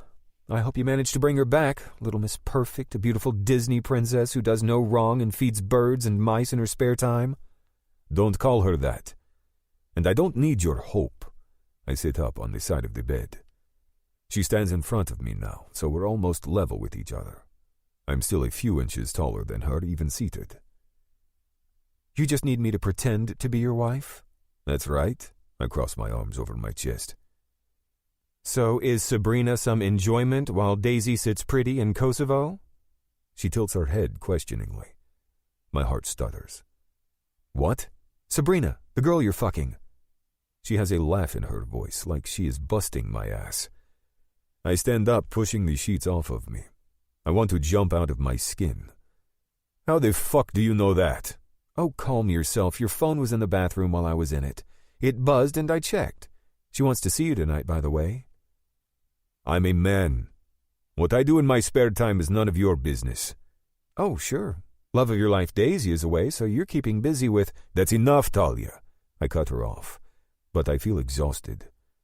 She calmly takes a seat at the desk, unaffected by my anger. I'm confused. And as your wife, I think I deserve some answers. It's a long story. I walk into the kitchen, filling up a cup of water from the sink. I quickly chug it down before going back into the bedroom. Something strange is coming over me. Well? Well, she was stolen from me. The admission is a relief. Stolen? Like disappeared or taken? Her eyes flash with worry. Not exactly.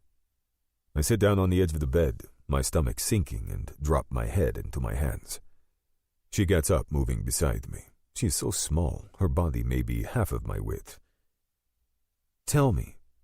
I want to know. I should know, to be honest. Should? Yes, as your wife, there are things I'd like to know about you. Not even about this story, maybe, but I'm sure it will be telling about the kind of man you are. Before I can think more on it, I open up. I'm not sure why. I barely know this woman. For all intents and purposes, I can't stand her. And yet I tell her about my twin brother and our lifelong rivalry. My parents. I take her all the way through me landing in New York, hiding in the auditorium of NYU and listening to the orchestra play, finding work at Familia. She listens quietly, taking it all in. I can see her mind is working as she listens. Most women would be shocked at the story or might even chime in, but she doesn't make a move. So now you're silent? I am annoyed. I don't even understand why I care what she thinks or doesn't think. She and I are nothing, and that is what we will always be. You must have seen us playing. Huh? The day you came into the auditorium, you listened to music and slept there, right? That's the orchestra I play for. Suddenly it comes to me. The cello player I couldn't see, the long hair. It was her. I turn to my side to face her, and she does the same. It was you. Of all the players, I noticed her. I study her face, wondering if that could be possible. She had no idea how much her music affected me at that moment in time. I thought I would be homeless. My life had been stripped from me, and there she was, her energy radiating. She looks up, and for once she lets me see what she's feeling. It looks like sadness. For me, I hate pity. I turn away, going back into the kitchen for another glass of water. When I get back into the room, she's no longer gentle for me. Okay, so he took your woman, your business, your life, and now you're here with the Shipa. And let me guess, you're returning to Kosovo for revenge? That's right. But you need citizenship to move freely, hence our marriage. I look at her, squinting my eyes. She's clearly smart, but I have to say I'm surprised at the speed at which she picked it all up. It seems obvious, she shrugs, opening her mouth like she wants to say more. Well, she flips her hair to the side, and I notice it's still slightly damp and it smells like citrus. I guess just moving on isn't an option for you. Of course not, I yell, putting my cup on the desk. Daisy was supposed to be my wife. That business was supposed to be mine. He stole it from me. He took my fucking life. Did you not hear a word I said? My mom, my own mother. I stop, unable to go on. My blood, it boils. She looks around the room, unfazed by my anger. But look at what you managed to accomplish here. You are working, you have friends, you are studying. It's obvious to me that you're living the American dream. You are achieving great success here, Leo. This apartment sucks, and sure, you're involved in the mafia, but clearly you've done well if you're building massive homes out east. I get up, pacing the room. Who does she think she is? Clearly you're deaf. I'm not deaf. I heard you loud and clear. You're the one who isn't listening to reason. You're above your old life. I want to grab her, shake her. Instead, I loom above her. I will kill that motherfucker if it's the last thing I do. And I will look at Daisy with my own eyes and let her know that she is the scum of the earth moving from me to my twin. Nothing matters more than that. Not even my life. As I've officially learned, Talia doesn't cower. She crosses her arms over her chest, looking me dead in the eye. If it is what you want to do, I have no doubt you'll do it. But what if she's happy? What if she has a child? What if everyone has moved on from you? My heart thumps. They will have to figure it out. Kids are adaptable. She bites her full bottom lip. Okay. So there are children? Her words are slow and measured. Yes, there are kids. There was a wedding. There was everything. I flip my desk over and it crashes onto the floor. My business is also booming in Kosovo. My business, not his fucking business, I shout. She has to be miserable with him. He is pathetic.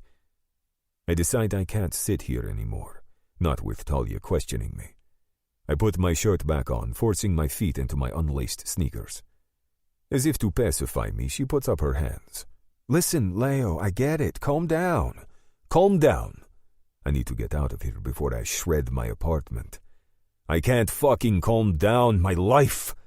My voice cracks, and she grabs my arms. How this tiny thing thinks she can touch me right now is shocking. I should step back and pull away or throw her off me, but I don't. Instead, I'm breathing hard, staring at this woman who barely reaches the center of my chest, yet holds herself like a queen. You aren't scaring me, so stop trying. I understand, okay? I get it. I'll help you. We will pass the interview and you will get your citizenship so you can go back to Kosovo and break some heads if that's what you want. It's what I want. I shake myself out of her grip. All right then. Something flashes in her eyes, like she doesn't quite believe her words. I open my front door and step out, slamming it shut behind me. Walking the city streets, there is no one out but bums. Street lights line the corners, the smell of hashish permeates the air. A man, full of grime, is sprawled on the hard concrete. I cross the street to avoid him, knowing that he likes to grab people's ankles. He's a usual around here, and he doesn't mean any harm. Still, I'm not in the mood. With each step I take, I relive the hell my brother and mother put me through. I imagine lying in bed with Daisy and her father walking in, entering my home to see my mother and brother waiting for me with phony news. A homeless man groans on the sidewalk. I could have been one of these bums had luck not entered the picture. What would I have done if I hadn't taken the Uber and never met Yossi? What would I have done if he hadn't given me his card? Where would I have slept if I hadn't bumped into Nico and Darius at the restaurant? I kick a piece of trash. It's a red can of soda and liquid sprays against a graffitied wall. Meeting the men of the Shipa was my luck. More than luck. They have become my family. After I met Nico and Darius, I was nervous about whether or not Darius really would come to get me. At 9 o'clock in the evening, I walked out of work, flour on my hands, and there was Darius, presumably waiting for me in his Mercedes-Benz. I walked to the car as he pulled down the front passenger window. "I'm here to take you home," he said. I entered without asking any questions. We drove to what was to be my apartment. It was furnished with the bare necessities, but it also included a laptop, a new cell phone, a bed, and a couch along with some milk, bread, and peanut butter in the fridge. 1 year after staying there and working at Familia along with doing some random small-time jobs for the guys, the Shipa must have begun to trust me. Darius handed me a file and told me not to open it unless I've got a hard drink beside me. I read that Albi had married Daisy 6 months after my exodus. They now had 2 sons. My mother lived with him in a beautiful new house with an enormous garden in the front. Business was thriving as Kosovo continued to grow, and my construction company was at the forefront of new development. I read the notes, stared at the photos, and downed a half of a bottle of whiskey. I swore that I would get my revenge and take back what was rightfully mine. And when I swear, I always follow through. Always. Not long after that, Nico invited me to a dinner in his home. With nothing left to lose, I went. He explained to me that the Shipa was a family, and they always protected what was theirs. I let him know about what had happened to me, and he promised that one day he would help me complete my revenge. And yet initiating into the Brotherhood was something that I naturally fell into, separate from my quest. Parties with the crew, along with friendship and support, came at a much-needed time. I was alone here in America, and I was alone in the world. But the men of the Shipa speak my language. They dress as I do. They eat as I do. It feels right rolling with him. I'm a decent man, but I've always been physical. I'm not one to sit in a library and study. I prefer to work with my hands. If someone fucks with me, I will always stand up and protect myself and my loved ones, with force, if necessary. I'm a good fit with the Sheepa, and they all knew it. I cracked my knuckles, wishing I could hit fast forward. My American citizenship is a boulder in my path, but there is no other option. After my revenge is complete in Kosovo, I must be able to return to the States without a headache. I stop walking, pulling a cigarette from the back pocket of my jeans and light it up. Talia is so sexy and whip-smart and plays the cello like a goddess, upsettingly beautiful. Her dark eyes are nothing short of overpowering. All of that is undeniable. But she's just so tough, breaks my balls as easily as a walk in the park. Stands up to me, fights me, cuts me down with those eyes of hers. Honestly, I think she's the first woman I've ever met who isn't slightly afraid of what I can do. Even Daisy often felt afraid by my energy. I'm hard, but I don't lack self-awareness. I understand that my temper is extreme, as is my will to fight. I've always been this way. But Talia barely feels it. Or if she does, it doesn't scare her. A smile pulls at my lips. One thing I know for sure is that I need her to be agreeable. Without her getting along with me, we might not pass the interview. And then I can't get my citizenship. Love is not on my map, and it never will be. But revenge is the main goal, and I will do what I have to in order to get it. I pause, vowing to be better to Talia. I need her to like me. I need it to look and feel like we truly are husband and wife. I turn the corner, finding myself back on my street, and head to my building.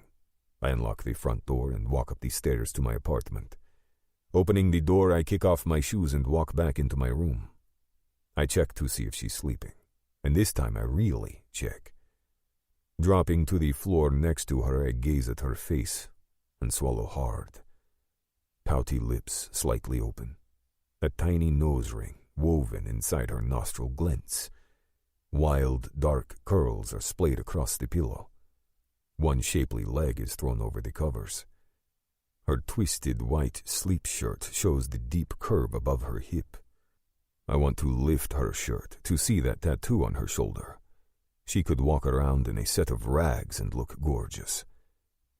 She blinks her eyes open, at half-mast. "You came back?" Her voice is scratchy. "Yes. This is our home, right?" I exhale, hoping that we can just turn the corner. She sits up, her eyes suddenly gentle. "I'm sorry, okay? For real. You've been through a lot, I get it. I'll help you." I lift her hand and kiss her knuckles. "I'm not a good man, and I have nothing to give a woman like you. My heart at this point is ice. But while you're with me, I will protect you like my own, and when this is done, you'll be free." I'm lying. I have no idea if Nico will tell me that we can actually end this paper marriage, but if it helps her to calm down, so be it. She gently nods, her eyes glittering as though through a veil. "Thank you, Leo." I press my lips into a hard line, wishing that I didn't have to screw her over like this. "Good night, Talia." Pulling off my shirt, I change into my sleep pants in the bathroom before washing my face and hands. The city is nothing if not dirty, and I'm not getting into a fresh bed with clothes that have been outside. I leave the bathroom and hit the lights. Beneath these sheets, I exhale, sweat from my walk beading to the surface of my skin. I'm hot. That night, I dream of Talia playing her cello on an empty stage, the red curtains parted. Except this time, instead of sitting in the audience listening, I'm choking. But she can't see me or hear me. Instead, she just plays, as I collapse to the floor, eyes rolling back. 13. Talia. Leo, will you be around tonight? Talia, sure. After rehearsal. I'll be back by 7. Leo, sounds good. Let's eat at home and then go out for drinks. Have you been to Apotheek? Talia, no, but I've always wanted to check it out. Leo, Let's do it then. I'll reserve a table for us. See you back at home. I immediately search up Audiobook and find out that it's a mixology bar with burlesque shows every Thursday, Friday, and Saturday night. The reviews are amazing, and frankly, I'm intrigued. Leo and I have been dancing around each other nicely over the last few weeks in a calm and quiet rhythm. Every morning, he drinks coffee with skim milk and 2 sugars. He showers twice a day. He works almost constantly but exercises in the bedroom about 30 minutes every evening. He is always short on the phone when someone calls, unless it's a subcontractor. The only time I've heard him scream, since that night he told me about his past, was when the foundation piles got messed up on one of his New Hamptons houses. He went crazy on the phone, threatening the poor guy's life. I find myself feeling suddenly warmed by my thoughts. Okay, not warm. Hot. "What's up, cello?" Brian throws an arm around me. While I play in the orchestra, he is a drummer in the band. He's pretty good-looking, if you like his type. Shaggy dark hair, darker eyes, and 2 deep dimples on either side of his cheeks. But what I like best about him is his talent. The man is seriously good. We met in first-year music theory and have been friends ever since. "I'm good, drums. Now get off my shoulders. You're too heavy when you lean on me." "God, Talia, just once. I want to see you smiling, carefree, and in a positive mood."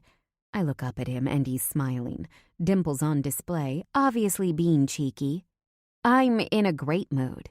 "This is you in a great mood?" He stops walking, looking like he's about to laugh out loud. "Yes." "So all this time I thought you were playing hard to get, being tough, but really, this is you happy." "Exactly." I nod, unable to hold back my own smile. In another life, we might have been close friends. But it's hard to maintain a friendship when you're keeping enormous secrets. Like the fact that I've been tangled up with the Albanian Mafia since I was in my first year in college. "Because you're in such a good mood," he elbows me lightly in the ribs. "You want to get dinner tonight? I want to run some ideas by you. I might leave school soon." "Oh yeah? It must be a pretty big deal if you're considering leaving right before finals and graduation. Can't you push whatever it is back until after the semester is over?" "It is. I got a call from Heretic Pope. They're touring Europe and Australia, and they want me to come along." "Holy shit! That's a huge deal. They're like the biggest band right now. They had the Rolling Stone cover last month, right?" He smiles proudly. No words needed. I adjust the strap on my backpack. "Well, that is an amazing offer." "Maybe not. I need the education, you know? And like you said, I'm so close to finishing. Touring won't last forever. But let's talk about it over dinner." "Oh, shit." I bite my lip. I want to, but I can't. "How about next week?" "Sure. I'll call you." He walks away and I head over to orchestra practice. While I practice, I finally take a mental load off. There is nothing more relaxing than getting lost in the music. When it's over, I walk out with Rona and Leora, the violinists I play with at Wild Orchid. "What are you girls doing tonight?" "Paper to write for music theory. Are you done yet?" "No, I've outlined, but I plan on pulling it out of my ass when it's closer to the due date." They laugh. "Are we playing again Saturday night?" Rona asks. "No," I shake my head. "I think we're on for the following Saturday." Leora smiles. "Okay, cool." We wave goodbye. I head back to the apartment, oddly looking forward to tonight with Leo. To be honest, what he's been through is pretty sad. I know life is tough, and that he always tells me how strong he is, but to be screwed over by your mom and twin brother, that's really, really bad. I've spent enough time with him at this point that I think his toughness has more to do with post-traumatic stress and anger after what they did to him than anything else. And who can blame him? But I think it's all good now, between us at least. I get into the apartment and can already smell food cooking in the kitchen. "Hi, honey, I'm home," I shout. I can hear his laugh from behind the bedroom door. "Just a minute while I freshen up," he yells, clearly pretending to be a housewife. It's funny to hear him be playful. I take off my shoes and put down my heavy backpack, massaging my left shoulder with my right hand. If only they could put all these textbooks online, I would save not just my wallet, but also myself from back problems that will surely plague me for years after this. He walks out with a small smile dancing on his lips. I cooked. Is that right? Yes. This Albanian can cook Italian. We walk into the kitchen, and using black oven mitts, he pulls out a steaming Pyrex dish from the oven. It's baked ziti. I learned how to make it when working at the pizza shop. Oh my God, I'm in shock and awe right now. It looks amazing. The cheese bubbles at the top, making a crispy crust over the noodles. He bends down again and pulls out a tray of French bread. Garlic bread. My words fail me. Let me just wash my hands and then we'll eat. I didn't make a salad. I hate washing lettuce. That's what the mixes are for. They're like washed 3 times or something. I have no idea what you're talking about. He looks at me like I've lost my mind. I step beside him and turn on the sink before pumping soap into my hands. You can buy pre-washed lettuce. No one likes to wash it, so you pay a few extra bucks and they wash it for you. But how do you even know it's clean? He hands me a towel and I swiftly dry my hands. Maybe they washed it, but then the bag was dirty. I don't trust it. This is America. We just trust everyone here. The bag says washed 3 times. So who am I to argue? I open the refrigerator and take out a few cucumbers and tomatoes. It only takes me a few minutes to peel and slice them. Back into the refrigerator, I take out a lemon. A quick slice, and I stick a fork in it before I squeeze the juice out into my hand, making sure to catch any seeds. Adding some extra virgin olive oil, salt, and pepper, I say, voila! We've got salad. No lettuce necessary. He chuckles, and I rinse my hands before we both sit down at the small glass bistro table. Let me serve you, I tell him, standing up and putting food on his plate. Who knew you'd be a man of so many talents? Other than forcing women to marry you, you build homes and cook. He laughs, shaking his head at me. Not women, just one woman. He sits back and lets me handle the plating. I look up after I give him salad, and he's watching me intently. No, it's a stare that I can feel from my toes up to my cheeks. I like your nose ring. He taps the side of his strong Roman nose. I take a seat. Thanks. I go ahead and put food onto my own plate, ignoring his weird compliment. And your tat. He continues. I want to know about it. I take a huge bite of the buttery garlic bread. This is really good, Leo. Thank you. My pleasure. He eats his pasta with his fork and keeps the bread in his other hand, alternating bites between the ziti and the bread. The tattoo is of music notes. It's from the first song I composed. That's cool. How old were you? I did it 2 years ago when I was 20. How about all of yours? I've got a bunch. Yeah, I've noticed. He laughs. Most represent an aspect of the Shipa, and some are just personal ones I wanted along the way. There is this tattoo artist. He travels the world. I pull out my phone and open up Instagram before passing it to him. You see? He scrolls. Holy shit. He's unreal. He moves through the feed, eyes widening. Yeah, one day I want him to draw something on me. I'm not sure what yet. Nico has some guy from Hungary who comes to New York City every few years. See this? He lifts the sleeve of his shirt, showing me his forearm from across the table.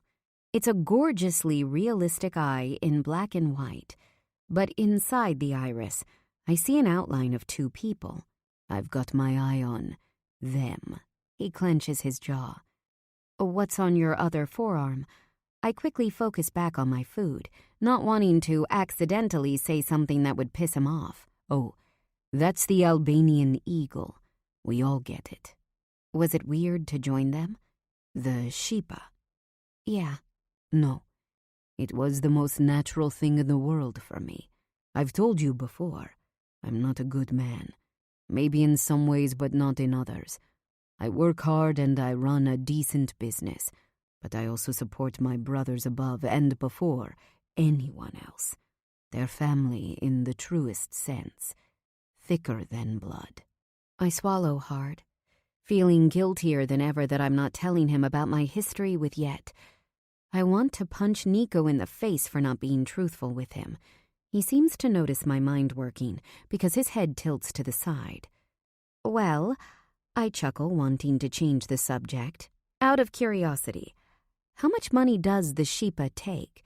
Because if you're building like you say you are, shouldn't you be living somewhere nicer? No offense. I like this place. First off, I don't need more. Second off, until I get my revenge, I don't feel like living large. Anything special I might get would feel tainted. But once I crush them, I plan on moving. Jesus, Leo, you sound depressing. It's the truth. I wouldn't want to be on your bad side, that's for sure. Sweetheart. He puts his fork down, smiling, blue eyes twinkling. I wouldn't want to be on yours either. I might be the mafia man, but you're... He blows out air, shaking his head. I'm what? I know I have no right to be offended, because I know who I am, but what the hell? You're unbelievably sexy. When you're mad, it's just off the charts. I can feel my blush reaching my roots. I'm going to change for our night. We're still going, right? Yep. He takes a look at his watch. I'll clean up, and then we'll head out. Be comfortable to walk, but dress sexy. What? I narrow my eyes. We're going somewhere nice. There will be a show. I want you to look hot. Is something wrong with that? I don't operate like that, Leo. He rises from his chair and steps close to me. I can smell his cologne when he's this near. It's masculine and woodsy. God, I love it. I'll make dinner, and I'll even clean up on occasion. But when I tell you I want you to wear something specific, I mean it. I'll pretend you said you want it to look believable that we're married, and it wouldn't be believable for your wife to come out with you looking unsexy. If that's what it takes. I walk into the bedroom calmly, like I have no care about time or about looking hot to amuse this man. The moment the door closes, I'm on speed, rummaging through my closet. I can be tough, but I'm still a woman. I need to look gorgeous, but like I didn't try. I want to look incredible, but I want him to think that it took next to nothing to get me there. Okay, fine. I want to look hot, damn it, but I don't want him to know how badly I yearn to please him. I take out a pair of low-rise dark jeans and a black silk camisole. In my desk drawer, I remove a set of 10 gold bangles that I bought from a street vendor in Soho.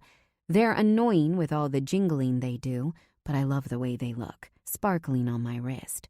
Setting it all out on the bed, I head into the bathroom for a quick shower. I sing some old Elton John song as I scrub my hair and shave my legs. I know they're hairless, and I know that no one will be feeling them tonight, but I want to go over it again. Out of the shower, I go with my hair literally sopping wet. I rub my Diva Curl hair gel into my palm before running it through my strands with my fingertips. I turn on the sink and cup my hand beneath the faucet to catch some water, adding it to my hair and scrunching up.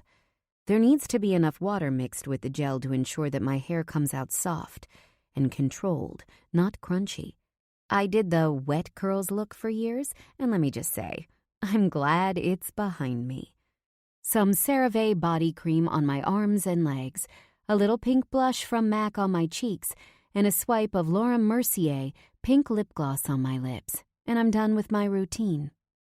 The clothes come on next, but my problems begin when I take a look at my shoes. Sexy, high, and strappy heels are a no-go since we're walking, but I really don't want to be short tonight either. I rummage around and finally decide on a pair of black booties I got on sale from Rag & Bone. They are casual and only give me 2 inches, but at least they aren't totally flat. When I leave the room, he's sitting on the couch, an arm draped across its back, watching Fox News. I clear my throat to get his attention. Ready?" He stands up and turns around, staring at me. His eyes roam from my legs up to my face. "We need to get you some new tops. This is nice, but I like sexier. Let me just change quickly."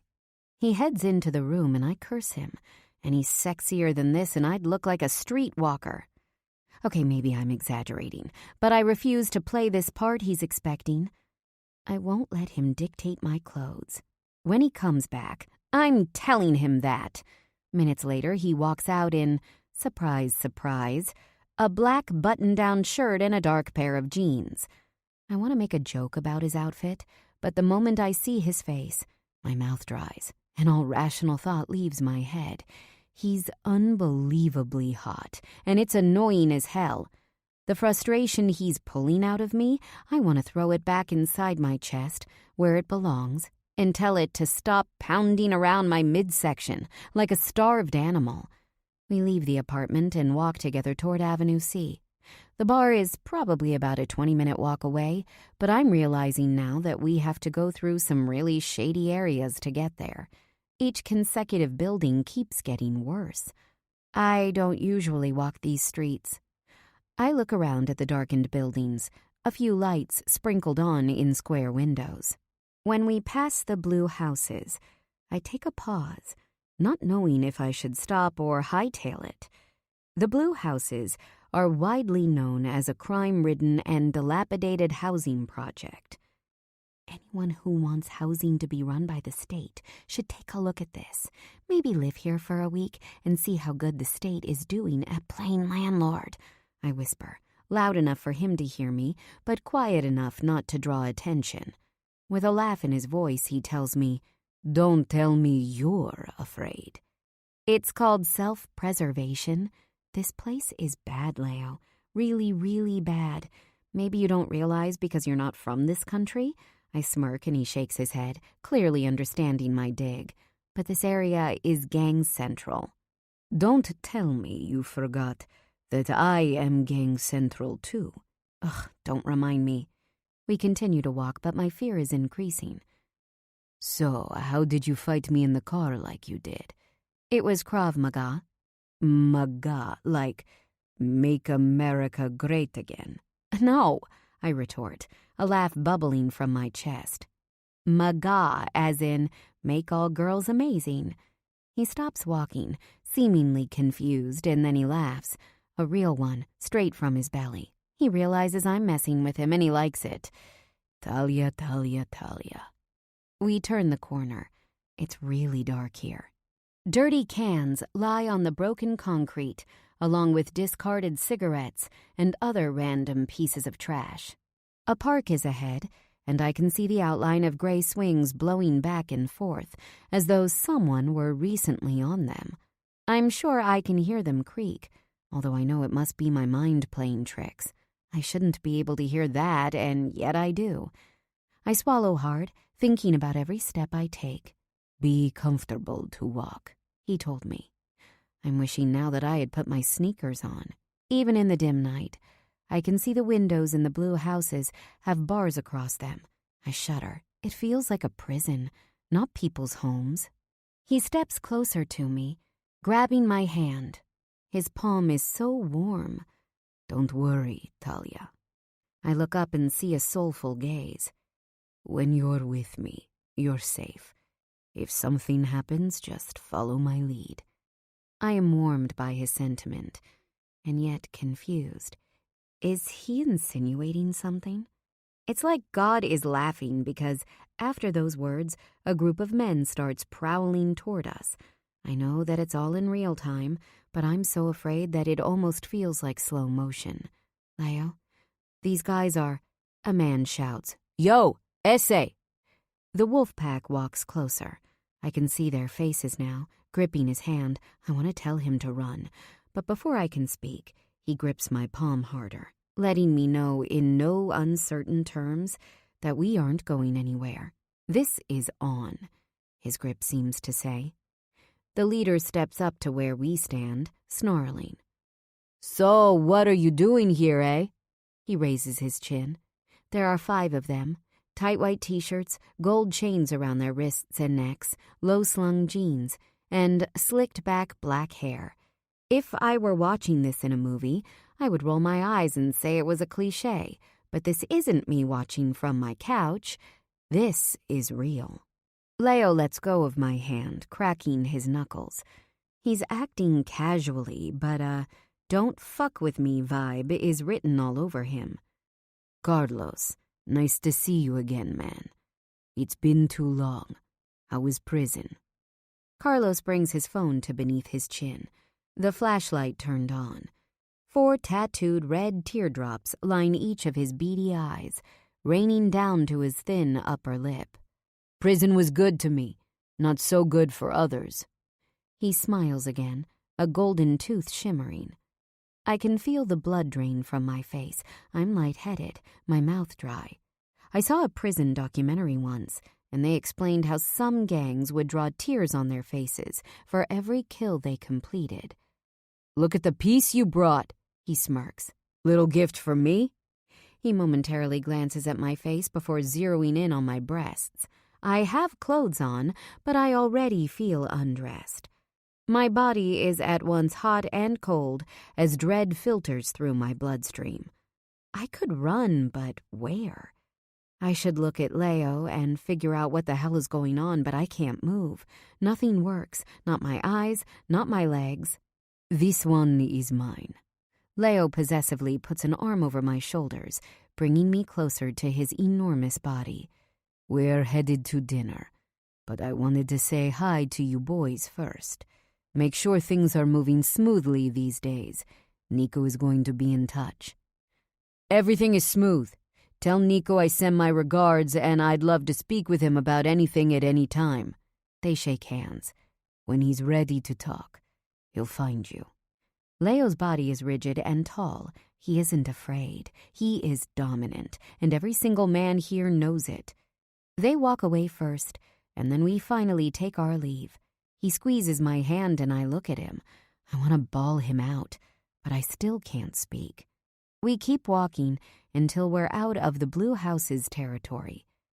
The fact that you didn't pass out is a testament to what you're made of. Good job, Talia. I stop moving and he turns around to face me. That's when I punch and slap his chest and kick at his shins like a crazy person. "How dare you!" I scream. I have zero calmness. I can't even think. But I know he put me in a dangerous situation, and I won't stand for that. He throws me over his shoulder like a sack of potatoes. Come on, Talia. Relax. They weren't going to hurt you. Using my fists, I punch his back, screaming, "Who do you think you are? How could you? You'll pay for this." Calm down. We're leaving the area. Just calm the fuck down. I can tell he is getting angry at my outburst, but I can't slow myself. I will not calm down. Do you realize what you just did? They could have taken me. We finally get to Avenue B, where the streets have some ordinary people walking down them. He sets me down at a bus stop bench. Bright lights surround us now. "Look at me," he yells, grabbing my hands so that I can't use them against him. You have to trust that I will not let you get hurt. Those guys do work for us. I had to stop over and see them. That crew, they're like dogs. You have to show your strength often, or they start to think they can take care of themselves. Still, you being with me keeps things light. When they see a woman by my side, they know that it's casual and not threatening. But it still gets the point across. And you didn't want to at least tell me what we were doing? You wouldn't have agreed. That wasn't okay, Leo. That was fucked up. You can't just bring me into gang territory. I am gang territory. You live with gang territory. You eat dinner with gang territory. Don't be dense. He keeps his grip on my hands, locking them together in front of me. With his free hand, he touches the side of my face. Talia, calm down. I only took you because I knew you could handle it.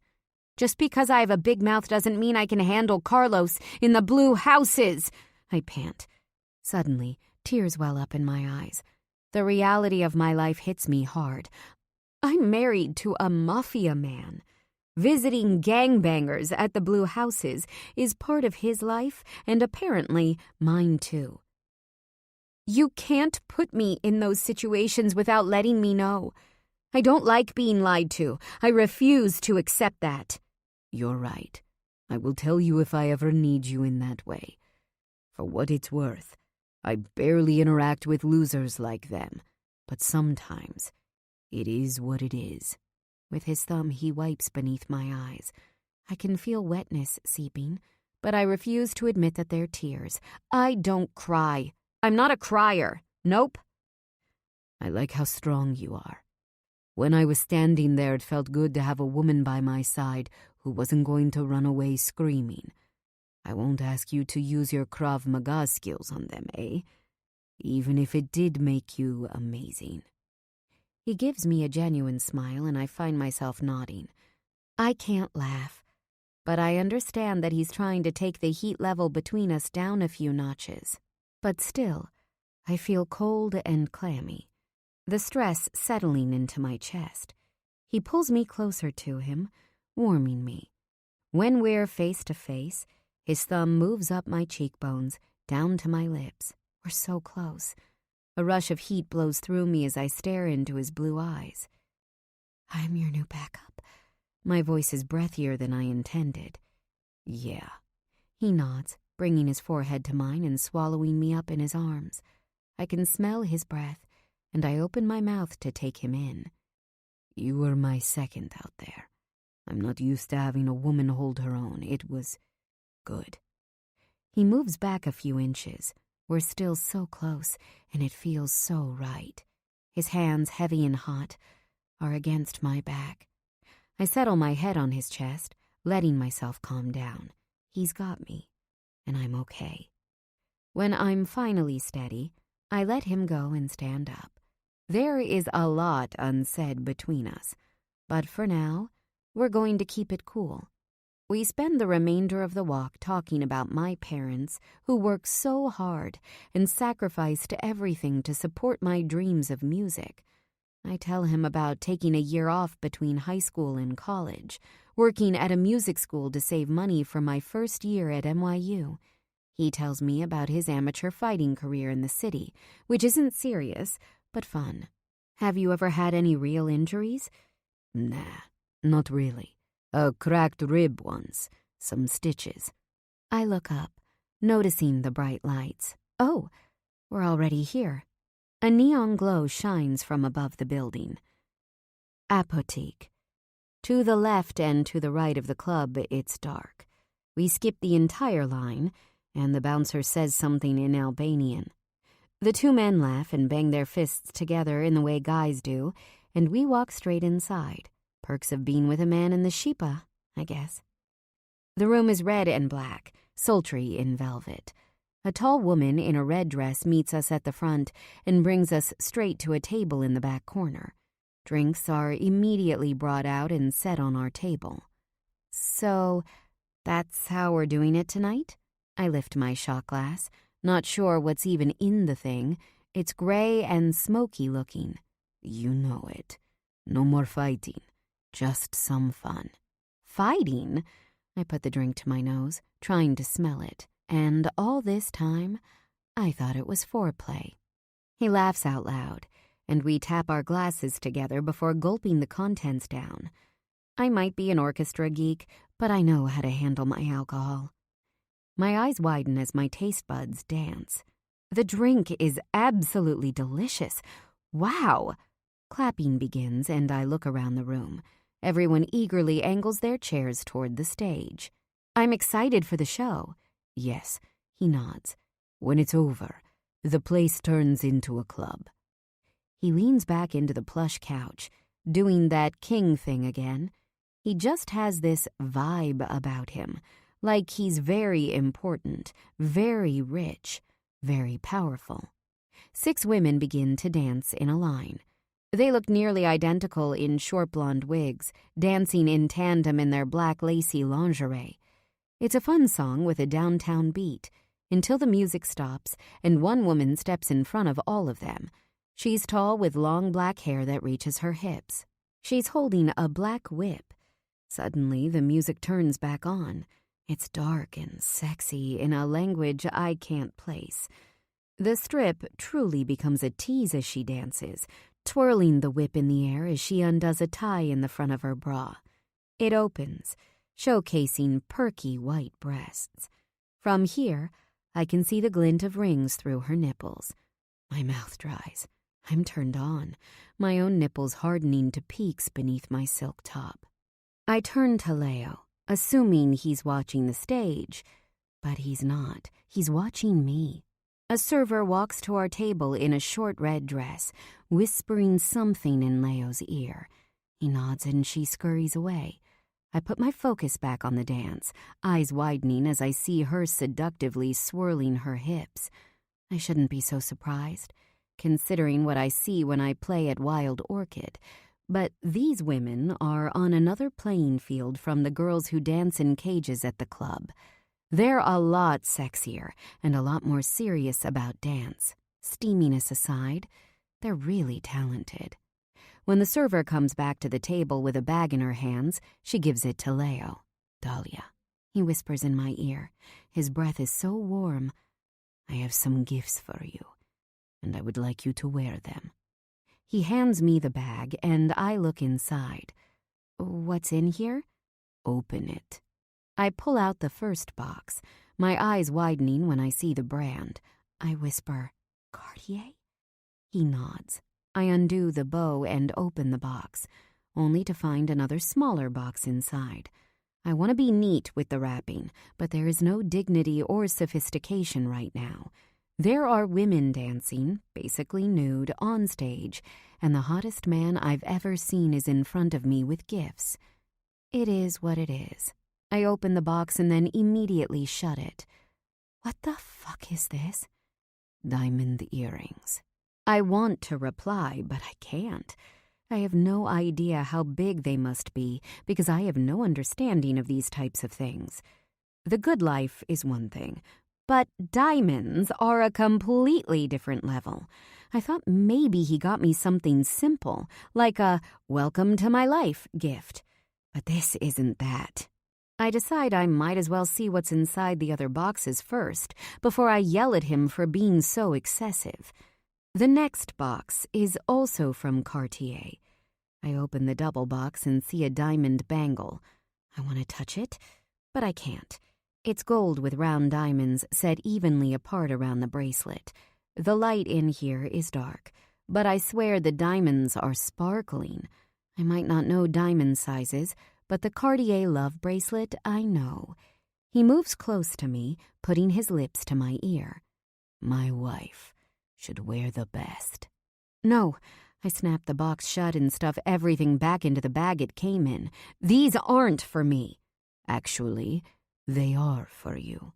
Did Nico tell you to do this? He laughs, like I'm joking. Absolutely not. This is for you and you alone, and it's from me, because I want them for you. Why would you spend this much money on your fake wife? Am I supposed to wear it until our eventual divorce? Wait, I pause. Are you doing this so I'll sleep with you? A few people shush me and I realize I'm being too loud. He stands up, grabbing my hand, and pulls me outside. I hope he took the bag with him because those jewels must be worth a few $100,000, at least. We get outside, the warm air filled with cigarette smoke and perfume. Take these gifts. He thrusts the bag back in my hand. No! I push the bag back into his. Jesus, he exclaims. What is wrong with you? I want you to have these. I don't want to be bought. And the truth is, I really don't. I've been there and done that, and frankly, I don't want to be that girl ever again. Just the thought of yet and our relationship makes me feel like shit. Nico is paying me really well for this arrangement, I continue. I don't need anything more. My school is paid for, and I don't need a man to support me. Never again. He tilts his head to the side. What do you mean, a man to support you. Never again. My eyes flash. It doesn't mean anything. I just don't want to be your whore. Whore? He shakes his head. Trust me, you aren't my whore. We haven't even fucked. My mouth gapes open. Ah, speechless Talia. A rarity. He smiles, his eyes dancing. This isn't a joke. I cross my arms over my chest, feeling defensive. All right, let's just go back inside. Don't take the jewelry, okay? I didn't think it would make you upset. I thought it would make you happy, maybe make this whole thing between us easier. But if it bothers you, you don't have to keep it. I have other whores who would happily take it. My eyes widen in shock, but when I see him laughing, I slap his arm, trying not to laugh myself.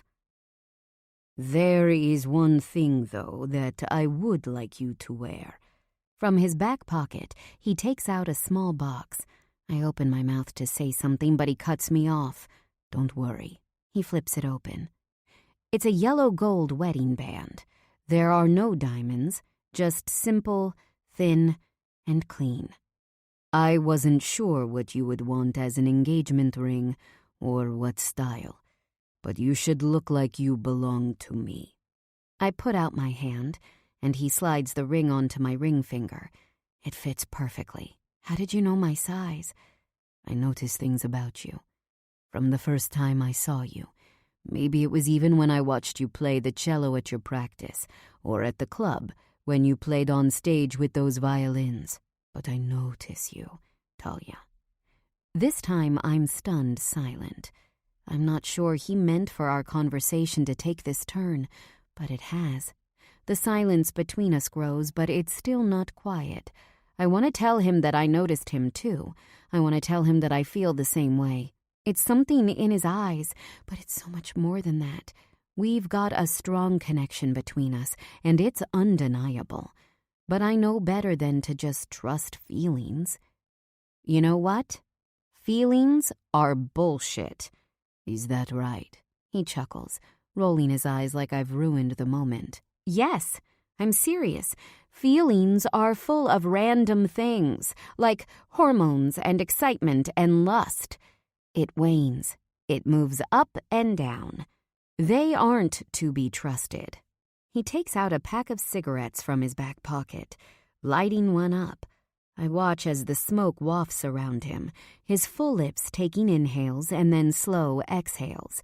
Even though it's dark, his blue eyes are bright. So, what is real? What's real is a deeper level of intimacy and understanding that should go beyond just the physical excitement of things. It's about satisfying each other and growing an actual bond, leaning on each other, trust and friendship, which must be built over time. Knowing someone's dreams and caring enough to support them, putting them first, that's real. He looks at me closely, swallowing hard. So, what's this, then? This is the start of something enjoyable. Maybe. He drops his cigarette on the floor, a small smile on his lips. Let's go back inside. Enjoy the night. He grabs my hand and we get back to the club. The show must be over because everyone is up and dancing. Red smoke fills the area, and Bad Bunny plays on the speakers. In true New York City fashion, it's so random, but it all works. Leo takes a seat at our table and pulls out his phone. I move a little to the music when I spot Rona and Leora walking toward me. Leora exclaims, "Hey, Tal." We kiss on both cheeks. I can't even believe you guys are here. How great is this? The show was insane. Rona smiles. Leo stands up then, towering over the three of us. Hey. Their jaws, they drop. Literally drop. A few giggles and it makes me laugh out loud. To see these two beauties be in shock over a man is very surprising. Rona, Leora, this is Leo. I look up at him. What the hell should I introduce him as? I'm her husband, he shouts, loud enough for everyone in a 5-foot radius to hear. What? The girls start laughing. Clearly, they think it's a huge joke. I laugh too, because the situation is just too absurd to explain. "Excuse us. I'm going to dance with my wife." Leo pulls me into a throng of people. Normally, I worry about going to the center of a crowd like this. I'm not so tall. Okay, fine. I'm short as hell, and I can easily get swallowed up. But with Leo, there is no worry. He's so tall and strong, almost like a rock in the midst of waves. No one can push him over or get into his space, our space. I let the music take over, and by the way he is dancing, he does too. We get into an unbelievable rhythm together. The man can dance. Holy shit, he can move. I don't have to lead like I normally do with guys. I spin and drop and let myself have fun. Because what else is there to do? We laugh for no reason, enjoying the music. A girl walks around with a tray of shots for $5 each. He pulls out his wallet, takes out a 20 and hands me 2 before taking 2 for himself. I guess it really is going to be that kind of night. We both drink up quickly, and I let the burn open my heart. I exhale, smiling, and then take a look at my left hand. I've got a gold ring on my finger. And it's a joke, but it's not. I'm literally married. The laughter bubbles up and he just goes with it, laughing with me. And then suddenly, a slow song comes on. Everyone is awkwardly looking at each other because what on earth is a slow song doing in the middle of a club? Before I can think more on it, Leo pulls me toward him. I wrap my arms around his neck. We let ourselves stare at each other. "What's real is this moment, Talia." He licks his lips. "I know it's not easy. You've been put in a fucked up situation with me. But I want to thank you for taking a chance on this and me." His eyes blaze. "I need this citizenship." He adds almost hesitantly. "Yeah, I want to speak, but nothing else will come. Somehow I feel disappointed. I have no right, but I do." The music changes back to something upbeat and fun, and I push my emotions aside as we continue to party. By the end of the night, a black car comes to pick us up. I have no clue who is driving us, but if Leo feels comfortable, I should too. When we finally get back home, we both hastily change and fall into our respective beds. It would be nice to sleep next to him, but I remind myself, feelings aren't real. 14. Leo. Over the next 2 months, we get into a routine. Our schedules are different, but we manage to overlap for breakfast and most nights for dinner, too. We talk about ourselves a lot, which is something we need to do. We have to know each other well enough to be able to convince someone that we're actually married, and it seems like, somehow, we are on the right track for that. Last night, I took her to the famous Rainbow Room for dinner. After taking the obligatory photos together in front of the magnificent New York City views, we enjoyed our night. We talked more about her family. I told her about Kosovo. I wanted to tell her about the war, but I felt badly about bringing that shit into such a nice conversation. Surprisingly, she's really funny and smart, and completely laser-focused on her cello and schoolwork. The most surprising thing about her is that she cooks a lot. For a woman who is as tough as she is, I didn't expect her to be so good in the kitchen. Of course, she doesn't make fresh bread like Daisy did for her family. But she makes us eggs every morning and lots of salads and grilled fish for dinner. I scratched the back of my neck. She might even be better than fresh bread. Her words from our night at Apotheek about feelings being bullshit keep rolling in my head. It made me think more on Daisy and what we had. We had a secret romance, which kept things very hot all the time. We had sex, and to me, a young kid, it was the greatest feeling I had ever known. We talked but mostly about what could be. I wouldn't say we shared more than that.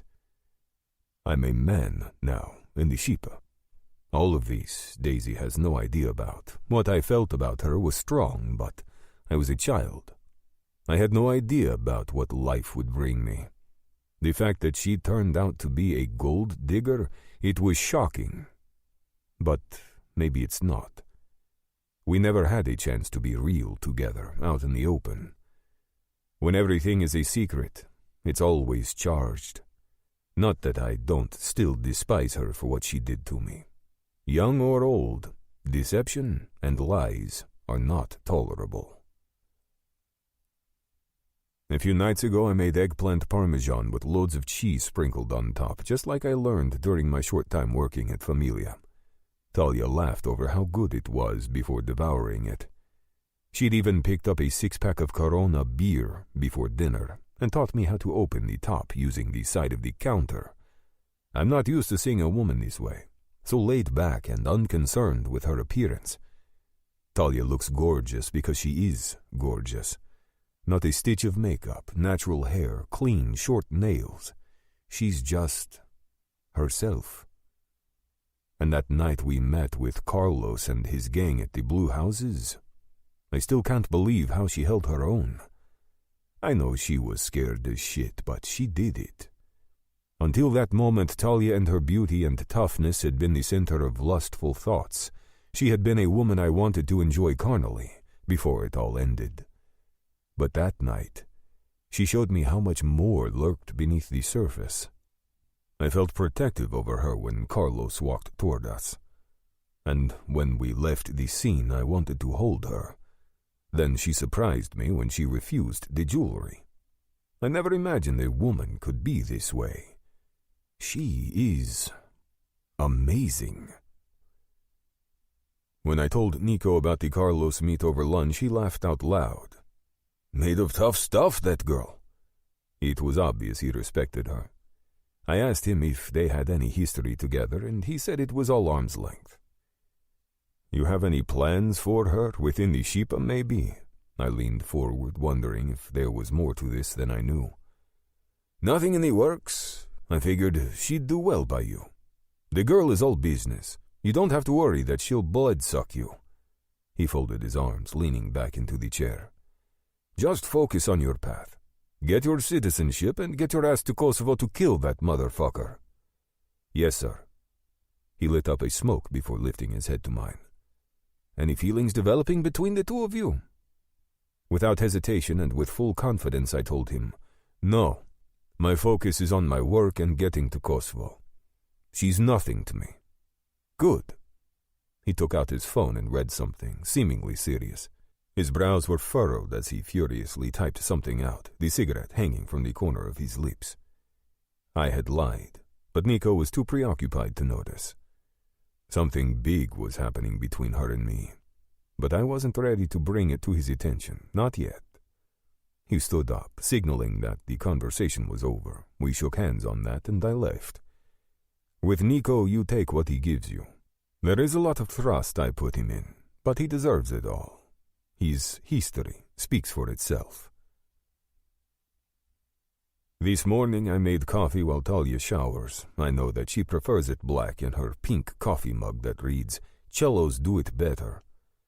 She walks into the kitchen smelling so damn good with her wet, long, dark hair. I've obviously smelled her body wash in the shower, but it isn't quite like her smell. Maybe it's a mixture of the wash and just her own natural scent. Whatever it is, it's good. Too good. Hey, Leo. Or shall I say good morning, husband of 3 years? She pours coffee into that pink mug and takes a deep inhale of the steam. Smells so delicious. Busy day today?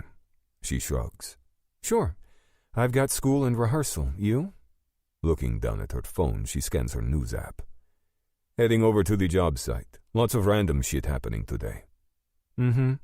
She takes a seat, reading something intently. Any good news this morning? A woman was raped on the 6th subway train and New York City is still broke. She lifts her head. All these taxes we pay, and where does the money go? The streets keep getting filthier. I understand high taxes if it means more services, but high taxes and no services, what the hell are we paying for? I smile. liking how opinionated she gets. I want to push her, so she talks more. Why not just go socialist and let the government run it all then? What? She exclaims, heating up. I mean, why would I trust the government enough to literally run my life, choose what I need, and feed me? I work hard, I study hard, and I take responsibility for myself. I don't trust the government or any government to hold that kind of power over my life. I love my freedom, thank you very much. It's true. But when you're struggling and someone tells you free school, free healthcare, free everything, it's easy to want that. I have one word for you. Russia. My friends who left in the 90s tell me about how their lives were run. She shivers, like the memory of it is too much to bear. America needs to do a better job of teaching kids history. I'm not saying a colorful one, but the truth. People don't understand that socialism doesn't work, and I have to assume it's because they never learned about it. And what's the truth? There's no such thing as a free lunch. Not under socialism, not under communism, not under democracy. One way or another, payment by the people is due. At least under democracy, we can try to control how it goes for ourselves. I want my life to be the one I make. Even if it's a horrible one, I want it to belong to me. Democracy isn't perfect, but it's much better than the other options. Oh, and the greatest example of all is North and South Korea. I swallow hard, listening to her go on. Trying to describe how I feel right now, watching her talk about something she feels passionate about would be impossible. And it's not just that I can't find the words, but also because she's so bright and beautiful that it's show-stopping. North Korea. They're always hungry, and their economy is run by a military dictatorship. And then you have South Korea, which is a liberal democracy and one of the most advanced economies of the world. Countries lose when there's no freedom. I'm quiet. I could let her talk for hours, but I can tell that my silence is confusing her. I lift my coffee mug in the air. Well, God bless America. She smiles, lifting her own cup. God bless democracy. We lock eyes. God bless beautiful women who are willing to marry men for citizenship. And God bless crazy, sexy mafia men who will do anything for citizenship. Crazy sexy, huh? She rolls her eyes. You know what you are. I married you for a reason, didn't I? I tilt my head to the side, feeling the air fill my lungs. I dared her, saying, "Tell me what I am." She doesn't speak, but she looks, and God Almighty, I feel it. I want her, and she wants me. I know this is a fact. She turns her head away and focuses back on her phone. This tension between us is building. Fast. I empty my cup and rinse it out in the sink before grabbing my wallet off the counter. Will you be home tonight? I'll make dinner. Mm-hmm. She waves me off, and I leave the apartment, smiling. I finish choosing the Miele Sub-Zero and Wolf appliances for 3 of the new homes I'm building and check the time.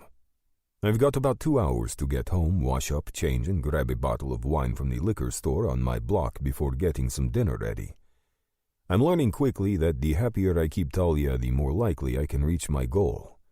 I ignore the fact that our time together has turned enjoyable, or that she's on my mind constantly. We keep all of our conversations general, neither of us digging too deeply into how our feelings are evolving. And it's been working. Swiping my Metro card, I navigate through the tunnels and hop onto the Ford train just as the doors begin to close. It's packed with people leaving work, and not for the first time I'm glad to be as tall as I am. I wonder how bad riding the subway must be for Talia during rush hour with that huge cello in her hands, her face barely reaching most people's chins. Something stirs in my chest. She really shouldn't take the subway at all. It's gotten much more dangerous lately. I don't take the subway to save money, but because I despise sitting in New York City traffic. At least the train gets me where I need to go quickly. A few men push into the train, elbowing their way into spots that are already filled.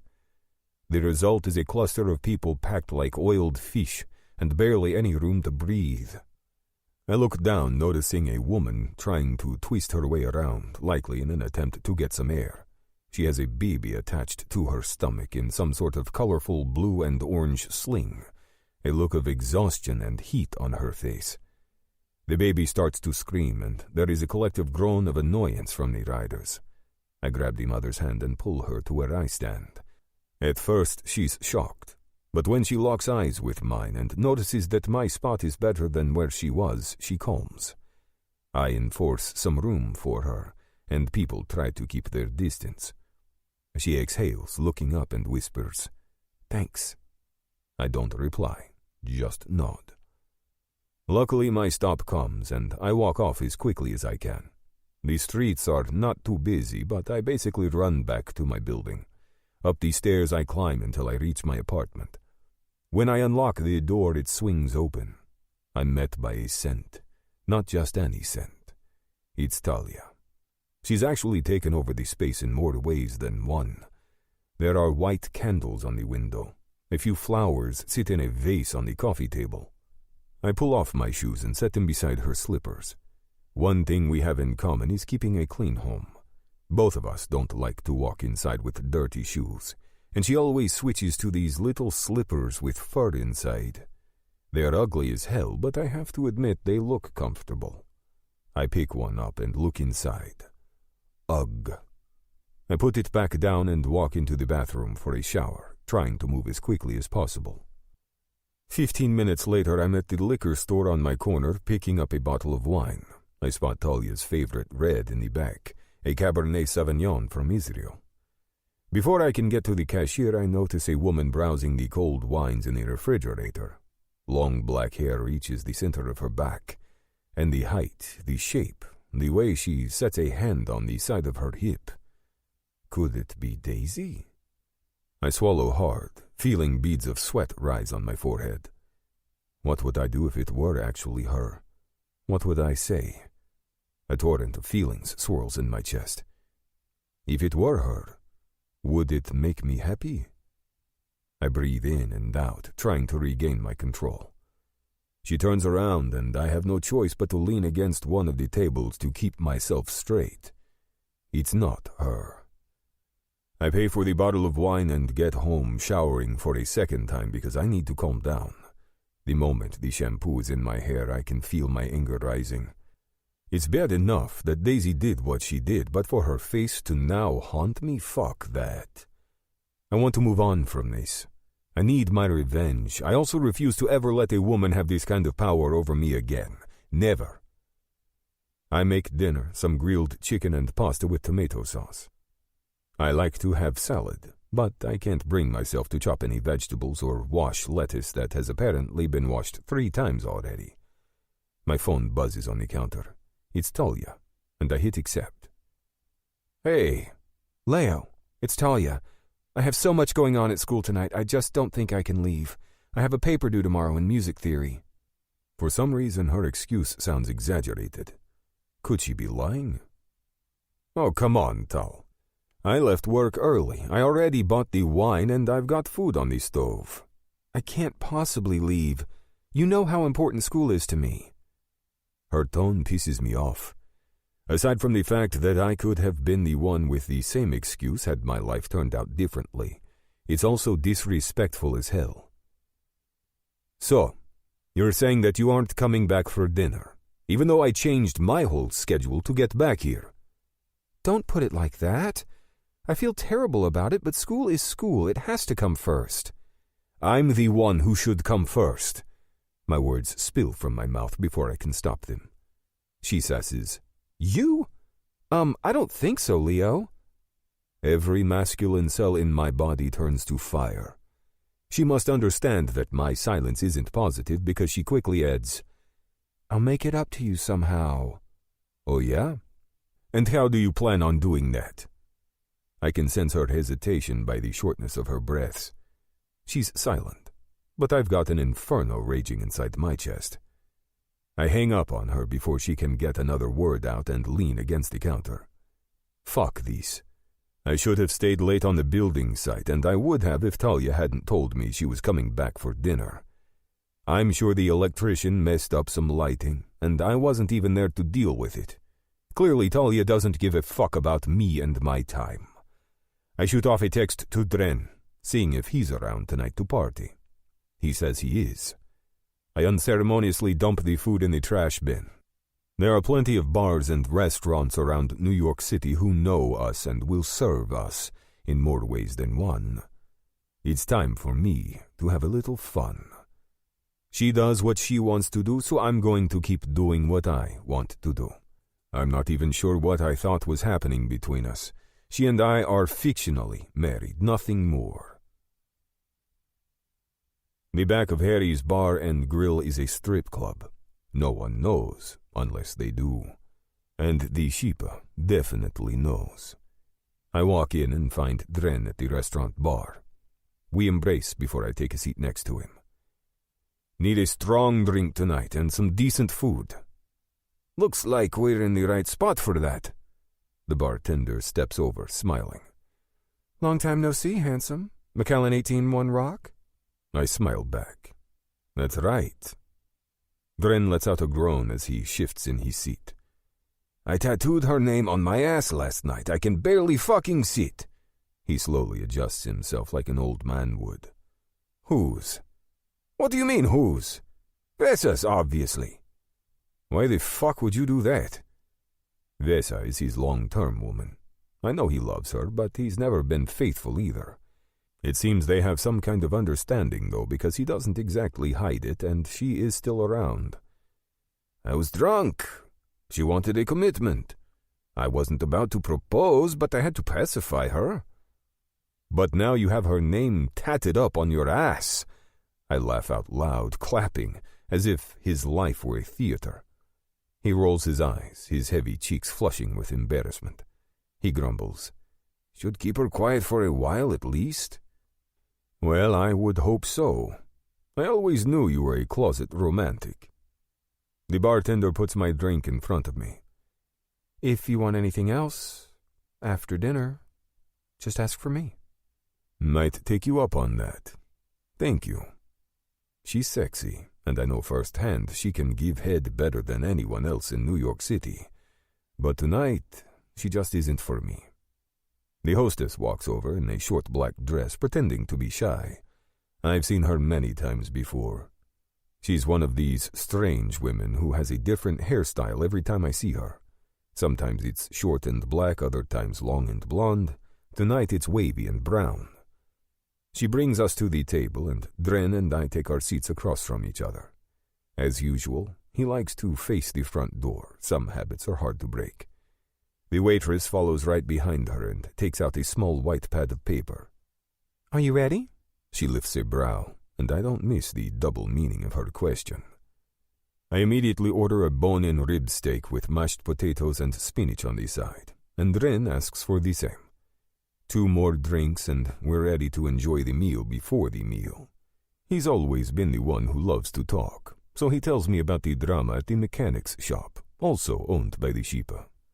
He goes off on a tangent, and I try to follow his story about some Italian mafia guy, son of Anthony Borgnone, who ran off to Utah to build a casino. It doesn't take long for dinner to be finished and for me to get comfortable on one of the plush private couches. One of the waitresses, Star, works quickly, and it isn't long until she's grinding against my cock like the queen of a rodeo, complete with heavy red hair and jeans that are open at the crotch and ass and held up with black leather garters. I focus on her fake tits bouncing because I really don't want to put a face to what's happening right now. But I catch a glimpse and decide to shut my eyes entirely before I lose my hard-on. What I wouldn't give to teach Talia a lesson for ditching me tonight. I sink lower into the couch. I might as well face it. Talia is a girl who puts the right shit in life first. But if she would just soften up a bit, things could go so well between us. The fantasy comes at me in flashes, and the atmosphere within my chest shifts to molten heat. Talia's long hair brushes against my chest. She's in a gold dress, her tits so full, too full for her top. We're back at the club, the night I met her, in the dark back alley. Only I get there first. She walks up to me. She tells me she was waiting for me to step outside. She's vulnerable, and I want to protect her. I want to show her who I am. She pulls down the straps of her dress, her eyes praying that I like what I see. She's absolute perfection. I press her against the wall and lift her. She's so tiny, so perfect. Her legs wrap around my waist and my hands move beneath her dress. Smells so good. Feels so good. Shit. Her nails dig into my shoulders, her long throat exposing itself to me. I lift the bottom of her dress to her hips. I can feel the pulse pounding in her pussy, beating against my cock. No barriers. I shift, wanting to hit that right angle for her. She moans, and it's deep and guttural. I lower my head, latching my mouth onto one pert nipple, drawing it into my mouth and sucking until she shakes. I can feel the climax building behind my eyes. Talia has the sweetest pussy on earth, and I know it to be true. With the hottest hands, she holds on to me like she might die if she doesn't. I grab her plump ass, pumping so hard that I might break her. She's soaked. I can hear it.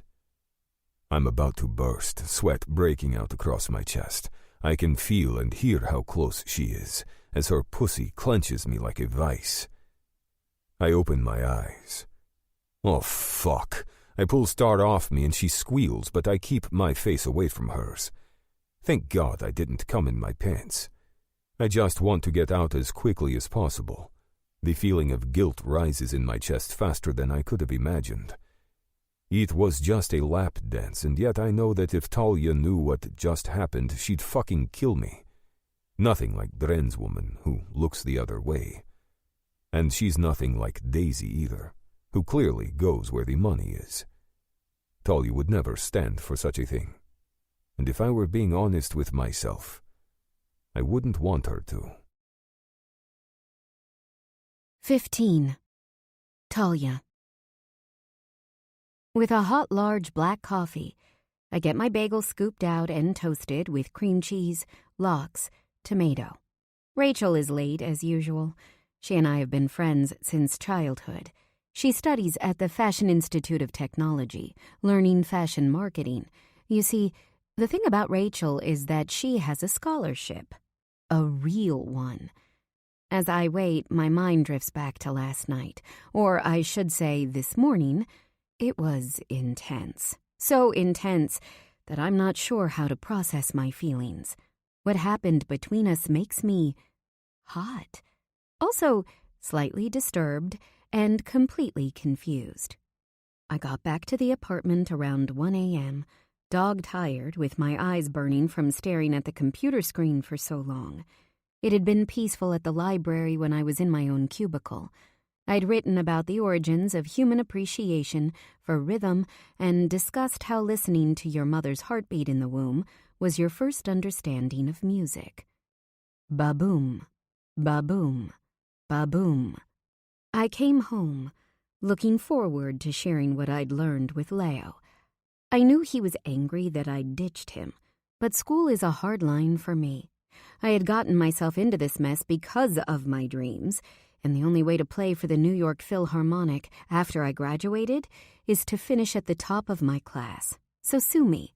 I am an obsessive pursuer of A's. I have to try my best at everything I do. The weather had been lousy, too, and I'd had a good seat in the library. I couldn't just give it up. Library seats are rarer than diamonds, particularly before midterms and finals. I had a whole dissertation in my head about how I would explain it to him, get him to understand the seriousness of school. The women he knew probably hung on his every word and would let go of whatever they were in the middle of just for a few moments with him. I still hadn't been to a Shipa party, but I could imagine it all. Hot, wealthy, powerful men who were utterly devoted to each other, women on call. But I had a life, too. I wasn't one of those girls. Still, I couldn't deny the fact that I felt guilty. I'd had a general outline for the paper, but I didn't realize where my research would take me, and once I recognized that it would be all night, I let him know. I hadn't thought about the fact that he was setting up dinner, but the truth was, he wasn't just setting it up. The man was cooking. For me. And he'd left work early. For me. I understood why he was furious. Not only that, but sometimes I thought he resented me for my schooling. God knew it had driven him insane when I told him where I studied that first night we met. Clearly, it was still a real thorn in his side. I felt ready to deal with him. I looked around, noticing he wasn't there. I washed the frying pan he'd used in the sink and took a look into the refrigerator to see if I could reheat what he'd cooked. It was empty. I opened the trash to throw away a random piece of Bounty lying on the counter when I saw exactly what he had made. Chicken breast lined the trash. He dumped it. I sat on the couch wondering if I had any right to text him. Thinking about texts made me think about that girl who'd reached out when I first got there. He was a man with needs, and I wasn't fulfilling them. That was for sure. I wasn't the type of woman Leo was used to, and I wasn't like him or his friends, and yet my heart sank with each moment I realized that he was not here, so he must have been with someone else. It felt bitter, awful even. I watched the entirety of Clueless for the millionth time, but still could not sleep. By 2:30 a.m., I washed my face and changed into a second pair of pajamas. But sleep was still impossible. I got back up, went into the bathroom, and decided to do a hair mask. After waiting 20 minutes, 5 more than the directions said, I rinsed it out with ice-cold water and then decided to do a face mask. Close to 3 a.m., and he was still not home. I changed for the 3rd time into a shirt and shorts, and then I decided I wanted to wear his clothes instead.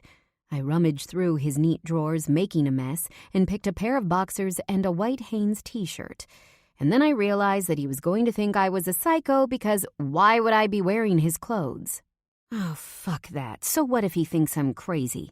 Where the fuck is he? I sat with my cell phone in my hand, wondering what would become of me. What if he got into a fight somewhere and was lying dead in some underground fight ring? I knew he sometimes fought in his free time. I paced the room, listening to the AC whir. And then I sat by the window, watching cabs drive through the night, waiting for him to get out of one. That was when he came through the front door, or at least, I thought it was him. It could have been the creep from the blue houses, Carlos. I heard the clunk of shoes hitting the wooden floor, but would Carlos pull off his shoes before entering? Obviously not. I looked down. I was wearing his clothes. My skin was probably red from the mask. My hair was a ball of frizz because I had no product in it. When he finally walked into the bedroom, he ignored me and went straight into the shower. I took a nervous breath at how he'd prowled through the room. His intensity was off the charts. Was he going into the shower because he had been with another woman? Was it perfume I smelled on him, or just my imagination playing games? I sat there in bed, worrying and anxious. His temper, God, it was awful. He finally exited the bathroom, a towel wrapped around his trim waist. His eyes moved to my body, widening when he noticed that I was wearing his clothes. I couldn't read whether or not he was pleased or pissed.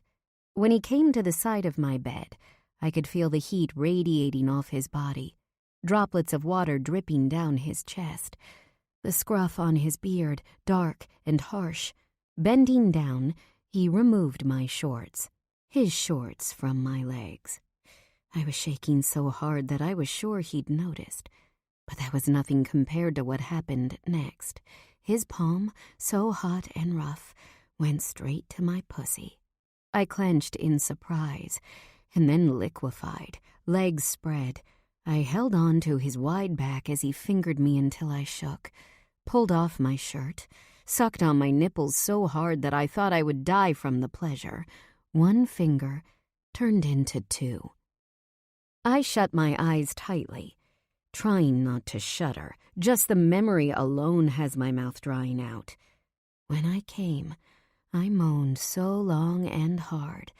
The shock of it Rachel unceremoniously sits down at the table, breaking me out of my reverie. "Hey, Tall." She throws her long blonde hair into a high bun. Gathering myself, I tell her, "I know it hasn't been too long since I've seen you, but we have so much to talk about." "Yeah, like, shouldn't you be en route to the Hamptons with your Mafia man?" She unwraps her sandwich, taking out her bagel and biting into it. I drop my head into my hands. "The man you're referring to and I are done." She leans her elbows on the table, getting closer to me. "Spill." And so I do, in word vomit form, barely taking a breath. She raises a pointed brow. "So, now you're married, pawned off to a different but much hotter Mafia guy?" She looks at me incredulously. "Yep, but Leo doesn't seem to know about me and yet. I feel like a liar, by the way. Or worse. You mean you don't want him to think you're a whore?" I roll my eyes. "Can we not, for God's sake?" Heat rises in my chest. I'm a whore. Don't be so sensitive. I expect more from you. You know you're not a whore. You just fucked a guy for money and now married a different one. For money. My jaw drops and she laughs out loud. "Come on, make light of it. You wouldn't be the first or the last. We both know that sex and money are the way of the world. Who cares anyway? You're not fucking a million guys. You had a boyfriend and he hooked you up. Now you've got a new man and you've been hooked up again. The end." Well, it seems that now I'm trapped. When I was with Yet, I could have pulled the cord at any time. But this time I'm locked, and I have a marriage certificate and ring. I lift up my left hand to prove it. "Well," she continues, "if you can get divorced in the end, and it's only a few months of your life and $5 million, this is amazing if you ask me. Take the money and never think about it again. Can we take a trip when it's over? I'm dying to go to Ibiza." "But what if they don't let me leave him? How do I know we'll be able to get divorced? Yet told me that there is no divorce." "Well," she exhales, "you have a point. Maybe Leo is just promising you an end date." So I shut up and do my best during the interview? Yeah, I agree. But another part of me feels like maybe this is turning into more between us. I drop my head in my hands. She takes another bite. "How much more?" "Well, we've been spending a ton of time together, and he's gorgeous and successful and smart. The first time I saw him, we had that connection, and sure, things got testy. But then we've had so much fun. It won't happen. He will find a way out." "Are you sure?" "Yes. It's because of that girl he's obsessed with, who screwed him over." She shrugs. "I think that he'll want you out of his life. I mean, this man has been through a lot of shit. He must be damaged as hell. There is no way he wants you in his world and by his side. No offense. And thank heavens for that. He might try to convince Nico to let you out because he wants you gone. Trust me on this, he doesn't want marriage. The man is hell-bent on destruction. He's got a grudge like I've never seen before." I shiver, acting like I'm scared. Keyword, acting. The truth is, I'm not scared at all. I wonder what could be so wrong with me that just the thought of Leo angry gets me horny? Grudges are hard to let go of. I still despise Ryan Landau for telling everyone I got my period in the 7th grade. Truth. Fuck him. I hate that asshole. "But let's get back to this impending divorce," she continues. "If he is this dead set on revenge, then why are you even worried about the two of you growing feelings? Let him hold on to the grudge. Much more likely for him to get rid of you when it's all over and you aren't useful, and in the meantime, enjoy your time with him." But I'm not even sure Nico will allow us to end it. I'm really not.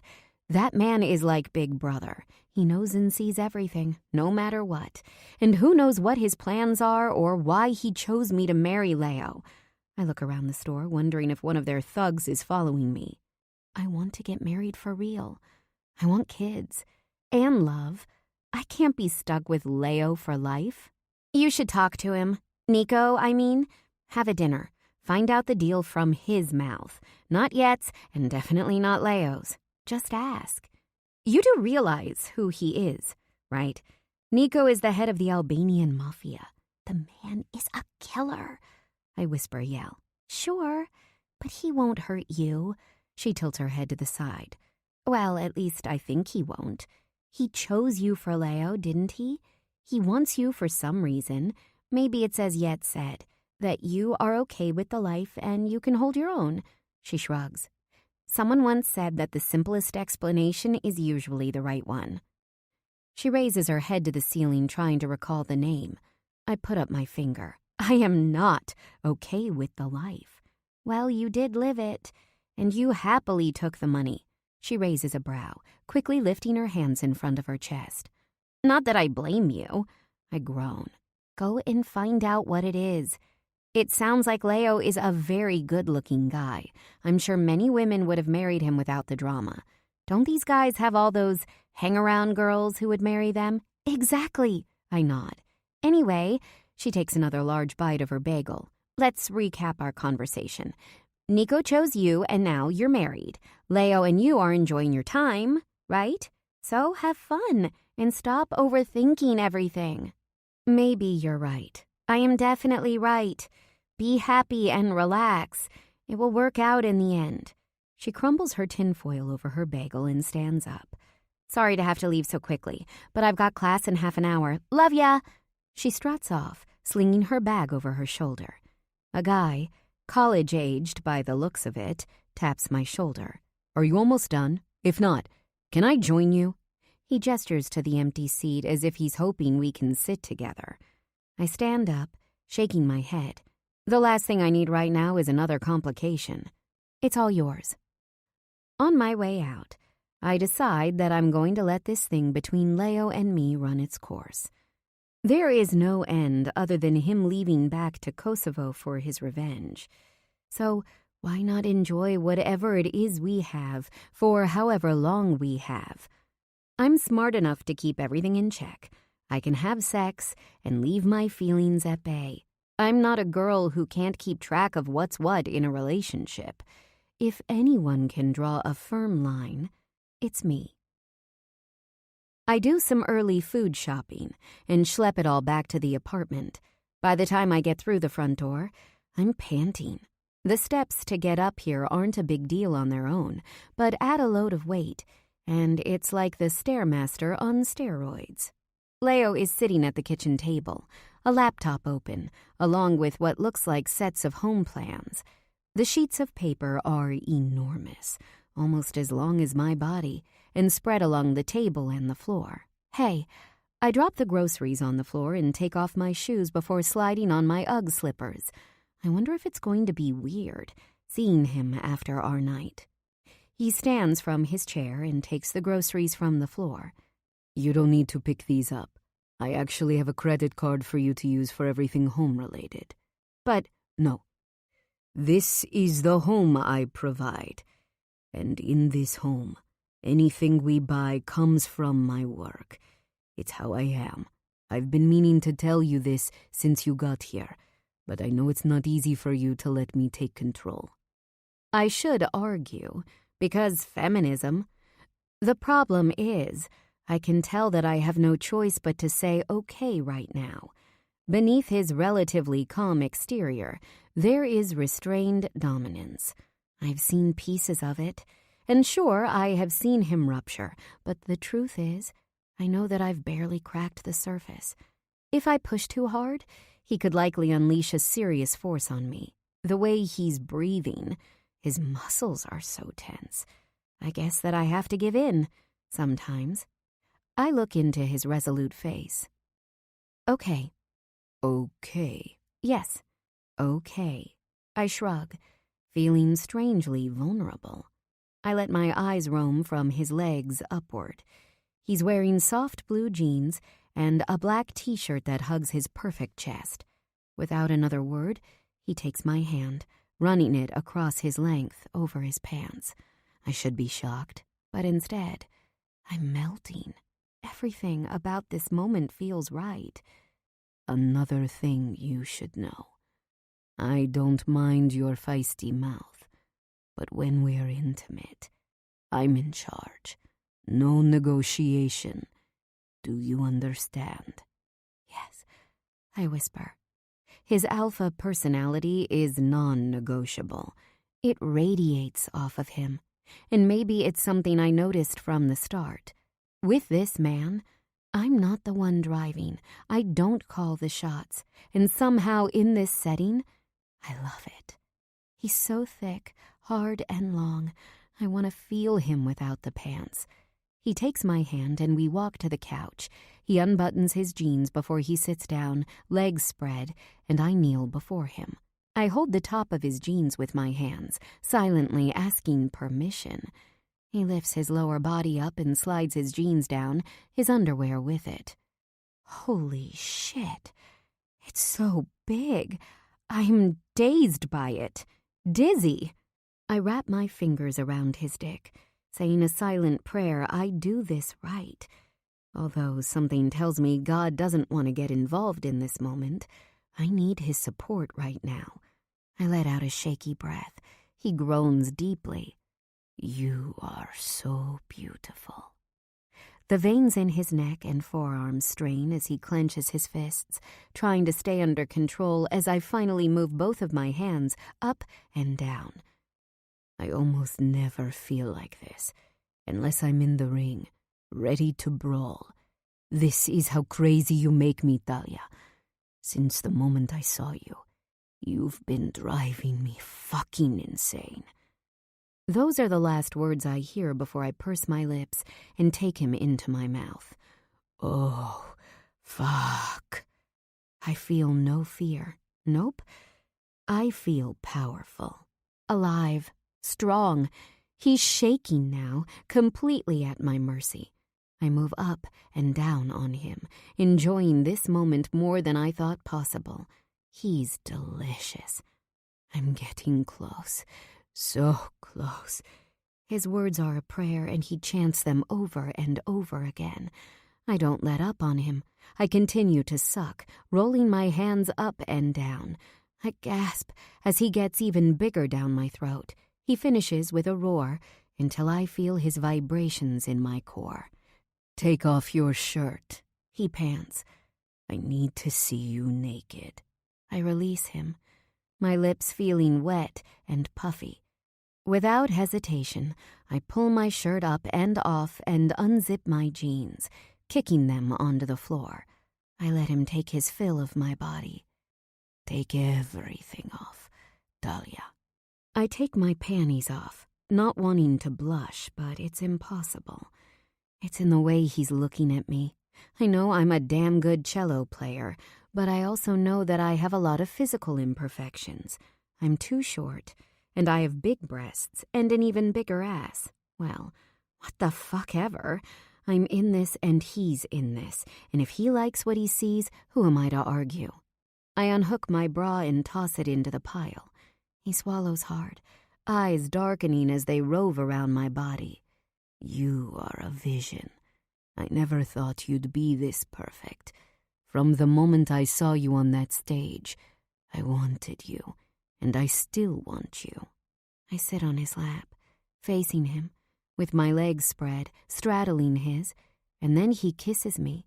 I hum into his mouth, and just the taste of him has me quickly tumbling into bliss. I'm unable to stop, and neither is he. He sucks my lower lip into his mouth before moving to my neck, and I lift my face, wanting to give him access to anything he wants. I grip the bottom of his hair and lean back as he takes my nipple into his mouth. I can feel the jolts straight down, like an electrical current through me. I don't think it's possible for me to get any hotter, but I'm churning, grinding into an inferno. We're panting, sweating. We're all but fucking on this couch. I meet each of Leo's grunts with my own, our feral noises growing stronger. The neighbors can probably hear us, but I couldn't care less. If he would just slide it in. I groan, trying to maneuver myself on his lap. His hands grip my ass, slowing me down. Wait, what? I pant, breathless. I don't want to stop this. Yeah. He pulls me back from him so we can look at each other, eye to eye. I need to make sure you really want this. I said I'd never take advantage. Breathlessly, I assure him, "You aren't." He plays with a lock of my curls, stretching it out to its full length before it springs back into a coil. I can get very territorial, dominating even.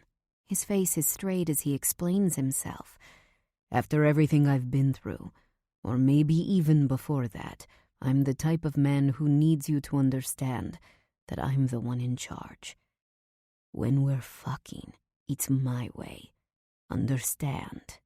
I look into his face, understanding plain and clear. Just in bed, right? Because I don't think I could handle that kind of dominance in our actual life. I've got a lot to say, you know. We both burst into laughter. No shit. Talia, you've got more to say on your pinky than anyone else. I cut him off with a kiss, but he quickly takes the lead, and that's when he takes the proverbial driver's seat. Lifting me off the couch, he brings us straight to his bed. And God, but the man takes his time when he wants. Licking, sucking, driving me insane with his tongue. Places I never knew were so sensitive, he finds and exploits. When I moan, he understands. When I slightly twist to get him into another spot, he understands that too. He takes me on and off the brink of orgasm over and over. When I'm finally so out of it that I can't see straight, he stands up, taking out a condom from his drawer. Before he can tear it open, his phone rings. It's a different ring than usual, and he moves to pick it up. He's completely serious when he answers, "Hi, Darius." I watch him as he listens to the caller. His gorgeous profile, thick neck, ripped abs down to a sharp V. Perfect dick, utter perfection. Hard, strong, muscular legs. If this man were music, he'd be box cello suite number 1. I start to giggle over my dorkiness, but then stop, because his eyebrows are furrowed together, lips tight.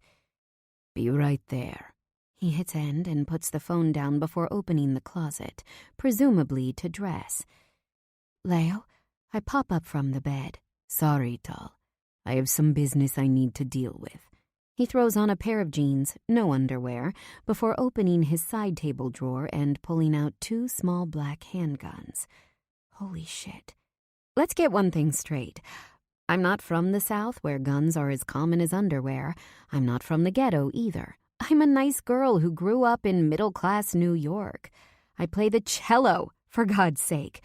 The worst weapon we had in my apartment growing up was an old baseball bat that my dad kept in the coat closet by the front door. A gun? No way. Guns scare the shit out of me. When I think of guns, I imagine Columbine and other crazy shootings. To think I've been sleeping near one and I didn't even know it. "Leo, you have guns here?" Anger rises in my chest. He casually slides them into 2 holsters, as if he's putting on something as mundane as underwear, and then he puts a small pack on his belt. I grip the sheets to my chest. "What is that?" "Ammunition." "Leo, look, I can't deal with this." A buzz runs through me, and it's not the heat from earlier. It's cold as death. I'm scared. Nonchalantly, he replies, "You've been dealing with it, and you will deal with it. Just relax. I'll be back later."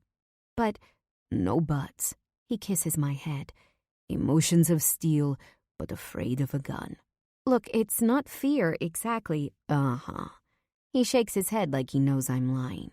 "Believe it or not, my great-uncle brought me to a range once to make sure I knew how to protect myself, but I hated every second of it. I was so nervous. I came home burning up with fever, and when I told my mom where I was, she flipped, I admit." "And what do you mean, emotions of steel?" I cross my arms, feeling annoyed. "I don't need to live beside a weapon. What if you get angry at me one night and shoot me?" He laughs out loud. "You're crazy." "No, you're crazy." He walks over to me, sliding a black t-shirt over his chest. He smells like clean laundry. I look up, nervous. "Listen, I was born in the aftermath of the war in Kosovo. Read up on it. It was in the 1990s. Suffice it to say, I know how to shoot, and I know how to protect myself. For me, it's nature. I'm a member of the Shippa, right? I have to have protection on me. Understand? I nod my head slowly. I get it, but I don't like it. I'm not typical. I'm nothing like the men you know. We're dangerous. And when I go out to do work for the Shippa, everyone knows they have to be cautious. I want to admit that I understand his life better than he knows. Not that Yed ever gave me any details, and not that I asked or wanted to know, but it was still there to see. I saw him come back to his apartment once, with stitches over his eye, another time blood on his shirt, but I can't get the words out of my lips. It feels impossible to say. If I thought it was hard to keep my relationship with Yet to myself before, it's nothing compared to the guilt I feel now. But every second I wait to tell Leo the truth, the harder it is. I swallow hard, ready to just come clean. I can do it. You look like a lost puppy. I'll be fine, all right? He smiles, unguarded. This is my life. And it's under control. Soon, you'll get used to it. Probably quicker than anyone else in the world, huh? I drop my head, not wanting him to see my eyes, lest he saw the storm brewing in my chest. All right, I reply, staring at the comforter. But lock it up. Or something. Yeah? So if someone comes into my house with a gun, ready to kill, you want me to turn the dial, open the safe, pull the gun out, fill it with ammunition, and then what? It takes too long. Jesus Christ. I exhale, looking up at the ceiling. I want to give him an earful, but he looks at his watch. Prayer is good. Protection is better. And then he's gone, sauntering out like the devil he is. 16. Leo. Leaving my apartment building, I step straight into the Shippa's black Escalade, driven tonight by Dren. Yet is here too, with Armand, a newer guy to the crew. You spoke to Carlos recently, right? Darius lights up his smoke, leaning back in the front seat. Yep, went with Talia. Carlos was his usual fucked up self. Not sure they were scared enough. We've got to exert more pressure. Big deal they're doing for us next week, and Nico needs them to understand that we're all cool. But if they fuck it up, they'll be in big trouble. Nico told me he wanted a calm hello. Brought Talia with me to keep it cool. Makes sense, Dren replies, nodding. So, where are we headed? We're going to a bar they hang out in. We picked out of a hat who has to go, and sorry, brother, you're in. Armand, sitting in the back row, taps my back. Hope we weren't interrupting something with Talia, eh? The guys laugh. Hope you're enjoying that. She's smoking hot. Darius, Armand calls out. You think Nico can set me up with a wife that hot? I could use citizenship too, you know. Before I can get a word in, Yet pipes up with a loud, Shut the fuck up! Darius exhales smoke out the window, and it jets by my window. I turn my head around to Yet. What's wrong with you? Shit, man. It's almost as if he cares about what they say about her. He spits. They shouldn't talk about her that way. And what's it to you? Silence descends in the car. It's heavy. I know by the look in his eyes that he wants to say something. I asked you a question, I push, cracking my knuckles. What the fuck is going on? Darius bangs on the front of the car, getting our attention. Can you all shut the fuck up? We all have to know who we're hanging with when we get there. Leo, you're with me the entire time. Everyone else be cool and hang around. Always staying close to one another. And don't fuck with any of their women. Way to ruin a good time, Dren chuckles. This is business, not fun. I smile. Darius has always been so serious. How's your ass, by the way? I chime in, tapping Dren's shoulder. Everyone laughs as we pull up to a corner bar in Hell's Kitchen. Walking in Carlos's gang, the snakes get quiet. There must be about 15 of them hanging out in here. Bar to the right, pool table in the back. Bright exit sign to the right. I know all of us are quickly figuring out the place, calculating. They look at us, and it's obvious they know to be cautious. We're far too dangerous, way above them in the ladder of the underworld. We're also much bigger than them in physical size. Carlos is in the back, the bartender adds. She has long dark hair and an enormous pair of fake tits. She acts like she has nothing to fear, but she does. Darius and I take a walk to find him, and the rest of the guys get drinks and say hi to the few guys they know. I don't come with Darius too often, but often enough.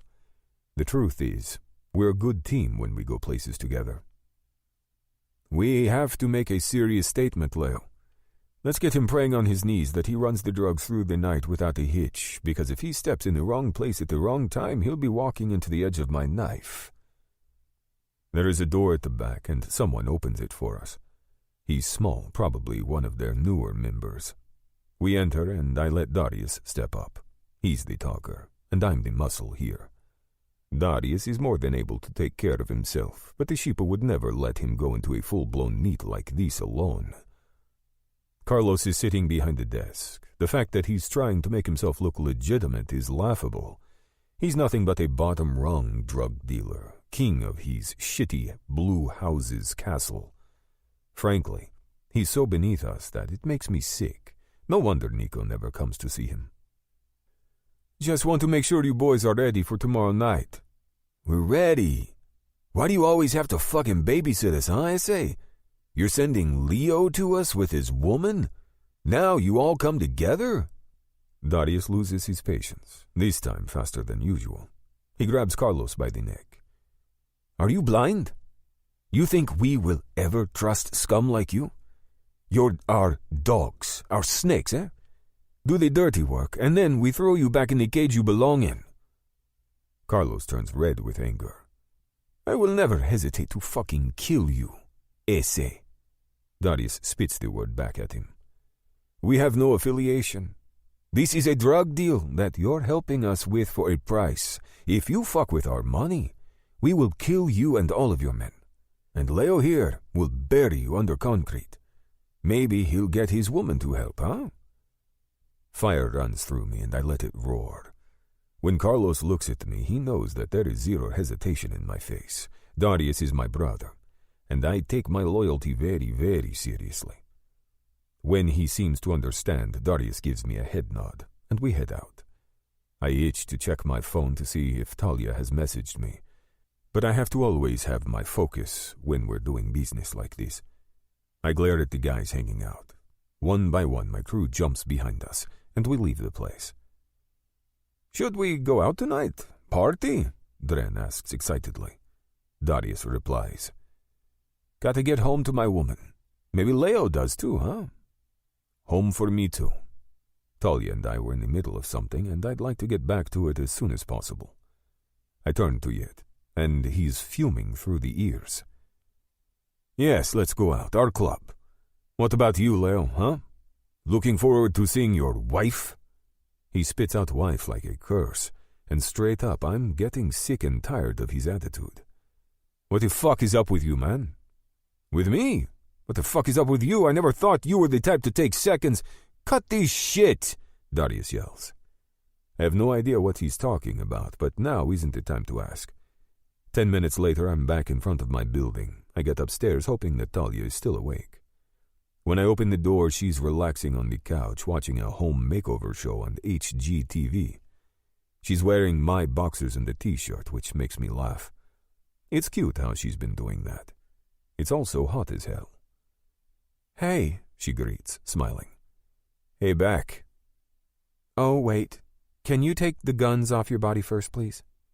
What if you took them off for me? Oh, no. I don't want to touch them. Maybe you should. And then I realize that I want her to. These are going to be living with you. You shouldn't be afraid of them. She worriedly shakes her head. I told you that I've shot a gun before. I know how to use one, lock and load it. But that doesn't mean I don't hate them. Sometime soon, let's go to the range together. I want you to learn how to use my guns, and I want you comfortable with them. Can we cut the talking? Get rid of your weapons, and let's go back to happier times. I shake my head, chuckling, and walk into the bedroom, putting them away before washing up. I hate the smell of bars, and that place was rank. When I'm in the shower, I decide that I want to finish what we started. Badly. I open the glass shower door and shout, "Yo, Tal, can you help me out for a second?" I hear her step inside. "What do you need?" "I need you. Naked and in here with me. Now." There's no room for negotiation in my tone, but with Talia, I'm sure she would find a loophole if she wanted to. I watch her undress slowly, each article of clothing dropping to the floor. And when she enters the steamy shower, I pull her into my arms for a searing kiss. There are a million things I want to do to her. I want to make her come. I want her screaming my name. I want her clawing at my back, begging me to give it to her harder. For a moment, I let her go.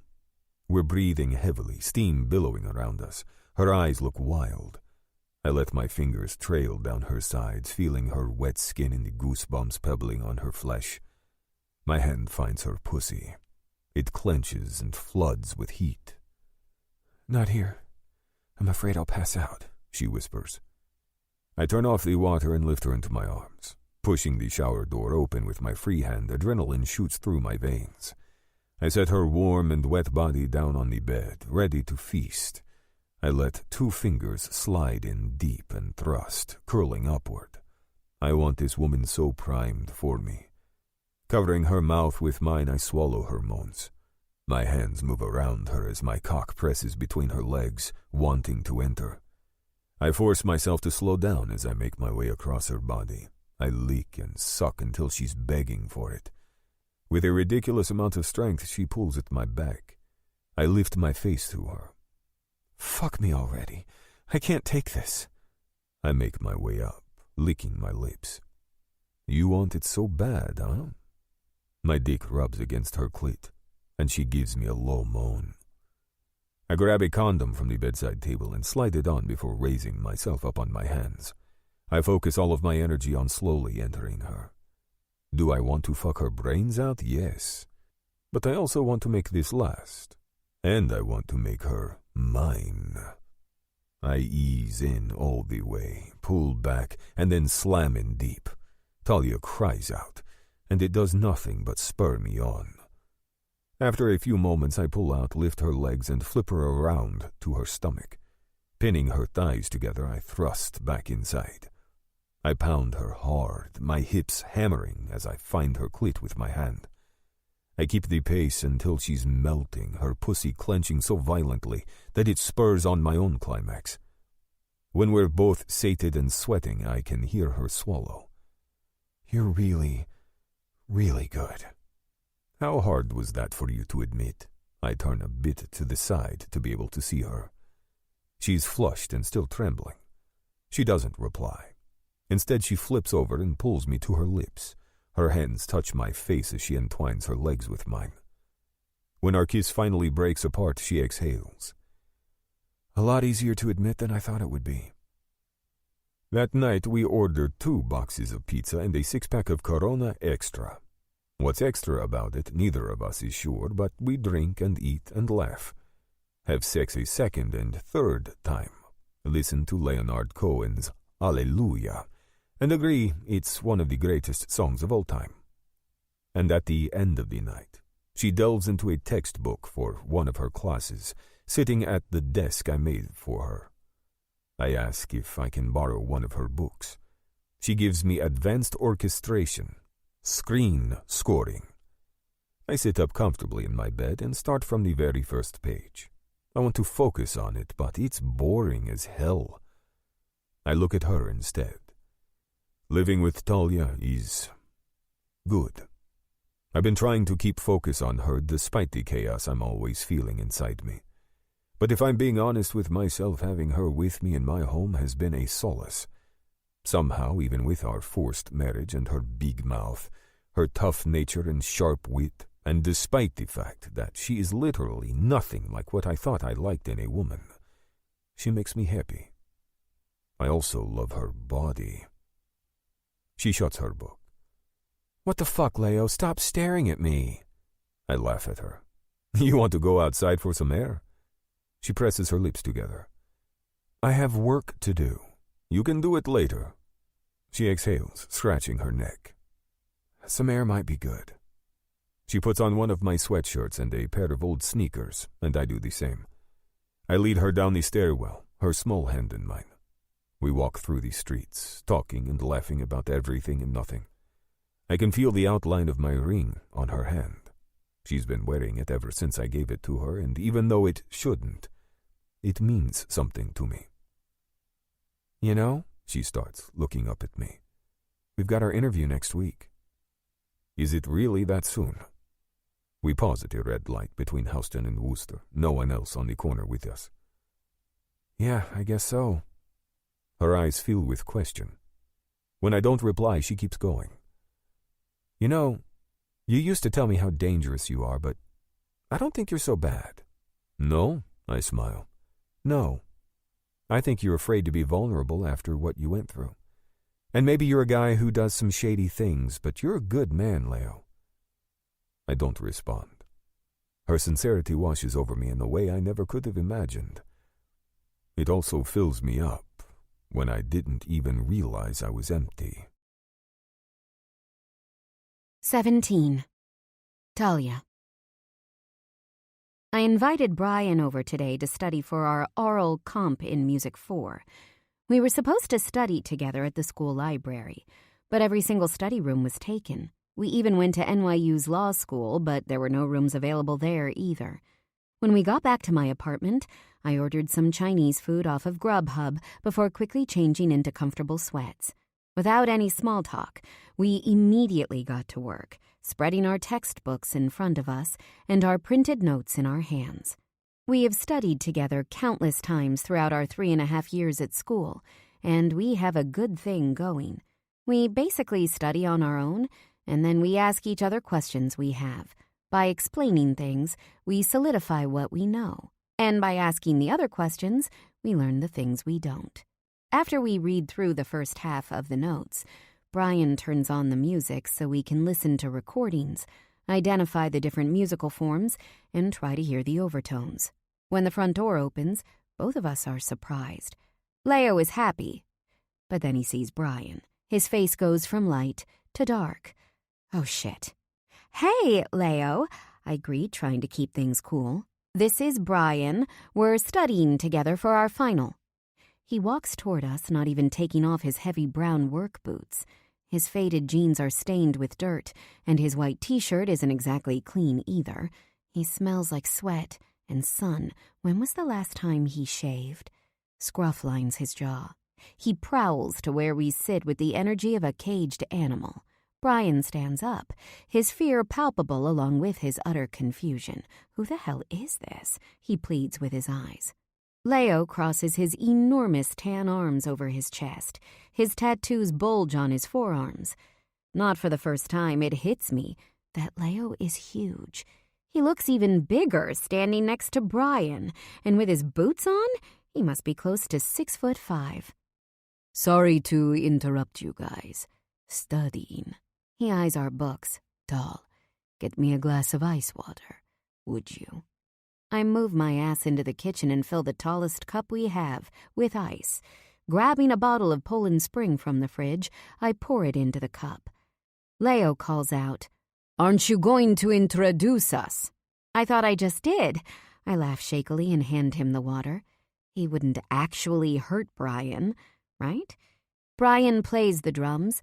He is considering leaving school early to play with Heretic Pope. Super talented drummer, I add. He drinks the water, each gulp long and heavy. His Adam's apple bobs with each swallow. I'm her husband. He wipes his mouth with his left forearm and hands me back the glass before putting out his hand for Brian to shake. Brian gives his hand to Leo, like he's handing over his firstborn. I'm sure he wants to ask me a million things, but I exhale and turn away, not sure how to get out of this awkward situation. "I'm going to get into the shower. I assume you're done, no?" "Yes, we're done. Now, at this moment." Brian stuffs his bag with his notes and computer and recorder. "Thanks for the study session. I'll see you soon, Talia." In a flash, he's out the door, practically tripping over his own feet. "Leo!" I yell when the door closes. "What the hell?" "Me?" He points to his chest. "What did I do?" "Well, you basically came in here." I pause, suddenly out of breath. "Uh-huh." You came in here, didn't even take off your shoes, towered over him, bossed me around, scared him to death." He shrugs calmly. "Well, you scared him," I continue. "And I have this test coming up in—" "I can walk into my own home with my boots on, and I can ask my wife for a glass of water after a long day, no?" I'm stunned into silence. "Brian is my partner," I retort. I'm grasping at straws, trying to stop myself from feeling this attraction to him. An unbidden heat curls low in my belly. Everything about him turns me on to no end, from his dominance to the fact that he is the one man, maybe on this earth, who both gives me my freedom and yet doesn't let me disappear from his view. At the same time, I won't deny the fact that I want to kick him in the nuts for pushing Brian out of the house. I open my mouth to yell at him, but he cuts me off. "You have won, partner." He points to his chest, harder this time. "It's me. You have one man you answer to, and it's me," he repeats. "You were embarrassed I told him we're married. Is that it?" He tilts his head to the side, and while he seems pretty calm, I know he's fuming. "No, of course not. I'm not embarrassed, but you're so... I look him up and down, furious and wanting him so badly that it hurts. He raises a brow, waiting for me to continue. "Messy." "Well?" His gaze moves from my feet up to my face. "It looks like you like me messy." He crosses his arms again, and the muscles in his biceps bulge. "I do not," I reply a little too defensively. "You're making a mess in the house. The floor is probably caked with dirt from all the job sites and—" I swallow hard, taking in his body and his warm blue eyes. I hold on to the top of the couch, trying to get a grip. My strength is leaving me because all I can see is Leo.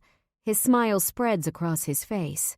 "Oh, Talia, if you only knew how glad I am to finally be able to read you. Your voice spells anger, but your body says something different." He pulls the straps of my tank top down, kissing my right shoulder while unhooking my bra from the back. "You're mine.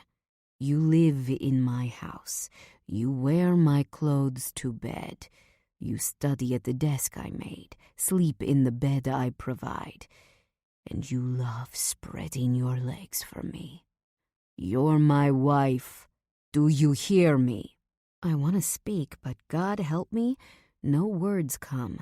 Not one measly word. By the time he's entering me, I can barely even call out his name.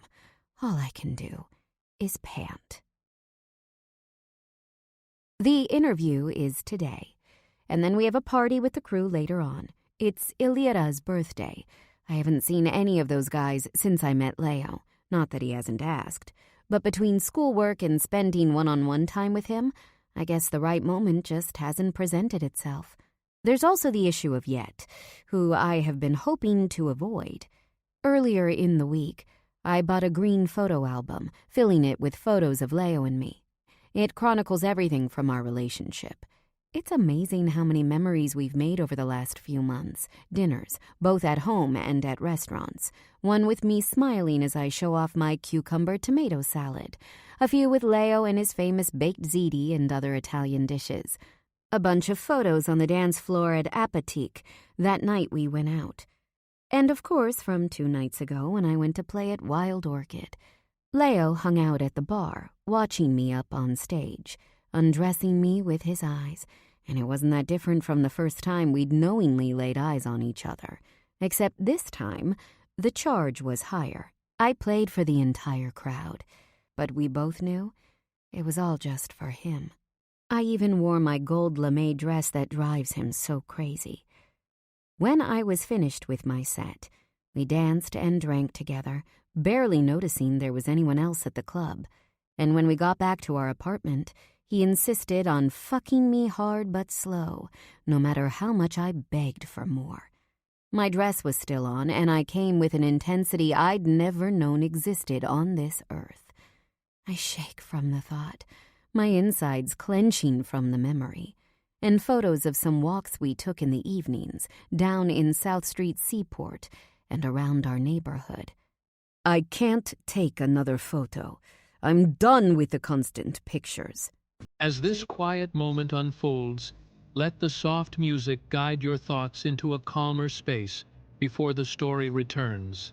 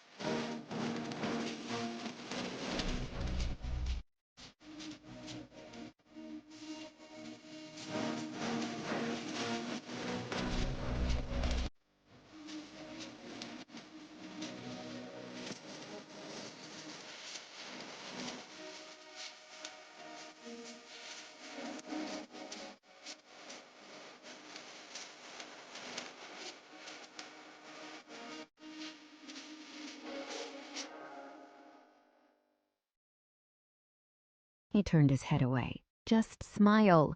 Look at me, I begged. I like taking pictures of you.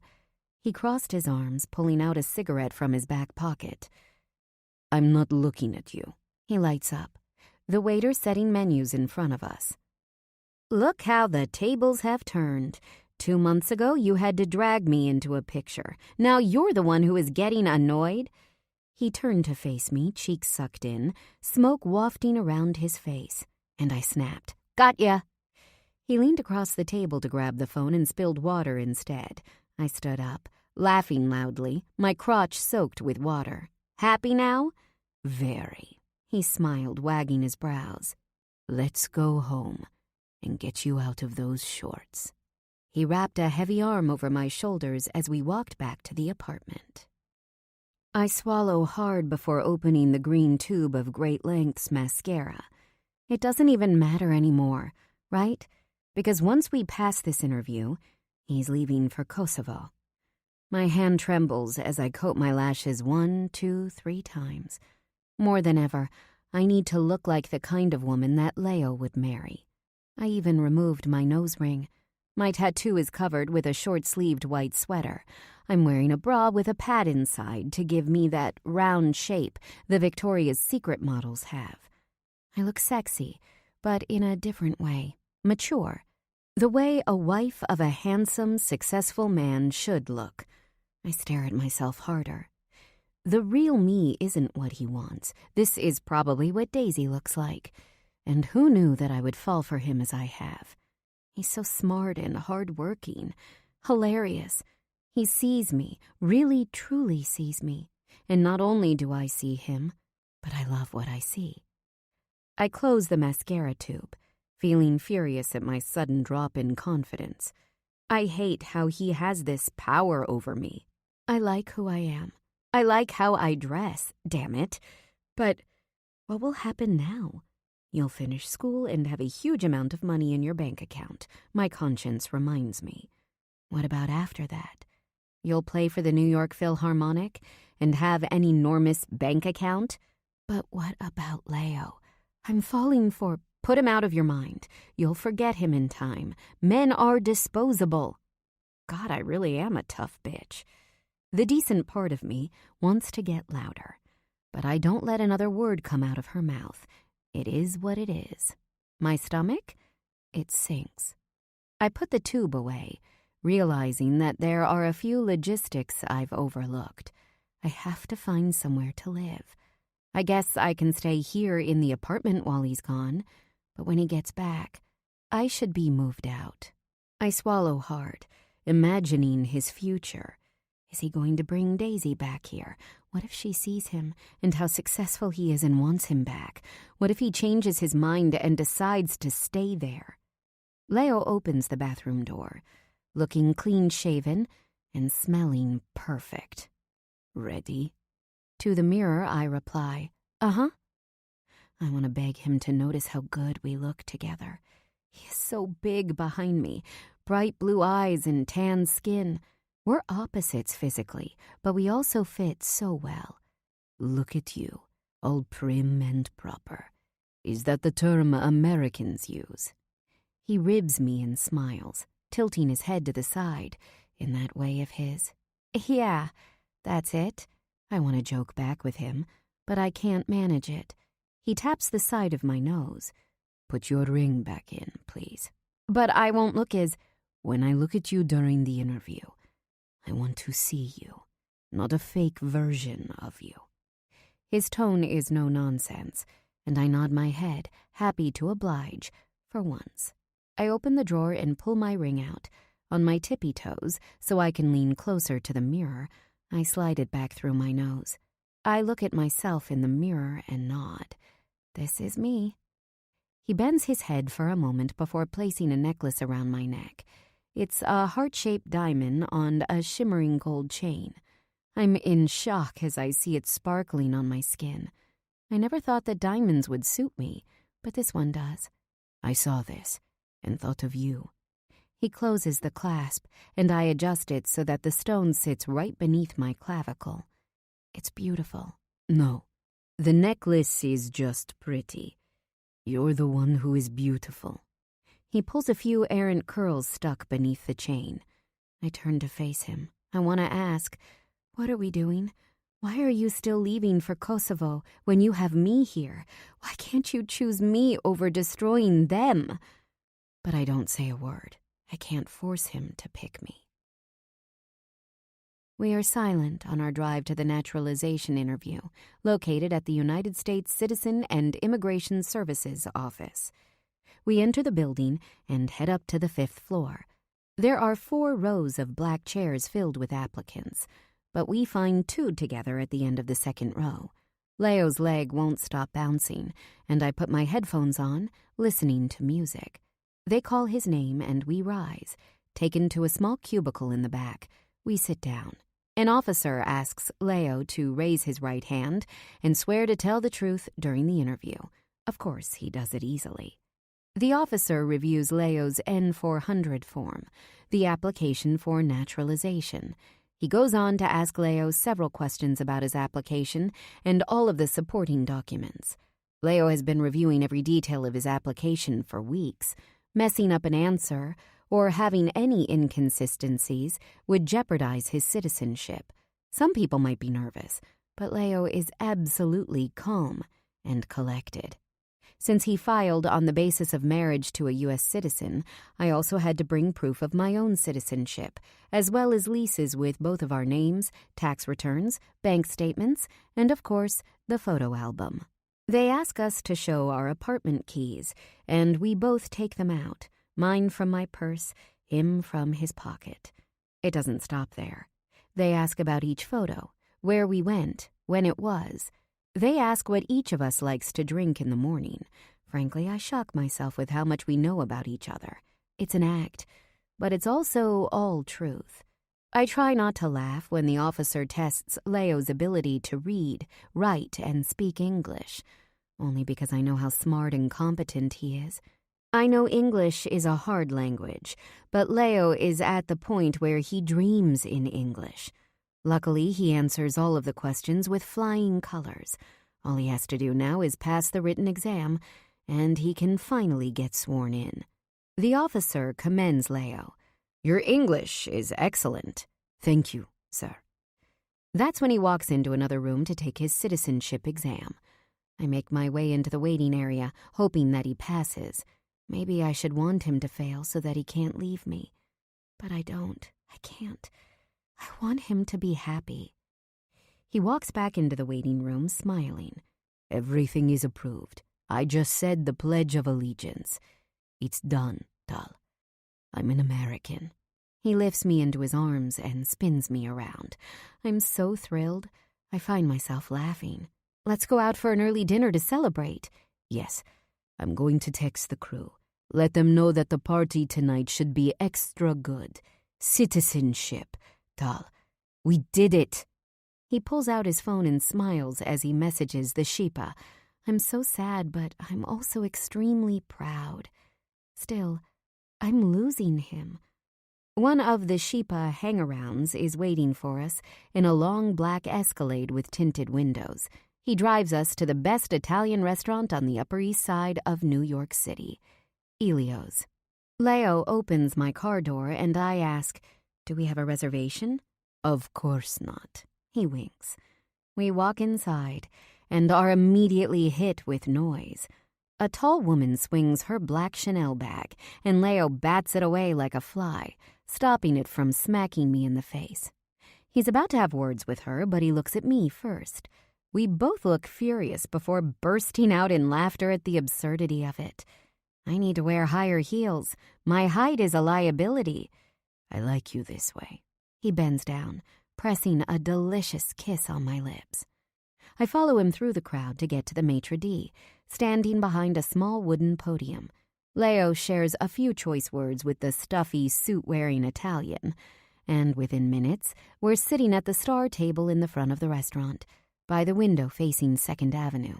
No menus are given to us, but the waiter lists what feels like 20 special appetizers and entrees before asking what we'd like to drink. "Wine tonight?" Leo asks. "No, we're going out late, so let me just start with what we'll be drinking later." "I'll have a reposado on the rocks." "I'll have the same." "Yes, sir," the waiter says, nodding his head before walking away. Leo takes my hand across the table. "What should we eat?" His thumb slides across my knuckles. I look at his nails, clean and without any dirt beneath them. Funny enough, I gave him a manicure last night so that he would look as professional as possible during the interview, for reasons I cannot comprehend. I wanted to memorize his hands and the shape of his nails, every groove and scar I committed to memory. He laughed through it, but I loved every second. "We should order everything." I smile, feeling a small tickle in my nose. I will not fucking cry. And yet the tears well up. "Tal." He leans closer to me. "It's nothing. I'm just so happy for you. You had this dream, and it's yours now." The waiter returns with our drinks, and Leo asks him to send a sampling of appetizers before the fillet of sole with white wine and tomatoes and the special ribeye. Are you sure you want them choosing our food? Yes, it will be amazing, trust me. Leo goes on to tell me about the test. His pride is evident. I don't let go of his hand. I want his happiness, and more than anything I realize, I want him to love me. Our dinner is delicious, and even though I know he's leaving, I make a mental promise to myself that I won't mention what's to come, not tonight. Tonight, I want him to enjoy the fact that he reached his goal. We leave the restaurant, full and happy. I'm a little tipsy from my 2 drinks, but the truth is, we're both high on life. The same black Escalade is in front of the restaurant. Leo opens the rear door for me, and I slide in. When he gets inside, he slams the door shut and pulls me to the center seat so we can sit close together. It doesn't take long for us to start kissing. My hands in his hair, his hands all over my body. Leo, I pant. My brain reminds me that we aren't alone in the car. The driver, Leo shouts, "Pull over and get out, now!" The car swerves to what I assume is the side of the street before the driver's door opens. He throws the car in park, jumps out, and slams the door shut. Hallelujah. My traitorous body pulls him closer, begging to absorb all of his hot energy. He nibbles on my neck, and I just need more. I climb over his big body, pressing him down into the seat. My skirt, which was meant to be prim and proper for the interview, is now up around my waist. "Fuck your underwear," he complains into my mouth, his fingers finding my clit. I thrust against his hard dick, and I know that if I keep this up, I will definitely come. Between my grinding and his fingers, I can tell my orgasm is imminent.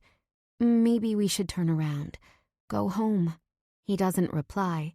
Instead, he pulls my top down along with the cup of my bra. His hot mouth trails from my neck down to my breast. "Fuck, Dahlia, you smell so fucking good." Heat roars through my body. His fingertips slide through my wet folds before focusing on my clit. I arch against him, wanting to scream. Instead, my mouth opens in a silent moan as I come so hard that I see stars. "Look at me," he demands. I obey his request, coming down from my straight-up glorious orgasm, and immediately get lost in his eyes. I want to tell him that I love him. I want to beg him to stay. Instead, we're quiet. It takes us a moment to straighten out our clothes. I adjust my bra and fix my skirt. My underwear is soaked, so I pull it off. "Dahlia, what are you doing?" For whatever reason, I feel like playing with him. Here in America, we call it going commando. He laughs out loud. "I know what going commando is, but I don't like the idea of you without your panties at a party filled with my crew." Well, I don't like the idea of walking around in panties that are soaked through. "Give them to me, then." "What will you do with them?" He doesn't answer, just stuffs them into his pocket. "Safekeeping." "That's gross." "Remember last night when you came all over my tongue? Was that gross?" "I can't with you." I roll my eyes. He shoots off a quick message on his phone, and a few moments later, the driver returns. I set my head on Leo's chest and close my eyes. I want to take him in. We get to the club, and the driver stops right in front. Leo walks out of the car first and then opens my door.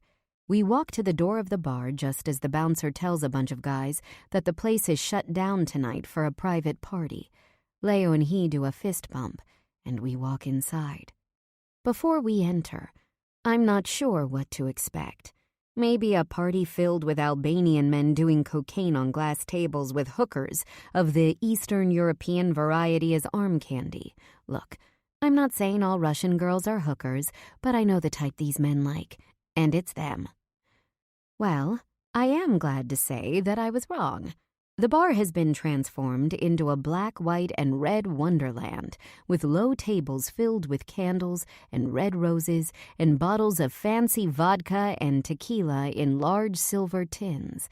Against the wall is an enormous American flag, slightly out of place, but the sentiment is awesome. The moment I see it, my face brightens. It doesn't take long for the guys to realize we have arrived. They all run over, swallowing him up and clapping his back with congratulations. He doesn't let go of my hand, not for 1 second. 2 younger-looking guys hand both of us drinks, and Leo and I maintain eye contact as we take them back. Everyone keeps asking questions, like what the officers asked him, or if there were any questions that we couldn't answer. Leo happily replies to everyone, clearly proud of his new American status. Finally, we make our way to one of the small tables. The same guys who offered us the drinks stand within earshot distance. I glance at them before looking at Leo. Their deference to him has me wondering what the hell is going on. Maybe he is a more important member than I know. They want to join up with us. Just ignore them unless you want something. They really want to impress you, huh? Sure they do. I never asked, but are you a big player in your crew? I scratch the back of my neck, understanding for maybe the first time that I wish I knew more about the Sheepa. He lifts an eyebrow. I'm one of the bigger money makers. My business does really, really well. Like, how well? I'm being nosy, but whatever. Let's see. He shifts me so that I'm on his lap. Imagine one house. I buy the land for $3 million, build a house for another 3, sell for 12. My jaw drops. Are you serious? Well, don't you have loans? Construction loans and all that? He laughs. The Sheepa doesn't do loans. It's all cash. Holy shit. And aren't you doing 5 houses right now? Yes. He nods. And the Hamptons is the hottest market, too. I blink, acting passive, as if I didn't know all about the Hamptons and how much the Sheepa loves to hang out there. I let out a shaky laugh. Well, color me impressed.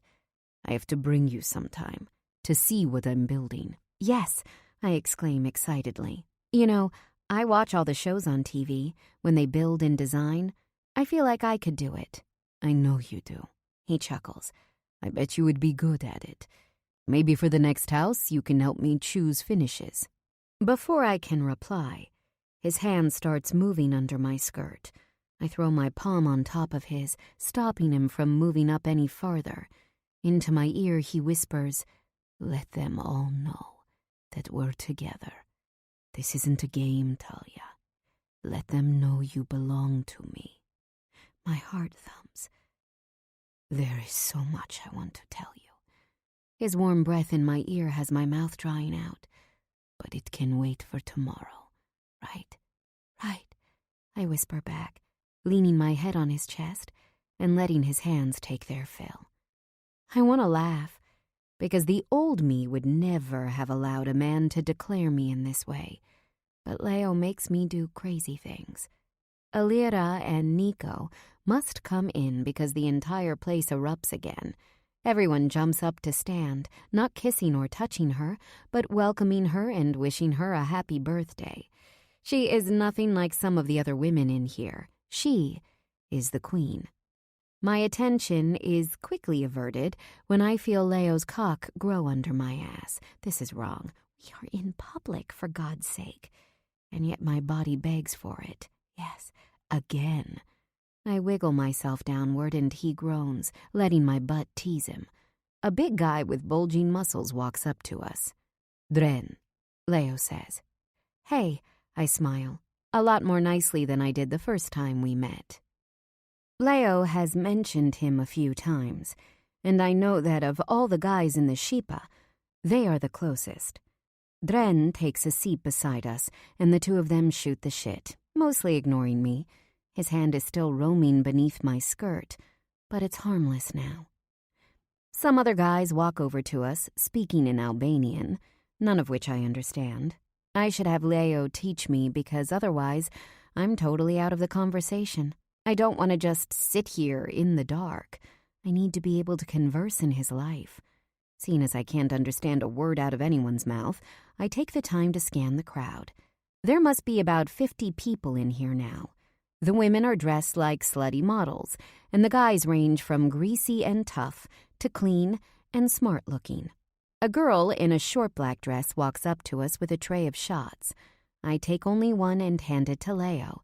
I have to pace myself so that I don't get too drunk too soon.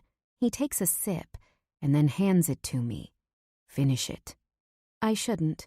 I said to finish it. I glare at him.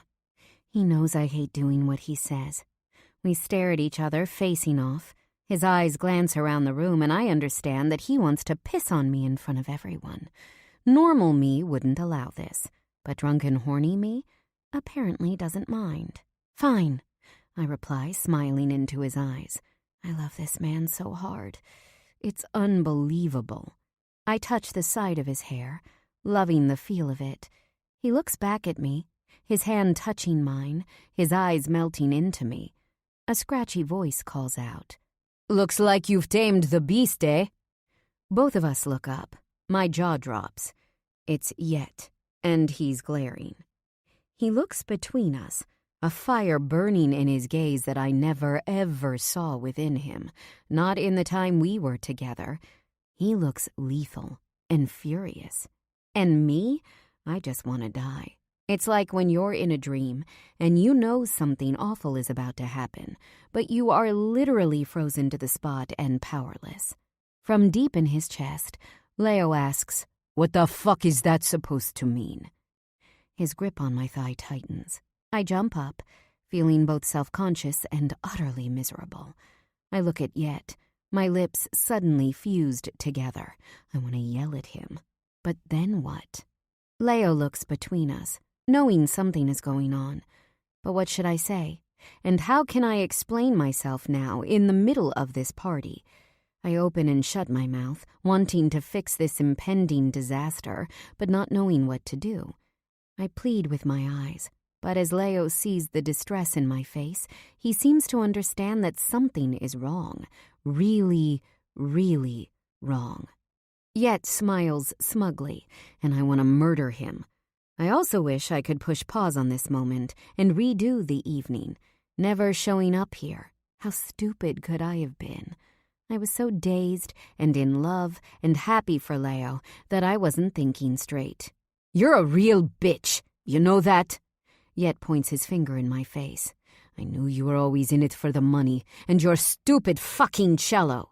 But I didn't realize how easily you'd be able to bed hop from me to him in less than 24 hours. Who the fuck do you think you are, talking about me like that?" And then I do what any woman with self-respect would do when her ex-boyfriend talks shit to her new man. I slap Yet straight across the face. He turns to Leo, laughing to himself as he rubs his cheek.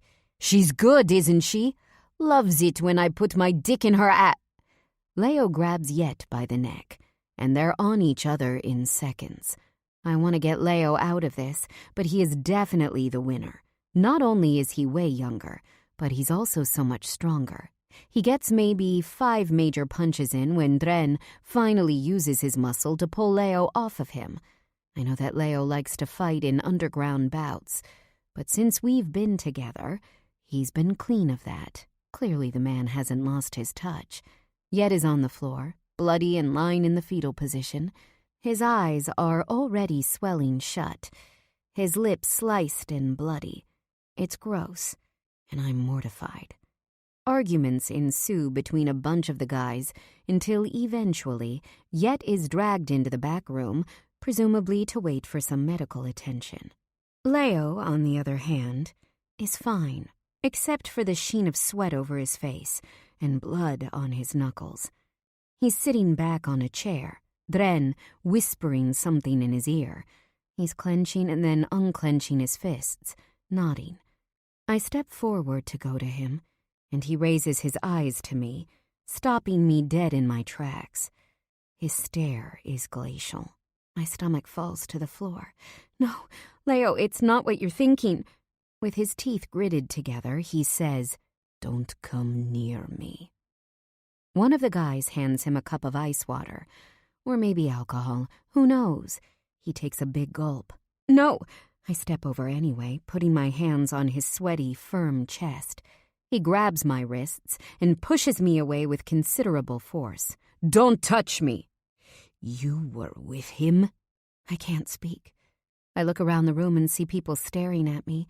I feel like the world is shrinking inward. Leo growls like an uncaged animal, throwing the table over. Glasses, along with bottles of vodka and tequila, crash onto the wooden floor like an earthquake hit the place. The entire room goes silent. "No, Leo!" I vigorously shake my head, not giving a shit anymore about anyone watching. "Let me explain. Let's go somewhere. It's not what you think."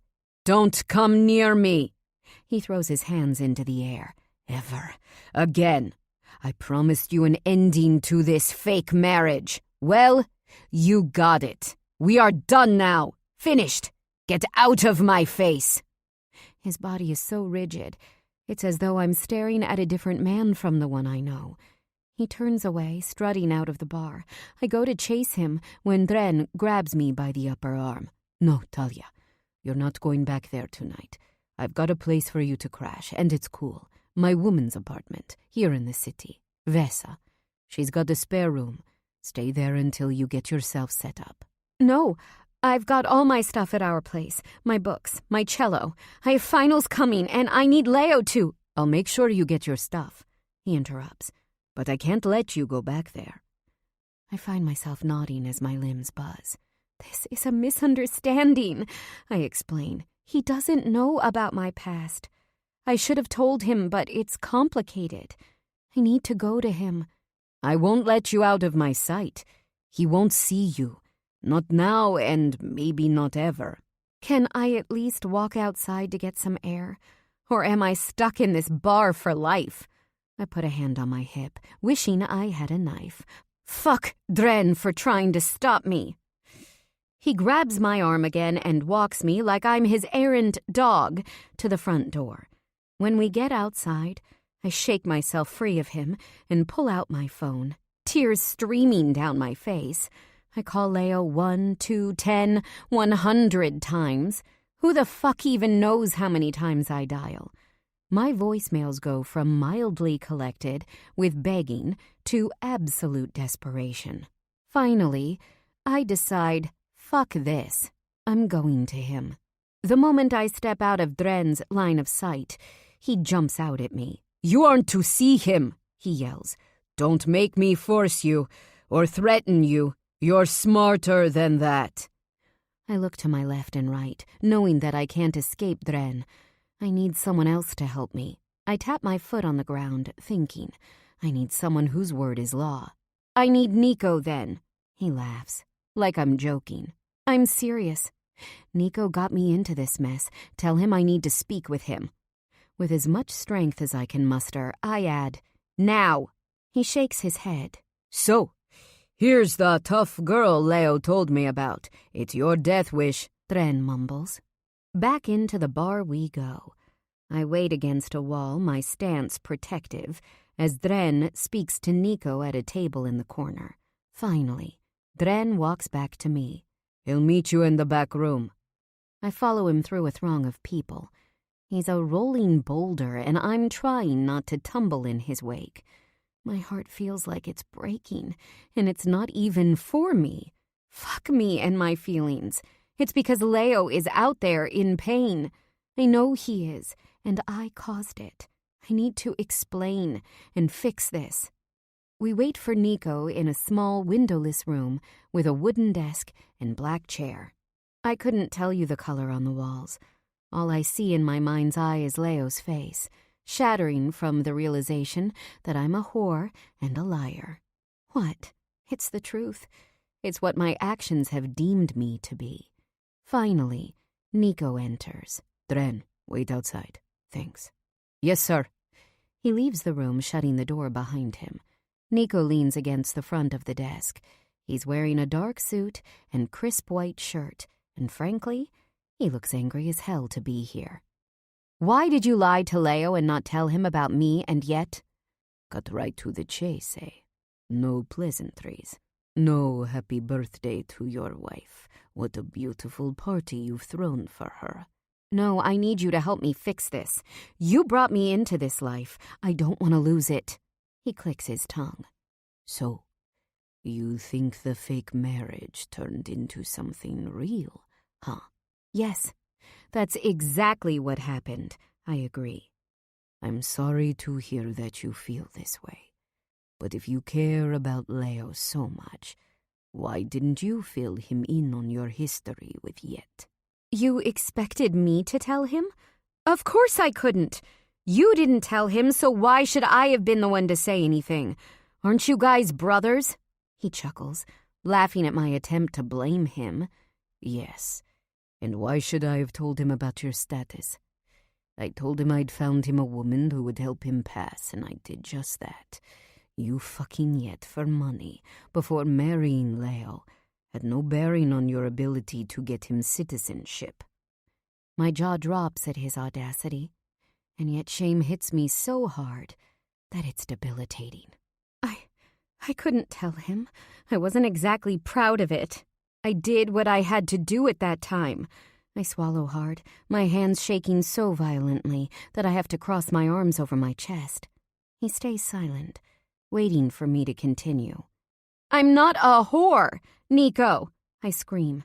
It was one guy I dated, and when he offered to help with school, I said yes. I'm not for hire. I'm a musician. I have dreams. But you were hired by me to marry Leo. Yes, I was hired, but I'm not for hire. I don't want to be for hire, and I did it out of fear too, you know? What choice did I have? Tears stream down my face. I want to die right now from the pain of losing him. I'm not a man who likes to explain himself, but I'll talk to you now. You took the job I offered, married him, and completed your work with flying colors. He passed his interview. Be glad all of this came out after his citizenship was granted. Now you can leave with the money you earned. I don't want to leave. Do you understand? I love him. He crinkles his eyes, pity in his gaze. Are you sure he feels the same way? No, my heart races. Yes. Leo is the best guy, incredibly loyal, but he has a job to complete in Kosovo, and you are always a means to an end for him. A means to an end? The words make sense, but I know that I turned into more than that, just like he did for me. Maybe he was upset tonight, that there was something about you he hadn't known. Nico shrugs. But he fully intends on going to Kosovo and finishing his job there. I'm sorry you took your position in his life so seriously. I figured you were tough enough to keep it business. He doesn't need a woman falling over him. These other girls would have gotten pregnant, or something worse, to keep themselves in this life. I figured you were smart enough to do your job without complication, and that, once completed, you'd leave happily. I thought you weren't going to let me leave. Yet had said, no one ever leaves. He puts up a hand, shutting me up. You're not a member, and you weren't a real wife. I'm sure Leo kept his mouth shut about anything that would implicate you, correct? I nod. I never meant for you two to stay married. You were picked to do your job. Now that the job is done, you're through. Adamant, I tell him. I might have started out as a marriage of convenience, but we turned it into more than that. He shakes his head from side to side. He's leaving in 48 hours, Talia. I met with him recently, and he never mentioned you as anything more than a piece in his path for citizenship. He wanted to fuck you while you lived together, but he's already bought his tickets, and he's set to fly with Dren. Leo has a singular focus, and that's to get to Kosovo and finish off what he never even got to start. You think you're so important to him, but do you realize that he has been waiting for this moment for years? No one is going to ruin it for him. I won't let you get in his way or make him think that he doesn't need to complete his task. If you do that, he will never be able to get over what happened to him. Nico steps closer to me, and God Almighty, I see the Mafia King in front of me right now. He would kill me if I disobeyed him. No one is getting between Leo and his goal. I will die protecting my men. And that includes both their lives and their interests. He's been waiting long enough and worked hard to prove loyalty to us so that he could go back there. It's time now that you disappear, and if you don't do it on your own, I'll make sure it happens. I never regret a hire, but I'm pretty close right now. I feel like I'm in a terrible dream, falling into a dark hole. I hear Nico, but my mind doesn't want to listen. He wants to punish them, I get it. But what does that have to do with anything else? He can want to hurt them and still love me. These two things aren't mutually exclusive. Nice logic, but it's not the right answer. He doesn't love you. He needed you, and you were successful in your work. Nothing more than that. Now, get out of the man's way, and let him do what he needs to do. Salty tears settle into the corners of my lips. I love him. He shrugs, almost casual. He does not love you. How do you know this? We talked. I asked. He shrugs, opening his hands, and he gave me a firm no. I turn around on my heel, opening the door and running through the club. The moment I get outside, Dren is there, holding open the door of a black Escalade. I hop inside and the driver takes off. Where I'm going, I have no clue. But my mind is awash in so much pain that I can barely get myself to care. The car takes me to a small building on 85th and 2nd. We get out and he escorts me inside. He says a hello to the doorman, and then the concierge behind the desk, and we walk through the long white marble foyer into the elevator to apartment 19A. He rings the bell, and a beautiful blonde opens the door. This must be Talia. I step inside and the driver leaves. You poor thing. Dren told me you were coming. Sit down. She walks me into her beautiful white kitchen and pulls out a seat at her table. Tea or coffee? Food? Just water. She pulls out a glass and fills it with cold water from her refrigerator. Handing it to me, she takes a seat at the round table. Dren told me this is about you and Leo. I burst into tears at his name. Monday morning, I jump on the 6 train from 86th Street and ride down to school. I have finals this week and next, and a piece that I've been composing needs to get finished. Because I can barely sleep, I spend my nights writing music. During the day, I study to the point of exhaustion, followed by a series of triple espresso shots spaced 3 hours apart. This will likely be my most successful round of exams I've ever taken, which is saying a lot, considering the fact that I always study with my ass on the line. I'm putting my body through hell, but I just need to push myself long and hard enough to graduate with straight A's. I get to the library so early in the mornings, in fact, that I'm always able to get my own room. And as kind as Dren's girlfriend, Vesa, tries to be, I just can't be near her. I can't be near anyone who has any connection to Leo or the Shipa. She has a spare room with a small bathroom, and I keep them as tidy as possible. I don't want to let her think that I'm staying here for too long or getting too comfortable. When I pause from my studies, I obsessively scan for apartments for rent on StreetEasy.com. I don't have any guarantor, but I don't need one. My bank account, now that Nico has wired the $5 million, speaks for itself. I plan to pay a year up front, and I'm sure one of these landlords will gladly take my cash. I want to walk over to Leo's apartment to check and see if he's still home. I used to scoff at lovesick girls who wouldn't get the memo that their boyfriends had moved on. But here I am, one of those girls, maybe worse. If I could throw myself in his path, I'd do it. If I could beg him on my hands and knees, I would do that too. I know his schedule. I know his eyes. I know his hands. I know his body intimately. I blink the tears away, wiping my nose with the back of my hand. I have two major obstacles that I can't seem to get over. One is that Nico might literally kill me if I come between Leo and his vendetta. The other is that Nico might be right, and the love I felt for Leo was one-sided. What is there to do? Nothing. So I study. This isn't a 24-hour bodega, the library's security guard reminds me. It's time to get out. I lift my head from the pages of my textbook and drag myself out of the building and into a cab back to Vessa's apartment.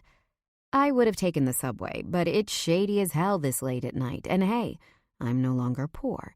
My account now has millions in it.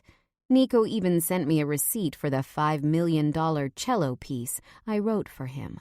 I get into the apartment's foyer and unceremoniously drop my backpack onto the tiled floor.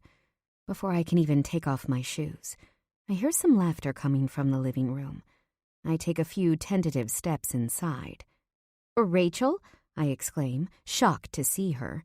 She's sitting on the long gray couch with Vessa, curled up on one of the brown chairs to her right.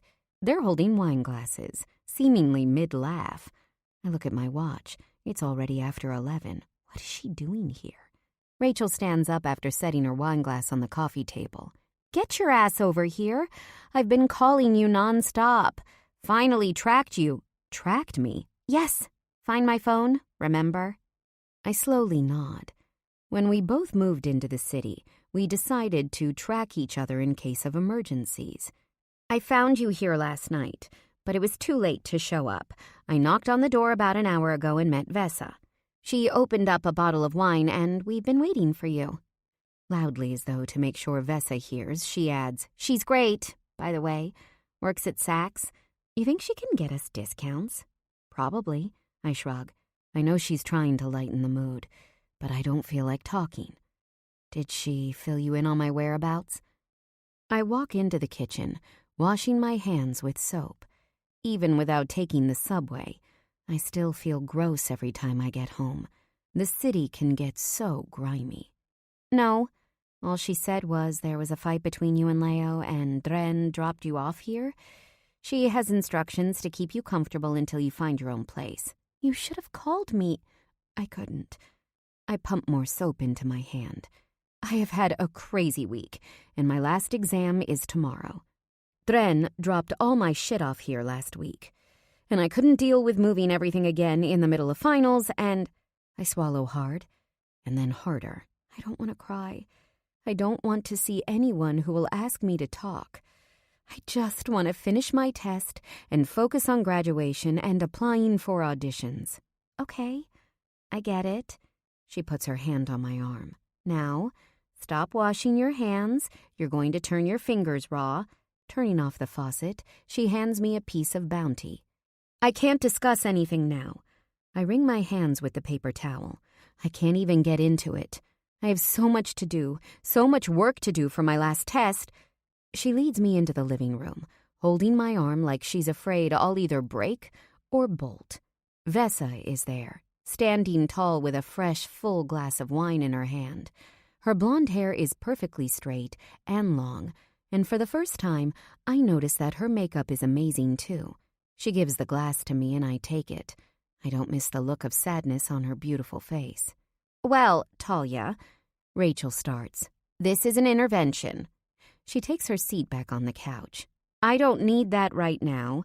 I have a million things to think about, and I just need to finish this semester. Get to graduation." I shake my head, annoyed. Out of all people, she should understand this. Vessa clicks her tongue. "You'll have to talk to us. You look like you might not make it through this last exam. Over the last few weeks, you've hardly eaten, and you've barely spoken to me. You walk in and out of the apartment like a ghost. I feel just terrible for you. I'm so glad Rachel came over because, honestly, I didn't even know who to call. I'm trying to find a new place to live, I reply, exasperated. I'm close on something. Rachel interrupts. I came over and we spoke. We have different views, but both of us think that you need to open up a little bit, relieve some of this stress, talk it out, and let us help you. And I don't need you to leave, Vesa adds. There is no rush. Living alone is good, but it's nice having someone else here at night. She shrugs. I take a huge gulp of the wine. Vesa is right about one thing. I have barely been eating. No doubt this wine is going to go straight to my head. Well, Rachel asks. Things are bad, I admit. She exhales. No shit. I start with my relationship with Yet, getting Vesa up to speed, and then how I wound up being married to Leo. The forced marriage of convenience, it seems, turned into something much, much more. A few tears slip down my face as I explain how much Leo came to mean to me. All those months together, my heart was forced open, and how he accepted me, and how he truly saw me, gave me my freedom, but still kept my feet nailed to the ground in a way I'd always yearned for. And how smart he is, gorgeous too, but so much more than that. How the small omission about Yet turned into a big lie until it became too difficult to admit. My relationship with Yet was a stain on my life, is a stain on my life. Vesa fills my glass again. Oh, honey, keep going. I know Yet. He treats his wife like shit. I get to the horrible part about Illyra's birthday. Yet showing up, the fight, and how Leo flipped the table over before casting me away. When I get to Nico and his threats, Rachel has her hand over her mouth, and Vesa looks worried. When I'm done, Rachel yells, "Fuck Nico, that son of a shh!" Vesa and I both scream in unison, and my eyes search the windows. It might seem crazy, but if anyone were to have people listening to this conversation, it would be Nico. Clearly, we both know the power Nico has in this world, and he has eyes and ears on everyone at all times. Vesa flips her hair to the side. Whispering, she says, Nico likes to control everyone and everything in his life, and he's very protective of all the guys. But he's wrong, Talia. I heard the story, and I believe you. You both fell in love, and he's definitely hurting. And also furious. I have to agree, Rachel adds. You aren't one of those girls who gets things wrong. If you felt the love and the connection, it's because it was real. It's because it was there. You don't make that shit up. But now what? I look at them forlorn. You're going to finish your exam, get an A, like you deserve, and wait for him to return so you can explain the situation. Vesa shakes her head. I would try to reach him as soon as possible. What if he's going to do something terrible? What if he is so angry with you that he does something he will regret? Like what? My heart thumps. Like, who knows, maybe bring Daisy here? Her Albanian accent when saying Daisy's name is so natural, and suddenly it dawns on me. Wait, you're Albanian? Of course I am. What did you think? Eastern European? I lift my brows, hoping not to offend her. You're hilarious. She waves a hand in front of her face, like she isn't the least bit offended. I'm Albanian. I have known the men of the Shqipa for all my life, and my older sister went to school with Illyra. Actually, I still have some family back in Kosovo. She stops talking, but her eyes jump wildly. She pulls out her phone and quickly types out a message before hitting send. Moments later, her phone dings. She answered. My cousin. I asked if she knows Daisy. She says yes. Apparently, she has 2 sons. She married a very rich guy, Albi, who builds all over Kosovo. That's the one, I exclaim. I scratch the back of my neck. I don't think anyone knew about Daisy's relationship with Leo. He told me they had kept it a secret. I wish we could ruin her life. Tell everyone that she's a whore who jumped from one twin to the next, Rachel says in a sing-song voice, sipping her wine. We shouldn't, Vesa replies firmly. Then again, we don't even know what's happening there right now. I don't think we should get ourselves involved. If Leo wants to hurt or ruin his brother, then this rumor circulating could implicate him in whatever he's doing. Oh, good point. You're so smart. Vesa gives me a huge, genuine smile, and for the first time I regret being so cold with her. We need a plan, and it starts with you finishing your exam tomorrow, kicking ass, and then getting a message to Leo. Rachel nods like her words are obvious. Maybe through Vesa's cousin? Vesa's phone rings and she answers. Send him up, please. Rachel tells me. We ordered some sushi. Figured it went with the wine. Vesa skips to the door, signs a bill, and sets the plastic bag on the table. Methodically, she removes everything before bringing plates from the kitchen. Come on, guys, let's eat. I drag myself to the table and take a piece of salmon sushi onto my plate. I don't want to eat, but hopefully it'll get the girls off my back. Vesa takes a few pieces of tuna sashimi in her plate before clearing her throat. The thing is, you definitely messed up. These guys are very big on love and loyalty. If he thinks you aren't loyal, she pauses, pressing her lips together, and then takes a piece of the shrimp tempura roll. How can I prove it to him, though? It feels like a lost cause. I put down the empty wine glass and drop my head in my hands. Rachel pushes. Just get through tomorrow and do well on your exam. We'll brainstorm after that and figure out a way. But she can't just talk to him about it. He isn't a typical American guy, sweet and simple. He's a member of one of the toughest mafias in the world. He grew up in war. He won't take her calls. He threw her out of his house. He isn't going to give her the time of day without something big. Vesa, you aren't helping, Rachel replies annoyed. Talia got herself into this mess because nothing comes before school and getting that audition to the orchestra. She can't just throw it all away for a man, not after everything she's been through. Well, if it's love, then maybe she should. Absolutely not, Rachel yells, standing up. Okay, I stand up, too nervous to sit anymore. I hear both sides. I'm going to think on it tonight while I review my notes for the test. I'll figure it out. I hug Rachel. I'm alive, and you know where I am now, right? School has to come first. You've worked so hard to get here, Tal. Don't forget it. I won't.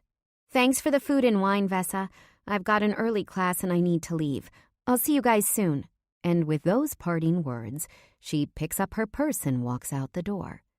I open my hands to Vesa. It's just that she doesn't want me jeopardizing my future. She's been through a lot with me. I know. She loves you very much. But this life in the Shipa is one of real sacrifice. The men put themselves on the line for each other. When it comes to the women who love them, we must be behind them 100%. If you don't want that life, then maybe Leo isn't for you. Love is an important ingredient in a relationship, but that's just one part of the puzzle. With a man in the Shipa, it's a commitment not only to him, but to the entire crew, too. You have to deal with things. The secrecy of it all, the fact that these men live hard and dangerous, you know? There can't be lies. I exhale. I've got a lot to think about. She picks up her empty plate and says, I'm going to sleep. Eat something before bed, will you? I saw that you didn't touch the sushi. I have some fruit in the fridge and lots of cereal in the pantry cabinet. I look around the apartment, noticing that there is no man's imprint on anything. Is Dren ever around? I thought maybe I'd see him here. Actually, she tilts her head. He doesn't live here. He has a place a few blocks away, but right now he's in Kosovo with Leo. Silence falls between us as my mind works. Where are they staying? At the Swiss Diamond Hotel Pristina. It's by far the best hotel in the city. The next morning, I move automatically, brushing teeth, putting on my black sweatpants, a white V-neck t-shirt, and my green Nike running sneakers. Grabbing my backpack and cello, I run out the door. I want to be nice and say goodbye to Vesa, but I'm sure she's still sleeping. I walk over from 2nd Avenue to Lexington and then up 1 block to 86th Street to catch the 6 train downtown. It's filled, but I'm lucky enough to get a seat, plus a little extra room for my cello. I put my headphones on and focus on listening to the music. Someone tries to sing rap for money, pushing himself through the crowd holding a hat. Normally I'd throw something in there because, hey, us artists have to support each other. But right now I don't even have the energy to open the zipper pocket on my backpack. When I finally get into school, I flash my ID card at the front desk, but keep my head down. I don't like any small talk before exams. As usual, I take the 3rd seat in the 3rd row of the auditorium, quickly removing my headphones and turning off my cell phone. I stuff them into the bottom of my backpack and take out my pencil case. The standard blue booklets are handed out along with a tape and a music player. It's old school, but it's the easiest way to rewind or fast forward. The professor goes through the timing we have for each section, and then she tells us to begin. But for the first time in maybe my entire life, I can't focus on the music. I look up at the clock, and I have 2 hours left to go. My composition has been handed in, and I know I've aced all of my other exams, but this one isn't coming together. I tap my pencil on the side of the desk, adjusting my headphones. I need to get my shit together, but all I can think about is Leo. I rewind the song to hear it from the beginning, but still, all I hear is him. His footsteps prowling the streets of Kosovo, the beat of his heart when he pants, his brow lowering in focus. I Googled Kosovo last night because I wanted to imagine him there, and now all I can think about is, what if he needs me? Not that he isn't so strong. I know he can handle that part, but he's going through something serious, and I should be there with him. I look around the room, wondering what I should do. That's when I notice Brian's seat is empty. Holy shit, he must have left for Heretic Pope. He left school for that opportunity. What if this is mine? Sweat beads between my breasts. I'm nervous, really, really nervous. What if Leo's in a bind? What if something went wrong? My knee is shaking beneath the desk. The tough part of my personality tells me to shut up and focus on the test so that I can make my way into the orchestra. But I can't listen to that bitch anymore. I need Leo more than anything else on this earth. I will figure out a way to finish this exam and get the audition to the New York Philharmonic. But it can't be now. It just can't be. I slide my chair back, and the sound jars people. I know it's rude to make noise when people are trying to listen to sound, but it is what it is. I run down the auditorium steps to see my professor. She looks up, confused. I have an emergency. I'm so sorry, but I can't finish this exam. But, Talia, I can't pass you unless you finish. Do you understand that? And with all the strength I can muster, I look her in the face and reply, I do. 18. Leo. I saddled myself up with 3 guns, 2 knives, an enormous lighter, and my new mobile phone. Dren is packing all of that too, but he also adds explosives. Earlier today we held a meeting with the mayor of Kosovo. The strength of the Shipa isn't lost on these streets, and I'm going to use it to my benefit every step of the way. It did not take long for him to understand that Albi should no longer be receiving any government contracts, as we'd heard a few of his prime buildings would be catching fire around 2 o'clock that afternoon. You see, Albi is already in big trouble with some very important people back in America, I added. It wouldn't be good for the city to be involved with a man like him. Yes, of course, we understand, he nodded nervously. Nico is a legend here, even still. He already sent a message that you'd be coming, and we understand everything perfectly. We stood up, shaking hands. That's good. Yes, sir. We drive directly to a building that I started construction on all those years ago. It stands tall, about 15 stories. Seeing it completed is strange. On one hand, it's part of my history. On the other, it's so small now compared to what I've accomplished back home. I touch a few red bricks, wondering how the building would have been if I had been the one to finish it. What would my world look like had I continued on with this life? Would I have been happy? I pull out a cigarette from my back pocket and light up. Another man might feel badly about blowing up a building. Unfortunately, I'm not that man. Leo? Is that you? A tall police officer in dark glasses walks over to me in a signature blue shirt, perfectly tucked in. His dark hair styled in a crew cut. His badge says Azekai.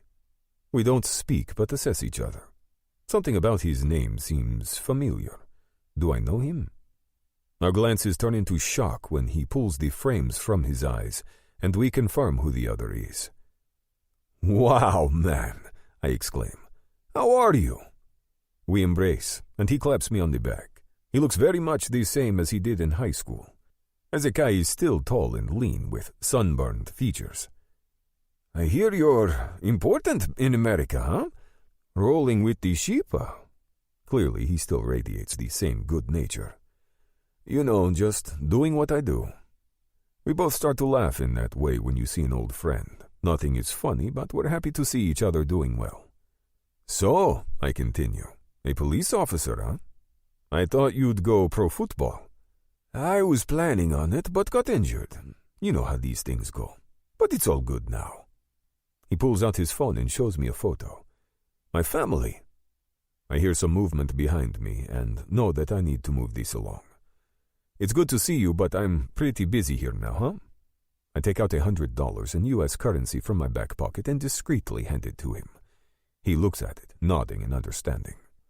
Some things in life go way beyond countries and languages. Money is one of those things. Let's catch up later, have a drink, I add. Sure. It's good to see you, Leo. Been too long. Come visit us more, eh? He takes off. Old friends haunt this town, and it's a strange thing to be back.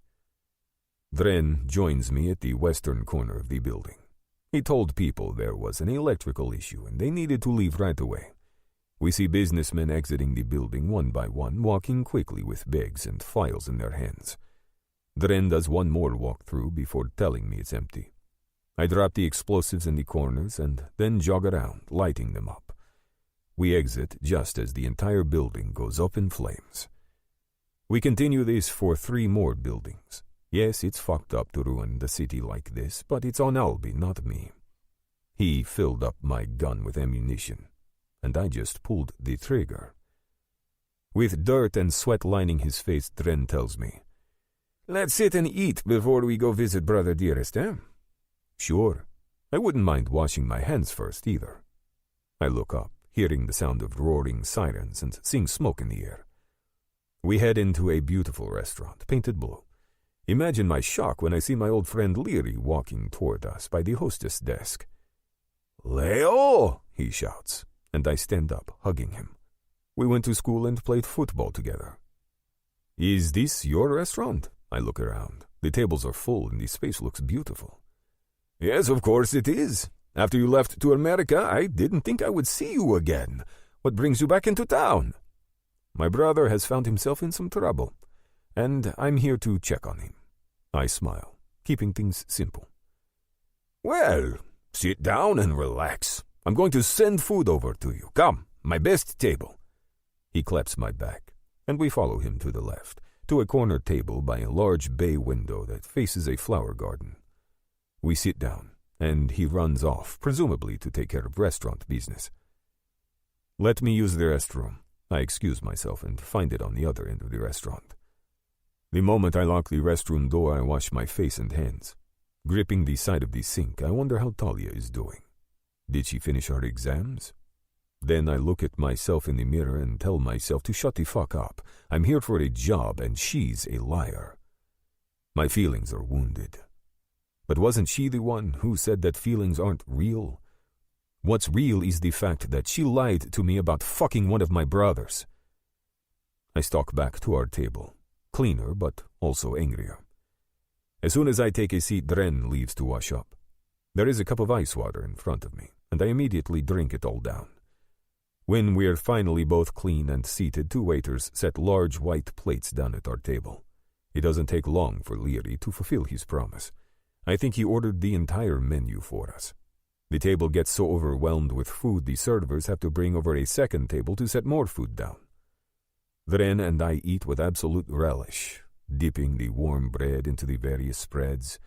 The level of freshness is off the charts, and that's something that is missing in American food. Even at the best restaurants, it's not like it is here. The bread was probably made an hour ago. The cheese is likely from Leary's mother's farm. The vegetables are grown out back. The fish recently caught. When we're full, we light up our cigarettes and enjoy a hot tea with fresh mint. I've made this black tea for Talia, and she loves it. Suddenly it tastes sour in my mouth. When I landed, I swore I would stop thinking about her. And yet I can't. How could she?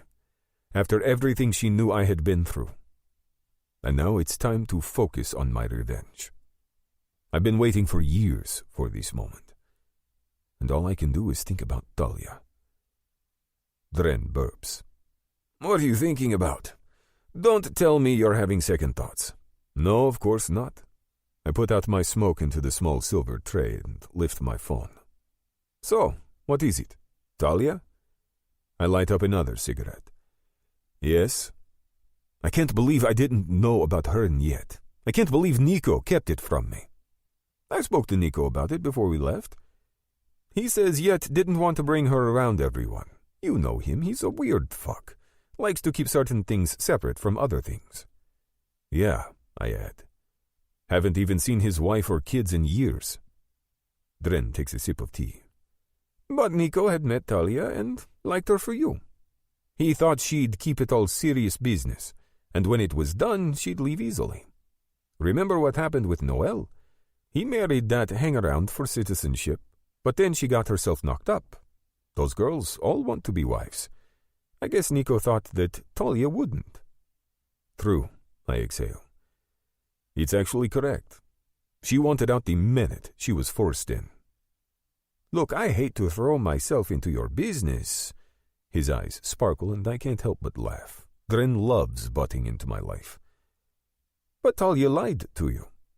If you're still thinking of her, force yourself to stop. She's a bitch, just like Daisy. I yell. She's nothing like Daisy.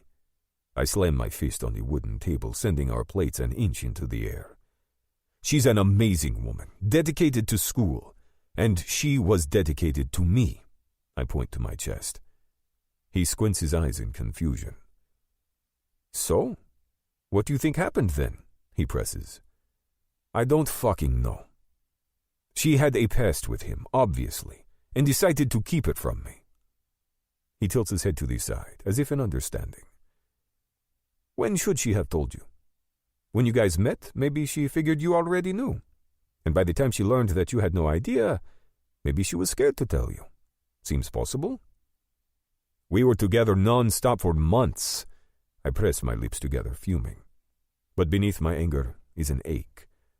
I know there must be a reason, but I can't hear it.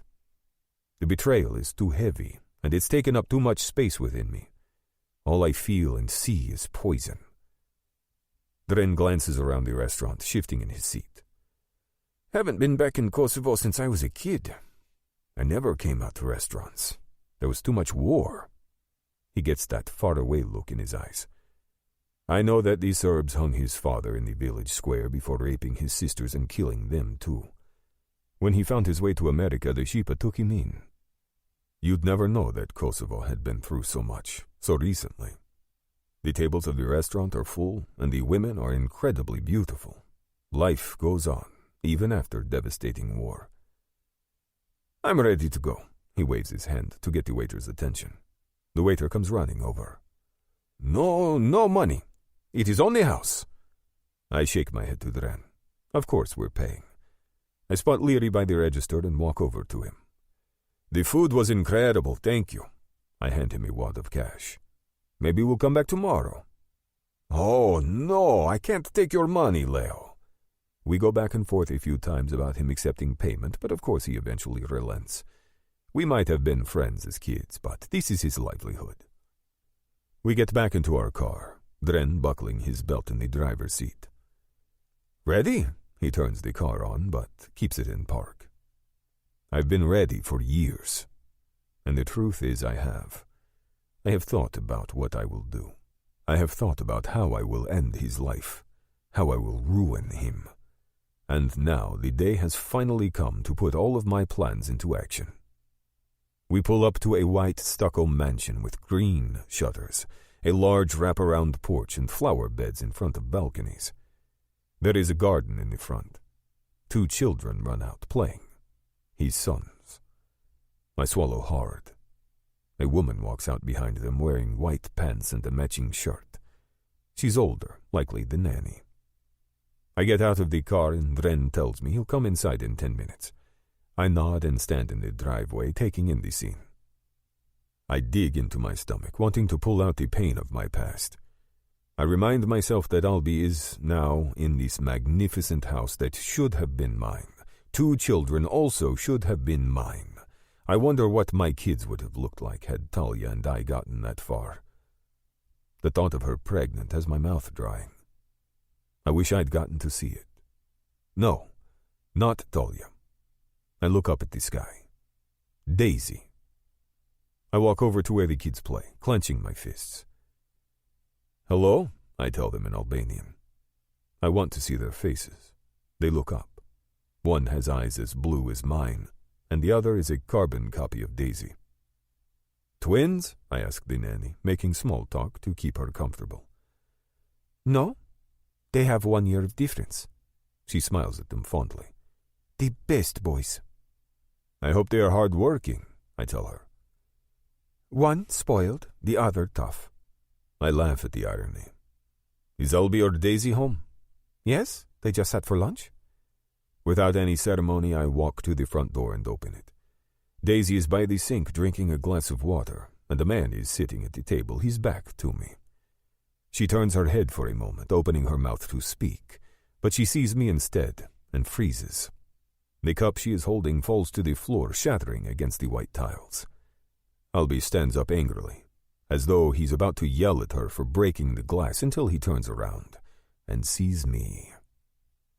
Is this how you welcome family into your beautiful home? I blink, reminding myself that my weapons are strapped to me. I could kill him any time I want. The choices are endless, and they are all mine. Leo, Daisy stutters. Her long, dark hair is perfectly smooth, not a strand out of place. Have you been enjoying yourself here in this life? One brother, another brother, what's the difference if you get what you want? She vehemently shakes her head. You left, and I was alone. Cut this shit. I left and you wanted the money. Your small house and your devout father would never have provided you with a husband who could give you this life of luxury. She blinks, water welling up in her eyes. We were kids, Leo. I did love you, but you left. And he offered... Tell me what he offered. Jewelry? This new mansion? It's not that. You are mistaken. That's not what it was. She swallows hard, eyes darting in a way that looks like she's embarrassed. Tell me the truth, I yell. I told you the truth. She blinks, the tears dripping down her face. I roll my eyes. Daisy always knew how to turn the tears on. You left, and I was alone. My father, he was furious. What could I do? She puts her hands out to me. I was scared people would find out about us. My reputation could have been in question. Albie came, offered me marriage. My father practically drop-kicked me out of the house. I stare at her as she speaks, and I realize I barely even know this woman. I did once, but I don't know her anymore. She is still beautiful, still full of makeup, her nails are still long. But presently I have not one feeling for her. If anything, all I feel is pity. I look across the kitchen and find an old bookshelf identical to the one we had in our living room. I'm sure that all of Albie's favorites line the shelves. He used to eat through the classics like a fire. I shake out my shoulders, wanting to push the past out from my ribs. I slowly walk over to Albie. Towering over him, I whisper, "You were my blood. We were different, sure, but you sold me." "What did you want me to do?" He visibly trembles. "I wanted more. I wanted her." He nods to Daisy. "I wanted this life and business. You mean my life and my business." "I knew you'd be okay," he replies shakily. "You've always been resilient." I laugh darkly. "Did you? You sent me off, barely a teenager, all alone to a new country. No money, no family, no nothing." The door to the left opens and my mother marches in wearing a navy dress and low heels. Her hair looks very black, a sharp contrast to her pale skin. The smile is wiped off her face when we make eye contact. "Oh, Leo!" She dramatically drops to her knees as if this were a play and she were the star actress. "I'm so sorry." She puts her head down, lifting her hands in prayer. "I am sorry. I had to play along. It was Albie." Albie yells, "Shut up, mother! This was your idea. How dare you blame me? You always wanted him gone." They continue to argue, and I look at the scene before me. Pictures of their family on the wall by the white cabinets. In the first one, Albie is holding a baby in the air, and Daisy is smiling at them. I can't picture myself as him. That's not my baby. And that's not my wife. And the truth is, I don't want them to be. In the second photograph, Daisy is posing in a tight red gown, her black hair around her shoulders and an enormous belly protruding. I want to laugh because Talia would never pose like that or wear something like that. Not normally and definitely not during pregnancy. So showy, mildly obscene. I hear the children playing in the yard. Food is set on the table. They have moved on completely. And it wasn't until this moment that I realized I have too. Talia lied to me, but it must have come from some sort of shame. I know school is everything to her. Who knows why she got wrapped up with Yet in the first place? It's so out of character for her. Maybe she felt like she had no choice at the time. I look more closely at Daisy, her diamond bracelets lining her wrists and tight pants showing off her round ass. Daisy is not ashamed. Her goal was always money and money alone. The lies aren't the same. Dren walks in, pushing the door open so hard that it slams against the wall. His hulking form has Daisy, Albie, and my mother shutting up from fear. He pulls out his gun, and my mother shrieks. "What do you want to do?" he asks me casually. I walk over to Albie. But the truth is, the weight has already been removed from my shoulders. Albie can have this life, because I don't want it. Still, he deserves to suffer. For years, I have dreamed of ruining your life. Killing you, slowly. I've imagined all the ways I could end you. Seeing you now, there is one element of your planned demise that I will gladly continue. I want you to watch everything you thought you had crumble. I want you to see what it's like to feel destroyed and alone. I'm going to burn every single building of yours to the ground. I'm going to make sure you can never make a dime in Kosovo again. And when you leave the country, I'm going to know where you are. I might find you. I might even kill you. The fear in his eyes is palpable. My eyes move to Daisy and my mother. They're pathetic and scared. The two of you can fend for yourselves. You're both dead to me, but him, I point to Albie, I will ruin. You don't mind if I hold this gun up to your head now, do you? He presses the nozzle to Albie's temple. Just to make sure you listen to your big brother and sit still.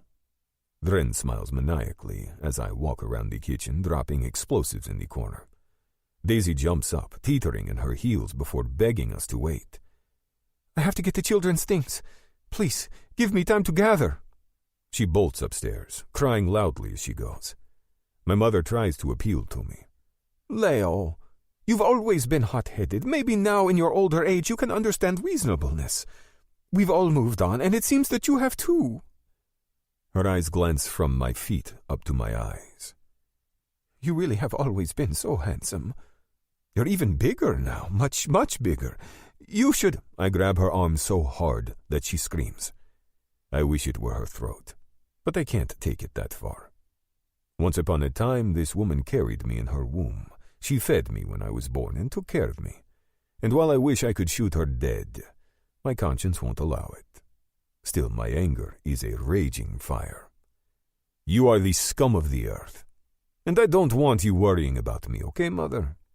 Because now, when I'm sleeping in my beautiful penthouse in New York, I will think about you suffering, and that will bring me more pleasure than you can ever imagine. I let go of her roughly, wanting her out of my sight. Don't take our money away. Ruin Albie if you must, but take care of me. I am your mother, after all, she begs. I wish I could put her out of her misery, brother. Dren chuckles. Can't believe this is her. She looks real small, huh? I have one thing I'd like to do.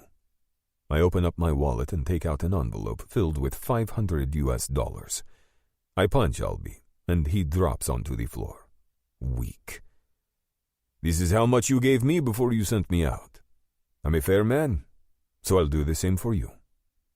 I throw the envelope at his face as Daisy comes back downstairs with 2 suitcases in her hands. Open them. Any diamonds or jewelry or cash, give it to me. Please, take pity. Open them, I shout, my voice vibrating against the walls. I glance out the kitchen window, relieved to see the kids still playing. She unzips the luggage and I rummage through their things, leaving all the clothing but removing any pouches, presumably holding jewelry. There is another small bag inside and I unzip it. It's filled with cash. I take it all and walk to the car, unceremoniously dumping it into the trunk. I don't need the cash, but it does feel good to take it away from him. I go back into the house, ignoring the sounds of the children laughing outside.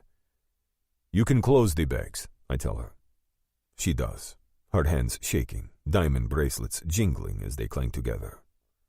You like wearing his ring on your finger? A memory assaults me. When I gave her a promise ring. It was silver with a small diamond in the center. It wasn't fancy, but I'd saved up for it. This is just for now, right? Later on, you'll give me something bigger? Of course, I replied. When I finally work full-time, I'm going to buy you a ring that looks more like a rock than a pebble. She whispered. Okay then. I'll wear this. For now. I clear my throat and spit at her feet. I was so young and so fucking stupid. All right, Dren. Let's do it. I nod. Time to get the fuck out, he yells. The women run out of the house and Albie follows behind them. Before he walks outside, he turns to me. Fuck you! He clutches the envelope in his hand. I walk toward him, pushing him against the wall and lifting him up higher so that we're face to face. And with all my might, I crash my fist into his stomach. You know where you drove me, don't you? Into the hands of the most powerful mafia in the world. I am a member of the Mafia Shiptari now, and I've built my own construction company that could eat yours alive. I did all of this despite your attempt at crushing me, and I did it all by myself. He's doubled over in pain as I take my time lighting the explosives on fire. You know, Albie, today was a good day. I burned down many of your buildings. He coughs. Oh yes, I wanted to do them all, but I love my motherland. Didn't want to destroy the city. But remember this. Anything you try to create, I will ruin. Because I'm a decent man, I drag him out of the house, leaving him on the corner of the green lawn. After all, I do want him alive. When he's lying on the grass, I smile. Who knows if I'll actually follow him and ruin him? The truth is, I never want to think of him again. Still, I don't mind letting him think that I'm planning on following through with my threats. A little fear never hurt anyone, did it? Dren and I drive off, leaving the happy family to their own devices. I'm sure Daisy and my mother will leave Albie as soon as they realize that he won't be able to care for them anymore. Daisy will move on to another husband. I would bet money on that. And her kids will be okay. As far as my mother is concerned, who knows what her fate will be. The buzz from our tirade seeps through my veins. I'm feeling the exhaustion from the day. I close my eyes, leaning my head against the warm, sun-drenched window. I think about Talia playing music, and it calms me. Yes, I'm mad at her. But God, do I love her. A song from The Doors enters my head. Talia loves the band, and she often had one of their albums on repeat. A line in the song Break On Through resonated with me. I found an island in your arms, country in your eyes. It's Talia. She's my home now. We arrive at the hotel, and 2 men run over to open our doors. Dren asks for the bellboy, but he immediately moves to the trunk, organizing the goods we took and putting them into our duffels. The trolley arrives, and Dren puts our things on it. "Straight to room 305, he adds, handing the kid some cash. "Yes, sir." He runs off, pushing the cart away. Dren slams the trunk closed. "Let's wash up, eat, get drunk, and sleep like the dead." Sounds like a good plan. I rub my eyes, exhausted. We walk into the hotel, and Dren walks directly to the elevator, heading up to his room. I walk a little more slowly, realizing that while I'm exhausted, I do feel lighter. My revenge is truly complete. I can't wait to get home. Walking through the lobby, I pause. I must be imagining things. A woman is at the front desk, tiny and curvy, curly dark hair down to her waist, luggage beside her, and a huge cello. I check my watch. Talia must have finished her last exam yesterday. It must be a coincidence. This has happened to me before, when I thought I saw Daisy at the liquor store in the city. I walk off, refusing to give my mind any more control over the truth. "Leo!" I hear. I turn. It's her. I'm frozen. She doesn't move either. She's lost weight. Dark circles rim her eyes. I run to her, lifting her in my arms. I inhale her neck. "What are you doing here?" Kiss. "You were supposed to be taking your exam." Kiss. "I'm your second, remember? I couldn't just leave you here. What if you needed me?" I can't help it, but I laugh out loud. "Well, that depends. Are you still scared of a gun?" "No." She shakes her head. "Well, I can take one if you need. I can be behind you when you see them." "And what about Daisy? Do you think you can take her if it comes to that?" My heart is filling up, almost spilling over with each moment that I realize she's here. For me. The fact that she's ready to crack heads on my behalf. Unbelievable. "Of course I can," she insists. "I'll do whatever it takes. Anything." "Well, you don't have to." "No?" "No. Because it's already over." "Wait." Her face drops. "I missed it?" "It's done." "So, now what?" "Now, you come up to my room, and you let me feed you, and love you."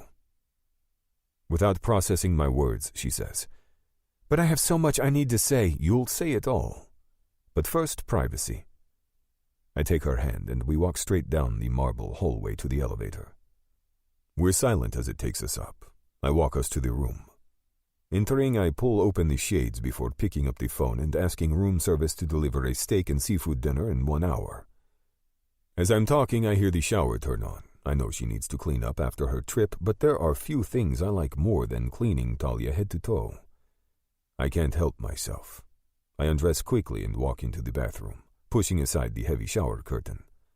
Her hair is swept up and filled with shampoo, perfect breasts covered in soapy suds. Turning to the side, she says, "Do you mind? I just took a zillion-hour flight all the way to Kosovo for you. The least you can do is give me a few minutes of peace to clean up and shave. And I have so much I need to tell you first before—" "No." I lean against the wall. She throws her hands up. No? She's exasperated.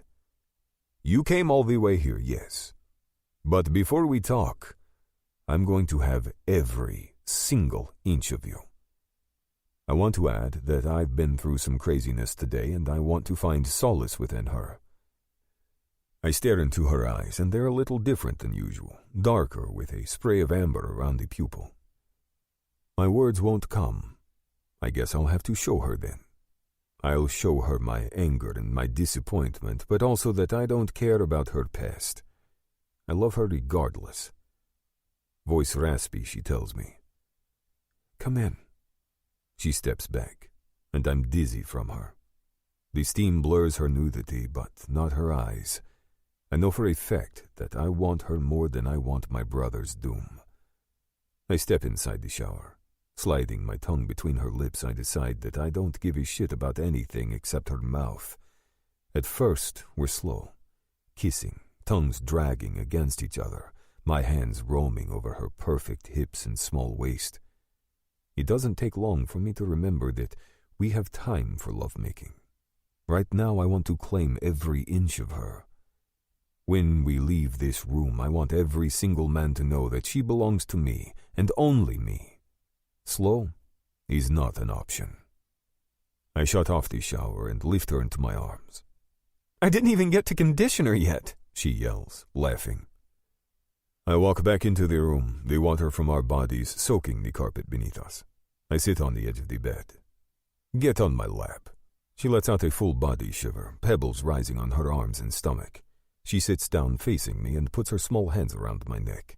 She strokes my shoulders and back, and I let her feel me.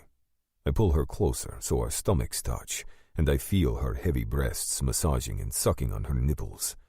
In her ear I whisper, I'm going to fuck you so good, Talia. I knead her breasts a little rougher, letting her get comfortable with my physical dominance. She braces her hand on my shoulder as I suction my mouth over her nipple, sucking harder. Oh, she calls out. Say my name. Leo. My cock swells, looking for more friction as she grinds down. I want to see you, she begs. I pull my head away from her breast, and she grips my hair, staring into my face. You're so handsome. Leo, from the moment I saw you. Before she can get another word out, I lift her up and seat her directly onto my cock. Her eyelids flutter, face burning. Good girl. Take it. I flick my tongue over her, savoring her lips. I lift her ass up and down on me. I know she wants me to move her more quickly, but I just need to feel her. I'm so much bigger than her, and yet she surrounds me. All I can see, smell, and taste is Talia. I can feel it in my heart. I groan, the sound bouncing off the walls. She moans, stroking my hair and my back, squeezing her pussy so hard around my cock that I'm the one seeing stars. And when she finally comes, it sends my own orgasm spiraling forward. I pull out, my semen lashing against her stomach and thighs. We breathe heavy together, coming down. I move her so that I can stand up. Walking into the bathroom, I wet a warm towel but change my mind. Come into the shower with me.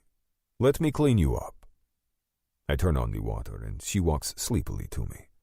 I take my time cleaning her, getting down to my knees and soaping her from her stomach down to her feet.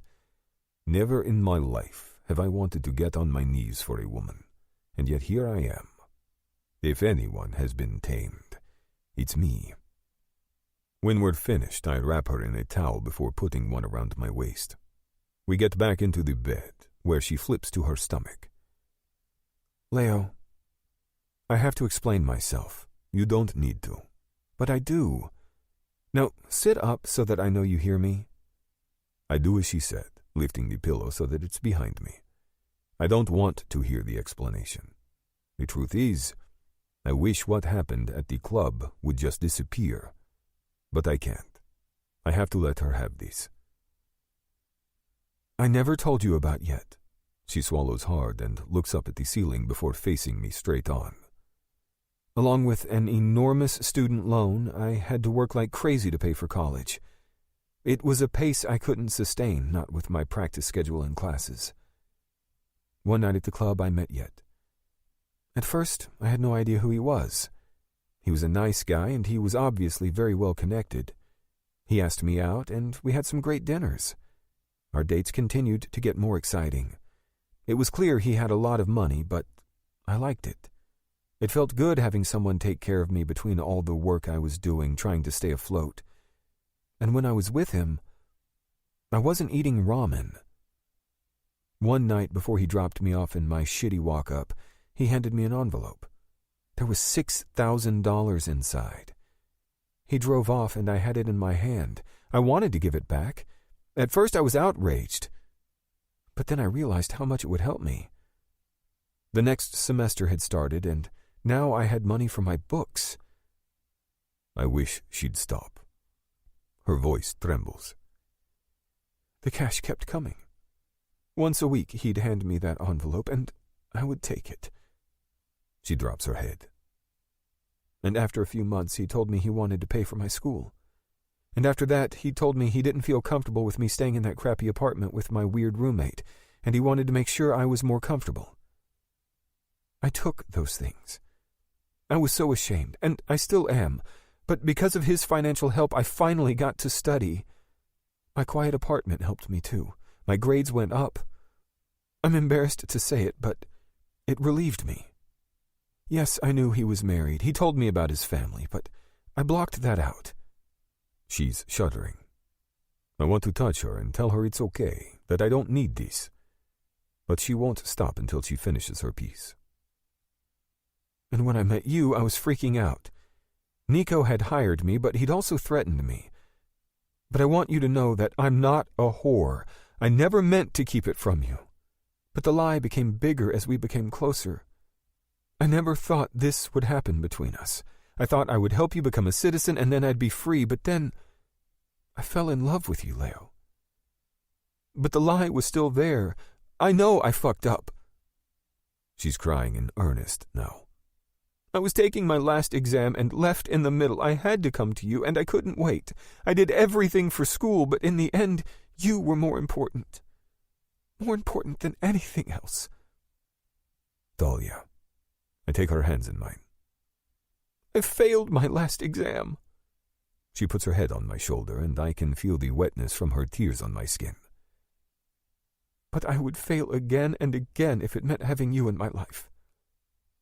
I hug her tight because I happen to know for a fact that she will not be failing. If I have to show up with a gun and force her professor to administer these tests to her, I will do it. I hear you.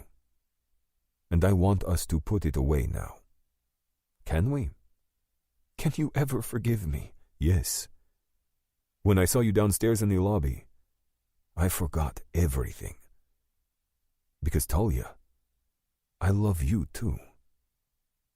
She wants to reply, but the doorbell chimes. It's our food. I kiss her nose. I stand up, sliding on a pair of shorts, and get the door. I tip the guy and tell him to leave. I bring the food cart into the room myself. There's no way I'm going to let someone see my woman so vulnerable. I open the silver domes, and it smells amazing. Oysters, lobster, and a ribeye. The bottle of red wine closed with a bottle opener beside it. Leo? Yes? I set out the plates. She wraps her arms around me. I love you. I'm sorry. I drop back onto the bed and drag her into me. Let me feed you. Let's move past this now, okay? She nods, and I can sense the relief from her. It's like a weight has been lifted from us. How did you do it? Talia glances at me in that way of hers, like she might murder me or kiss me, but hasn't decided yet. I lean against the windowsill, the view of the Angelica Film Center in the distance. I told you. I went to visit Professor Hirsch. I let her know that she needed to give you another chance at your exam. She taps her foot. And she just said, "Sure, honey, any time that's good for Talia is good for me?" The sarcasm isn't lost on me. Do you really want to know the details? How about a simple thank you, Leo? I can't wait to take my exam so that I can walk at graduation next week. She pours fresh coffee into a mug and hands it to me. I go to take it, but she steps back so that it's just out of reach. I want every single detail, dirty or otherwise. Remind me why you need to know. Because we promised each other to never lie or withhold again. Because I refuse to have any more secrets between us. I don't want to be ashamed of my past anymore, and I don't want you hiding your reality from me. Plus, this has to do with my school, and when it comes to that, I can't turn my face away. It's not club business. It's my business. I look down at her, knowing that if she needs the truth in this, I have to give it to her. I went to meet her at her office. Hours were posted on the website.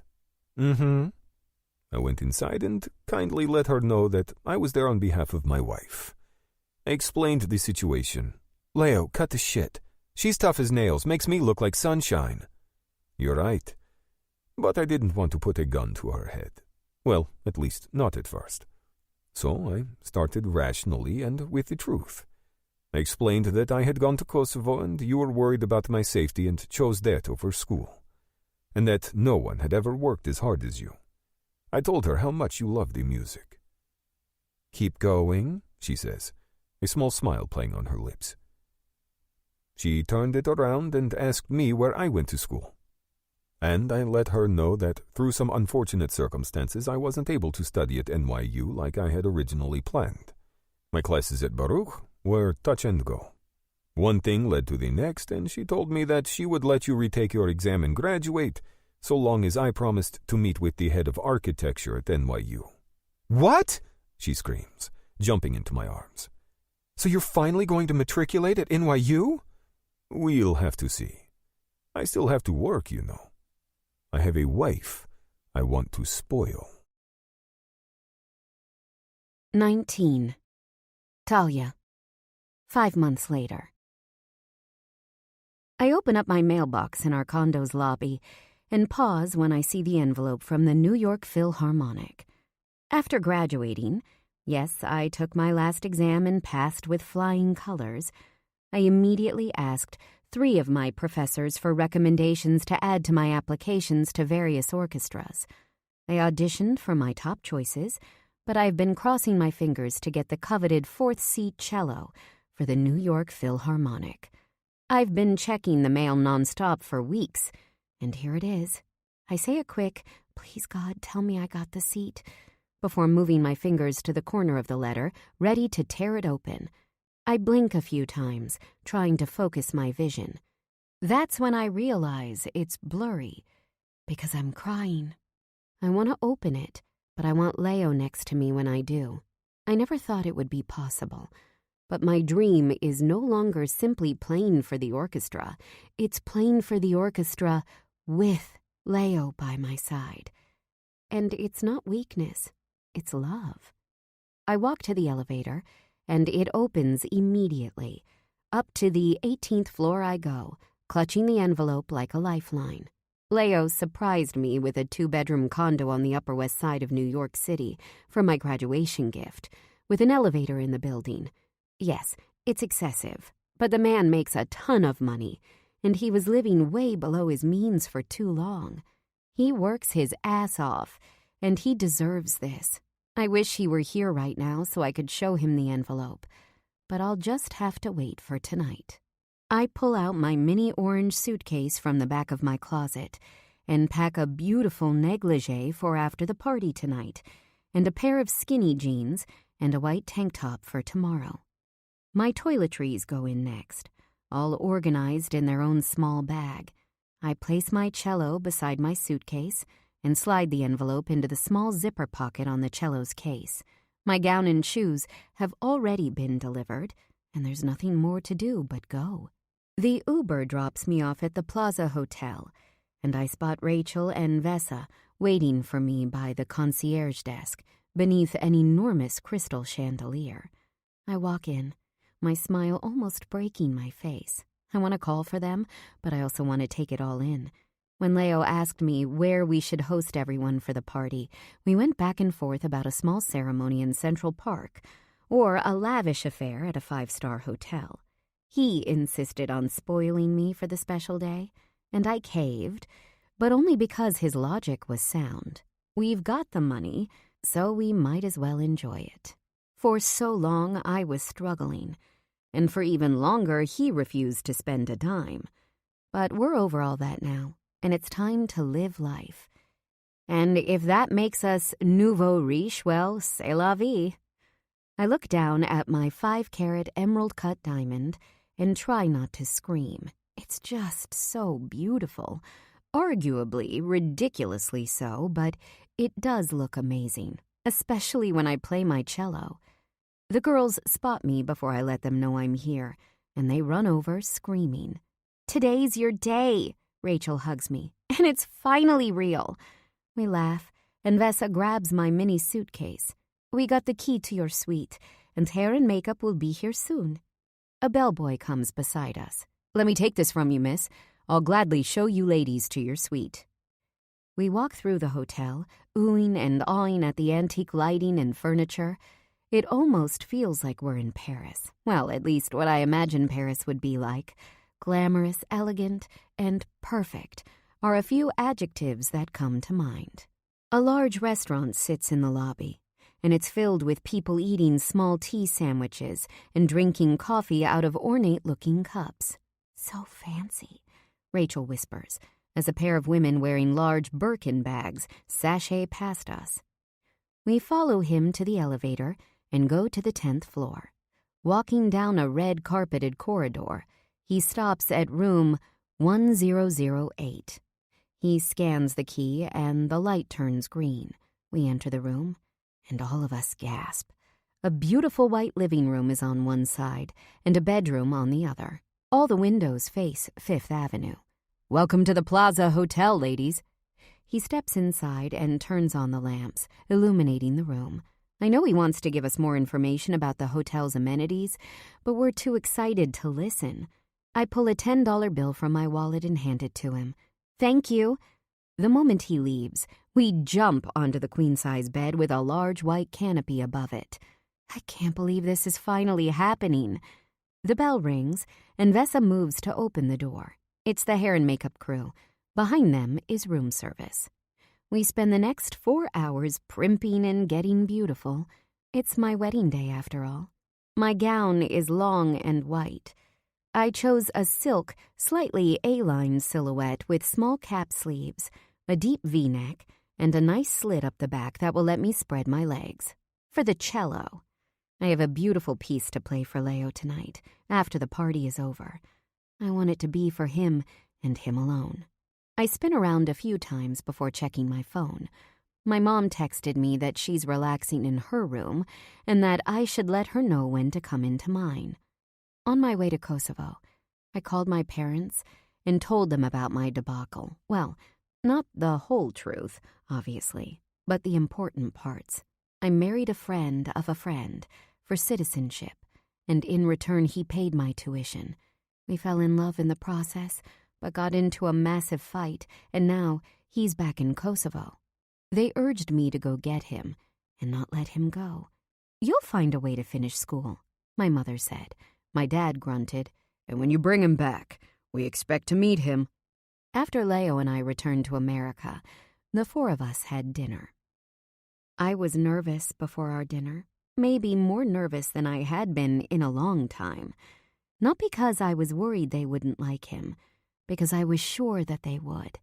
But I wanted them to welcome him with open arms. After everything he had been through, I wanted Leo to be as close to my parents as possible. My mother could smother if I didn't draw lines, but my father was a tougher sell. Leo had wanted to take them to a fancy restaurant, but I'd insisted we do something just as delicious, but more casual. My parents were decent, hard-working people, and Michelin stars meant very little to them. On Jeannie's advice, we were meeting them at Persepolis, a Persian restaurant on the Upper East Side of New York City. Apparently, she'd spent some time in Iran before coming to America, so she had told us exactly where we should go and what we should order. When we pulled up to the restaurant, Leo asked, "Any last-minute tips for me? I've never really met anyone's parents before, and the one time I did, let's just say it went really, really badly." He stepped out of the Escalade, gave a thanks to our driver, and helped me out of the car. I exhaled, feeling more stressed out than he was, but trying to hide it. Just be genuine and talk about the houses you're building, that you're taking classes at NYU now, things like that. Houses I'm building, he repeats. NYU. Got it. He adjusted the collar of his blue, not black, button-down shirt as I tucked the left side of my hair behind my ear. We said our hellos at the hostess stand, but sat right away at our table for 4 by the window, facing 2nd Avenue. Luckily, the waiter put spreads and fresh pita bread on the table before we even got our menus, giving us a reprieve from potential awkwardness. I took a piece of the bread and put some yogurt dip onto my plate.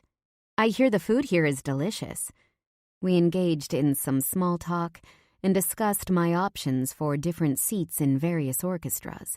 When Leo broke the news about our love, our revelation was met with excitement and shock, but also major relief. For me, no more lying, no more omissions. My parents had always been so good to me. Keeping facts about my life private had never been easy, but that time was over now. And when Leo finally told them, not only were we in love, but he wanted us to have a proper wedding to solidify what already was, our marriage, my father stood up and hugged him, and my mother was a blubbering but happy mess. And today, I want to enjoy having everyone I love together in celebration, but also in truth. I step outside the bedroom to find my friends already drinking in the living room, Vesa relaxing on the white couch with a champagne glass in her hand. She is wearing a soft silver gown with a plunging V neckline, and Rachel is wearing a pink Grecian gown that pulls at her ankles. I wasn't going to be that bride who forced a color or particular style on her friends. They should wear what they look and feel great in. My photos will look gorgeous because everyone is happy. L'chaim, Rachel squeals, raising her drink to me. You're a vision, Tal, the most stunning bride I have ever seen. 1 second, I blush, feeling strangely happy about her sentimentality. Let me tell my mom to come upstairs. I shoot out a quick text before Rachel pours me a glass of champagne. A few minutes later, my mom is beside us. We hug, and she cries, telling me how happy she is for me to have found love and how beautiful I look. The 4 of us laugh and drink until we get the text from my dad that it's time to go downstairs. I take a private moment in the bedroom before we leave the room. Arriving to the lobby and walking to Plaza's Oak Room, we find my father in a black tuxedo, waiting for me in a corner by a stained glass window. He looks polished, but he feels just as he always does as he brings me into his arms for a giant hug. Taking a long look at me, he says, Talia, you are so stunning. I can't even believe it's possible I made you. I laugh, but he is serious. I know it hasn't been easy on you. When you told us that you married Leo for his citizenship in return for your tuition, our hearts broke. I wish I could have made it easier on you. I wish there had been a way for me to pay for everything. You worked so hard between practice and school and jobs, and you always had. All those years at the ice cream shop and then at the music studio. You are, simply put. I shake my head. Dad, it's... No, listen to me. I know you're tough, but at the risk of sounding mushy, you should know I'm proud of you. The woman you are, the woman you're becoming, the man you chose. Over the last 5 months, Leo and I have grown to be good friends. You picked a strong man. He is smart and competent. Most of all, he loves you, and I know he'll take care of you. Thank you, Dad. I blink quickly, holding myself together. Those friends of his can get pretty rowdy, though, huh? He quirks a brow. He knows, but he doesn't really know. And that's one secret I don't mind keeping a lid on. I laugh, picturing all the men in the Shipa. You could say that. The violinists playing the ceremony tonight, who are none other than Rona and Leora, begin to play Light My Fire by the doors. My dad introduced me to the band when I was just a kid, and I still love their music. My father rushes out of the room to make sure Leo has left the corridor and entered the terrace room. Leo and I haven't seen each other this entire week. My parents insisted we keep ourselves apart before the wedding. It's tradition. My father made sure to add for good measure, but I wasn't going to tell him no. I know Leo is walking down the aisle because the entire Shippa is not only in attendance, but also cheering, clapping, and hollering. Leo told me to expect a loud ceremony. Funny enough, it's the same group that was there for our 3-year anniversary party. My father and I walk quietly to the entry of the terrace room, meeting my mother by the door. They flank my sides, and my father lowers the veil over my face. The traditional wedding march plays as we walk. All around me are members of the Shippa, and the women who love them, or love to hang around them. I guess you can say that I stand corrected, and have come to love them too. Alira is beside Nico, her pregnant belly protruding. She claps. "You look gorgeous." "Congratulations," I hear from both sides. From my left, I catch a head nod from Darius. I smile widely, unable to stop the happiness flowing through me. He and Jeannie are holding hands, looking so at peace with each other. He is always watching her, but I've come to learn that their relationship suits them perfectly. Both Ilira and Jeannie are incredible women who are hardworking and genuine. Still, it takes time for me to trust other girls, because let's face it, most of them are bitches. But I think one day we might actually become close. They are good people. In the front row, I spot my grandmother and great-uncle. They are so happy I can feel it. I raise my head to see Leo standing beneath the white floral canopy, filled with roses, baby's breath, and orchids. It is called a chuppah and symbolizes that our home should always be filled with hospitality and openness. It's a Jewish tradition my grandmother insisted we have, and neither Leo nor I minded in the least. His blue eyes blaze, and my heart stops. Black tuxedo, crisp white shirt, and a gorgeous black bow tie. His dark hair is slicked back, and his smile is show-stopping.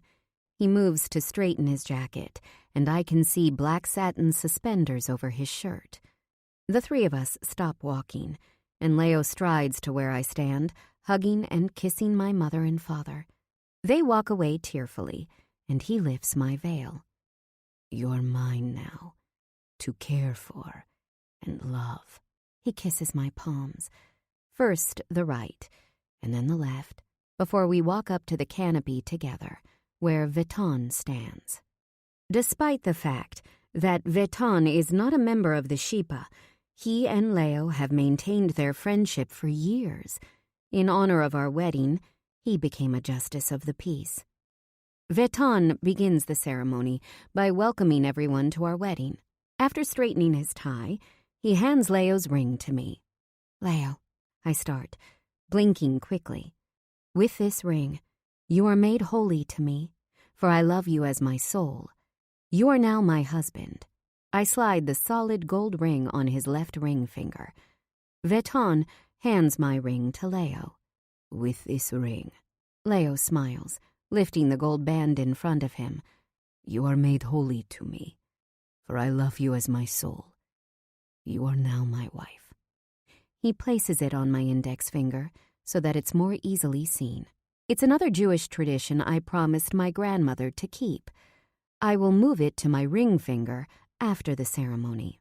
Veton clears his throat and hands Leo a champagne glass.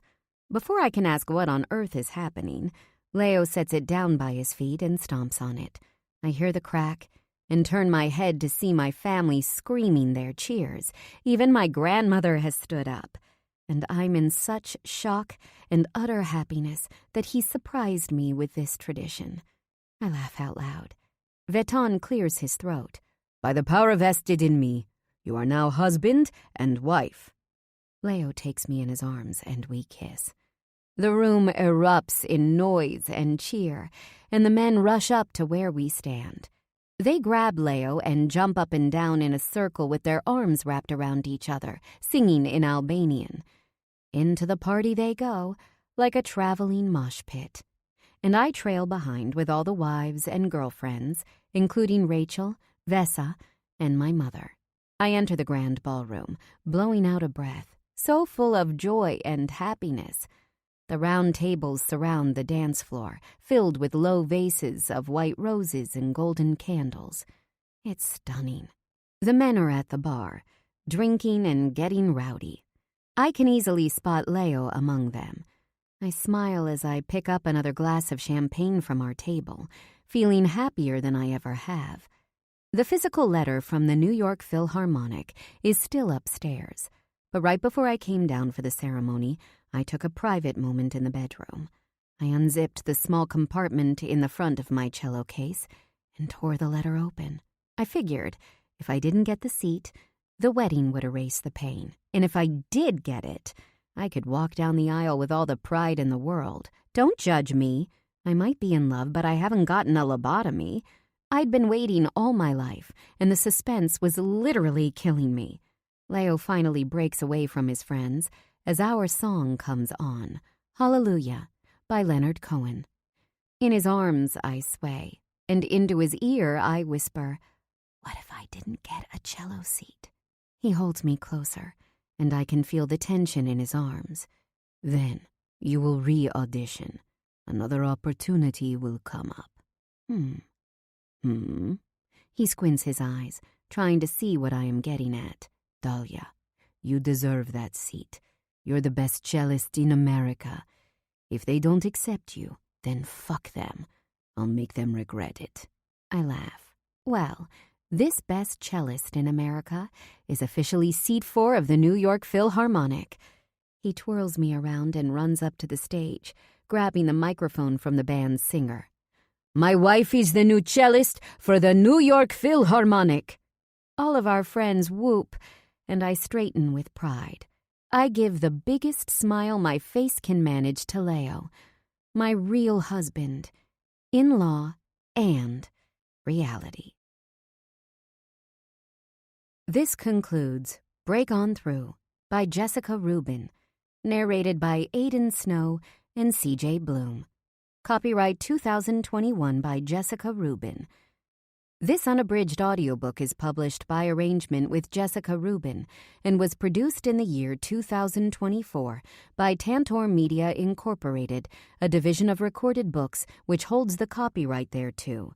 Please visit tantor.com for more information on our growing library of unabridged audiobooks.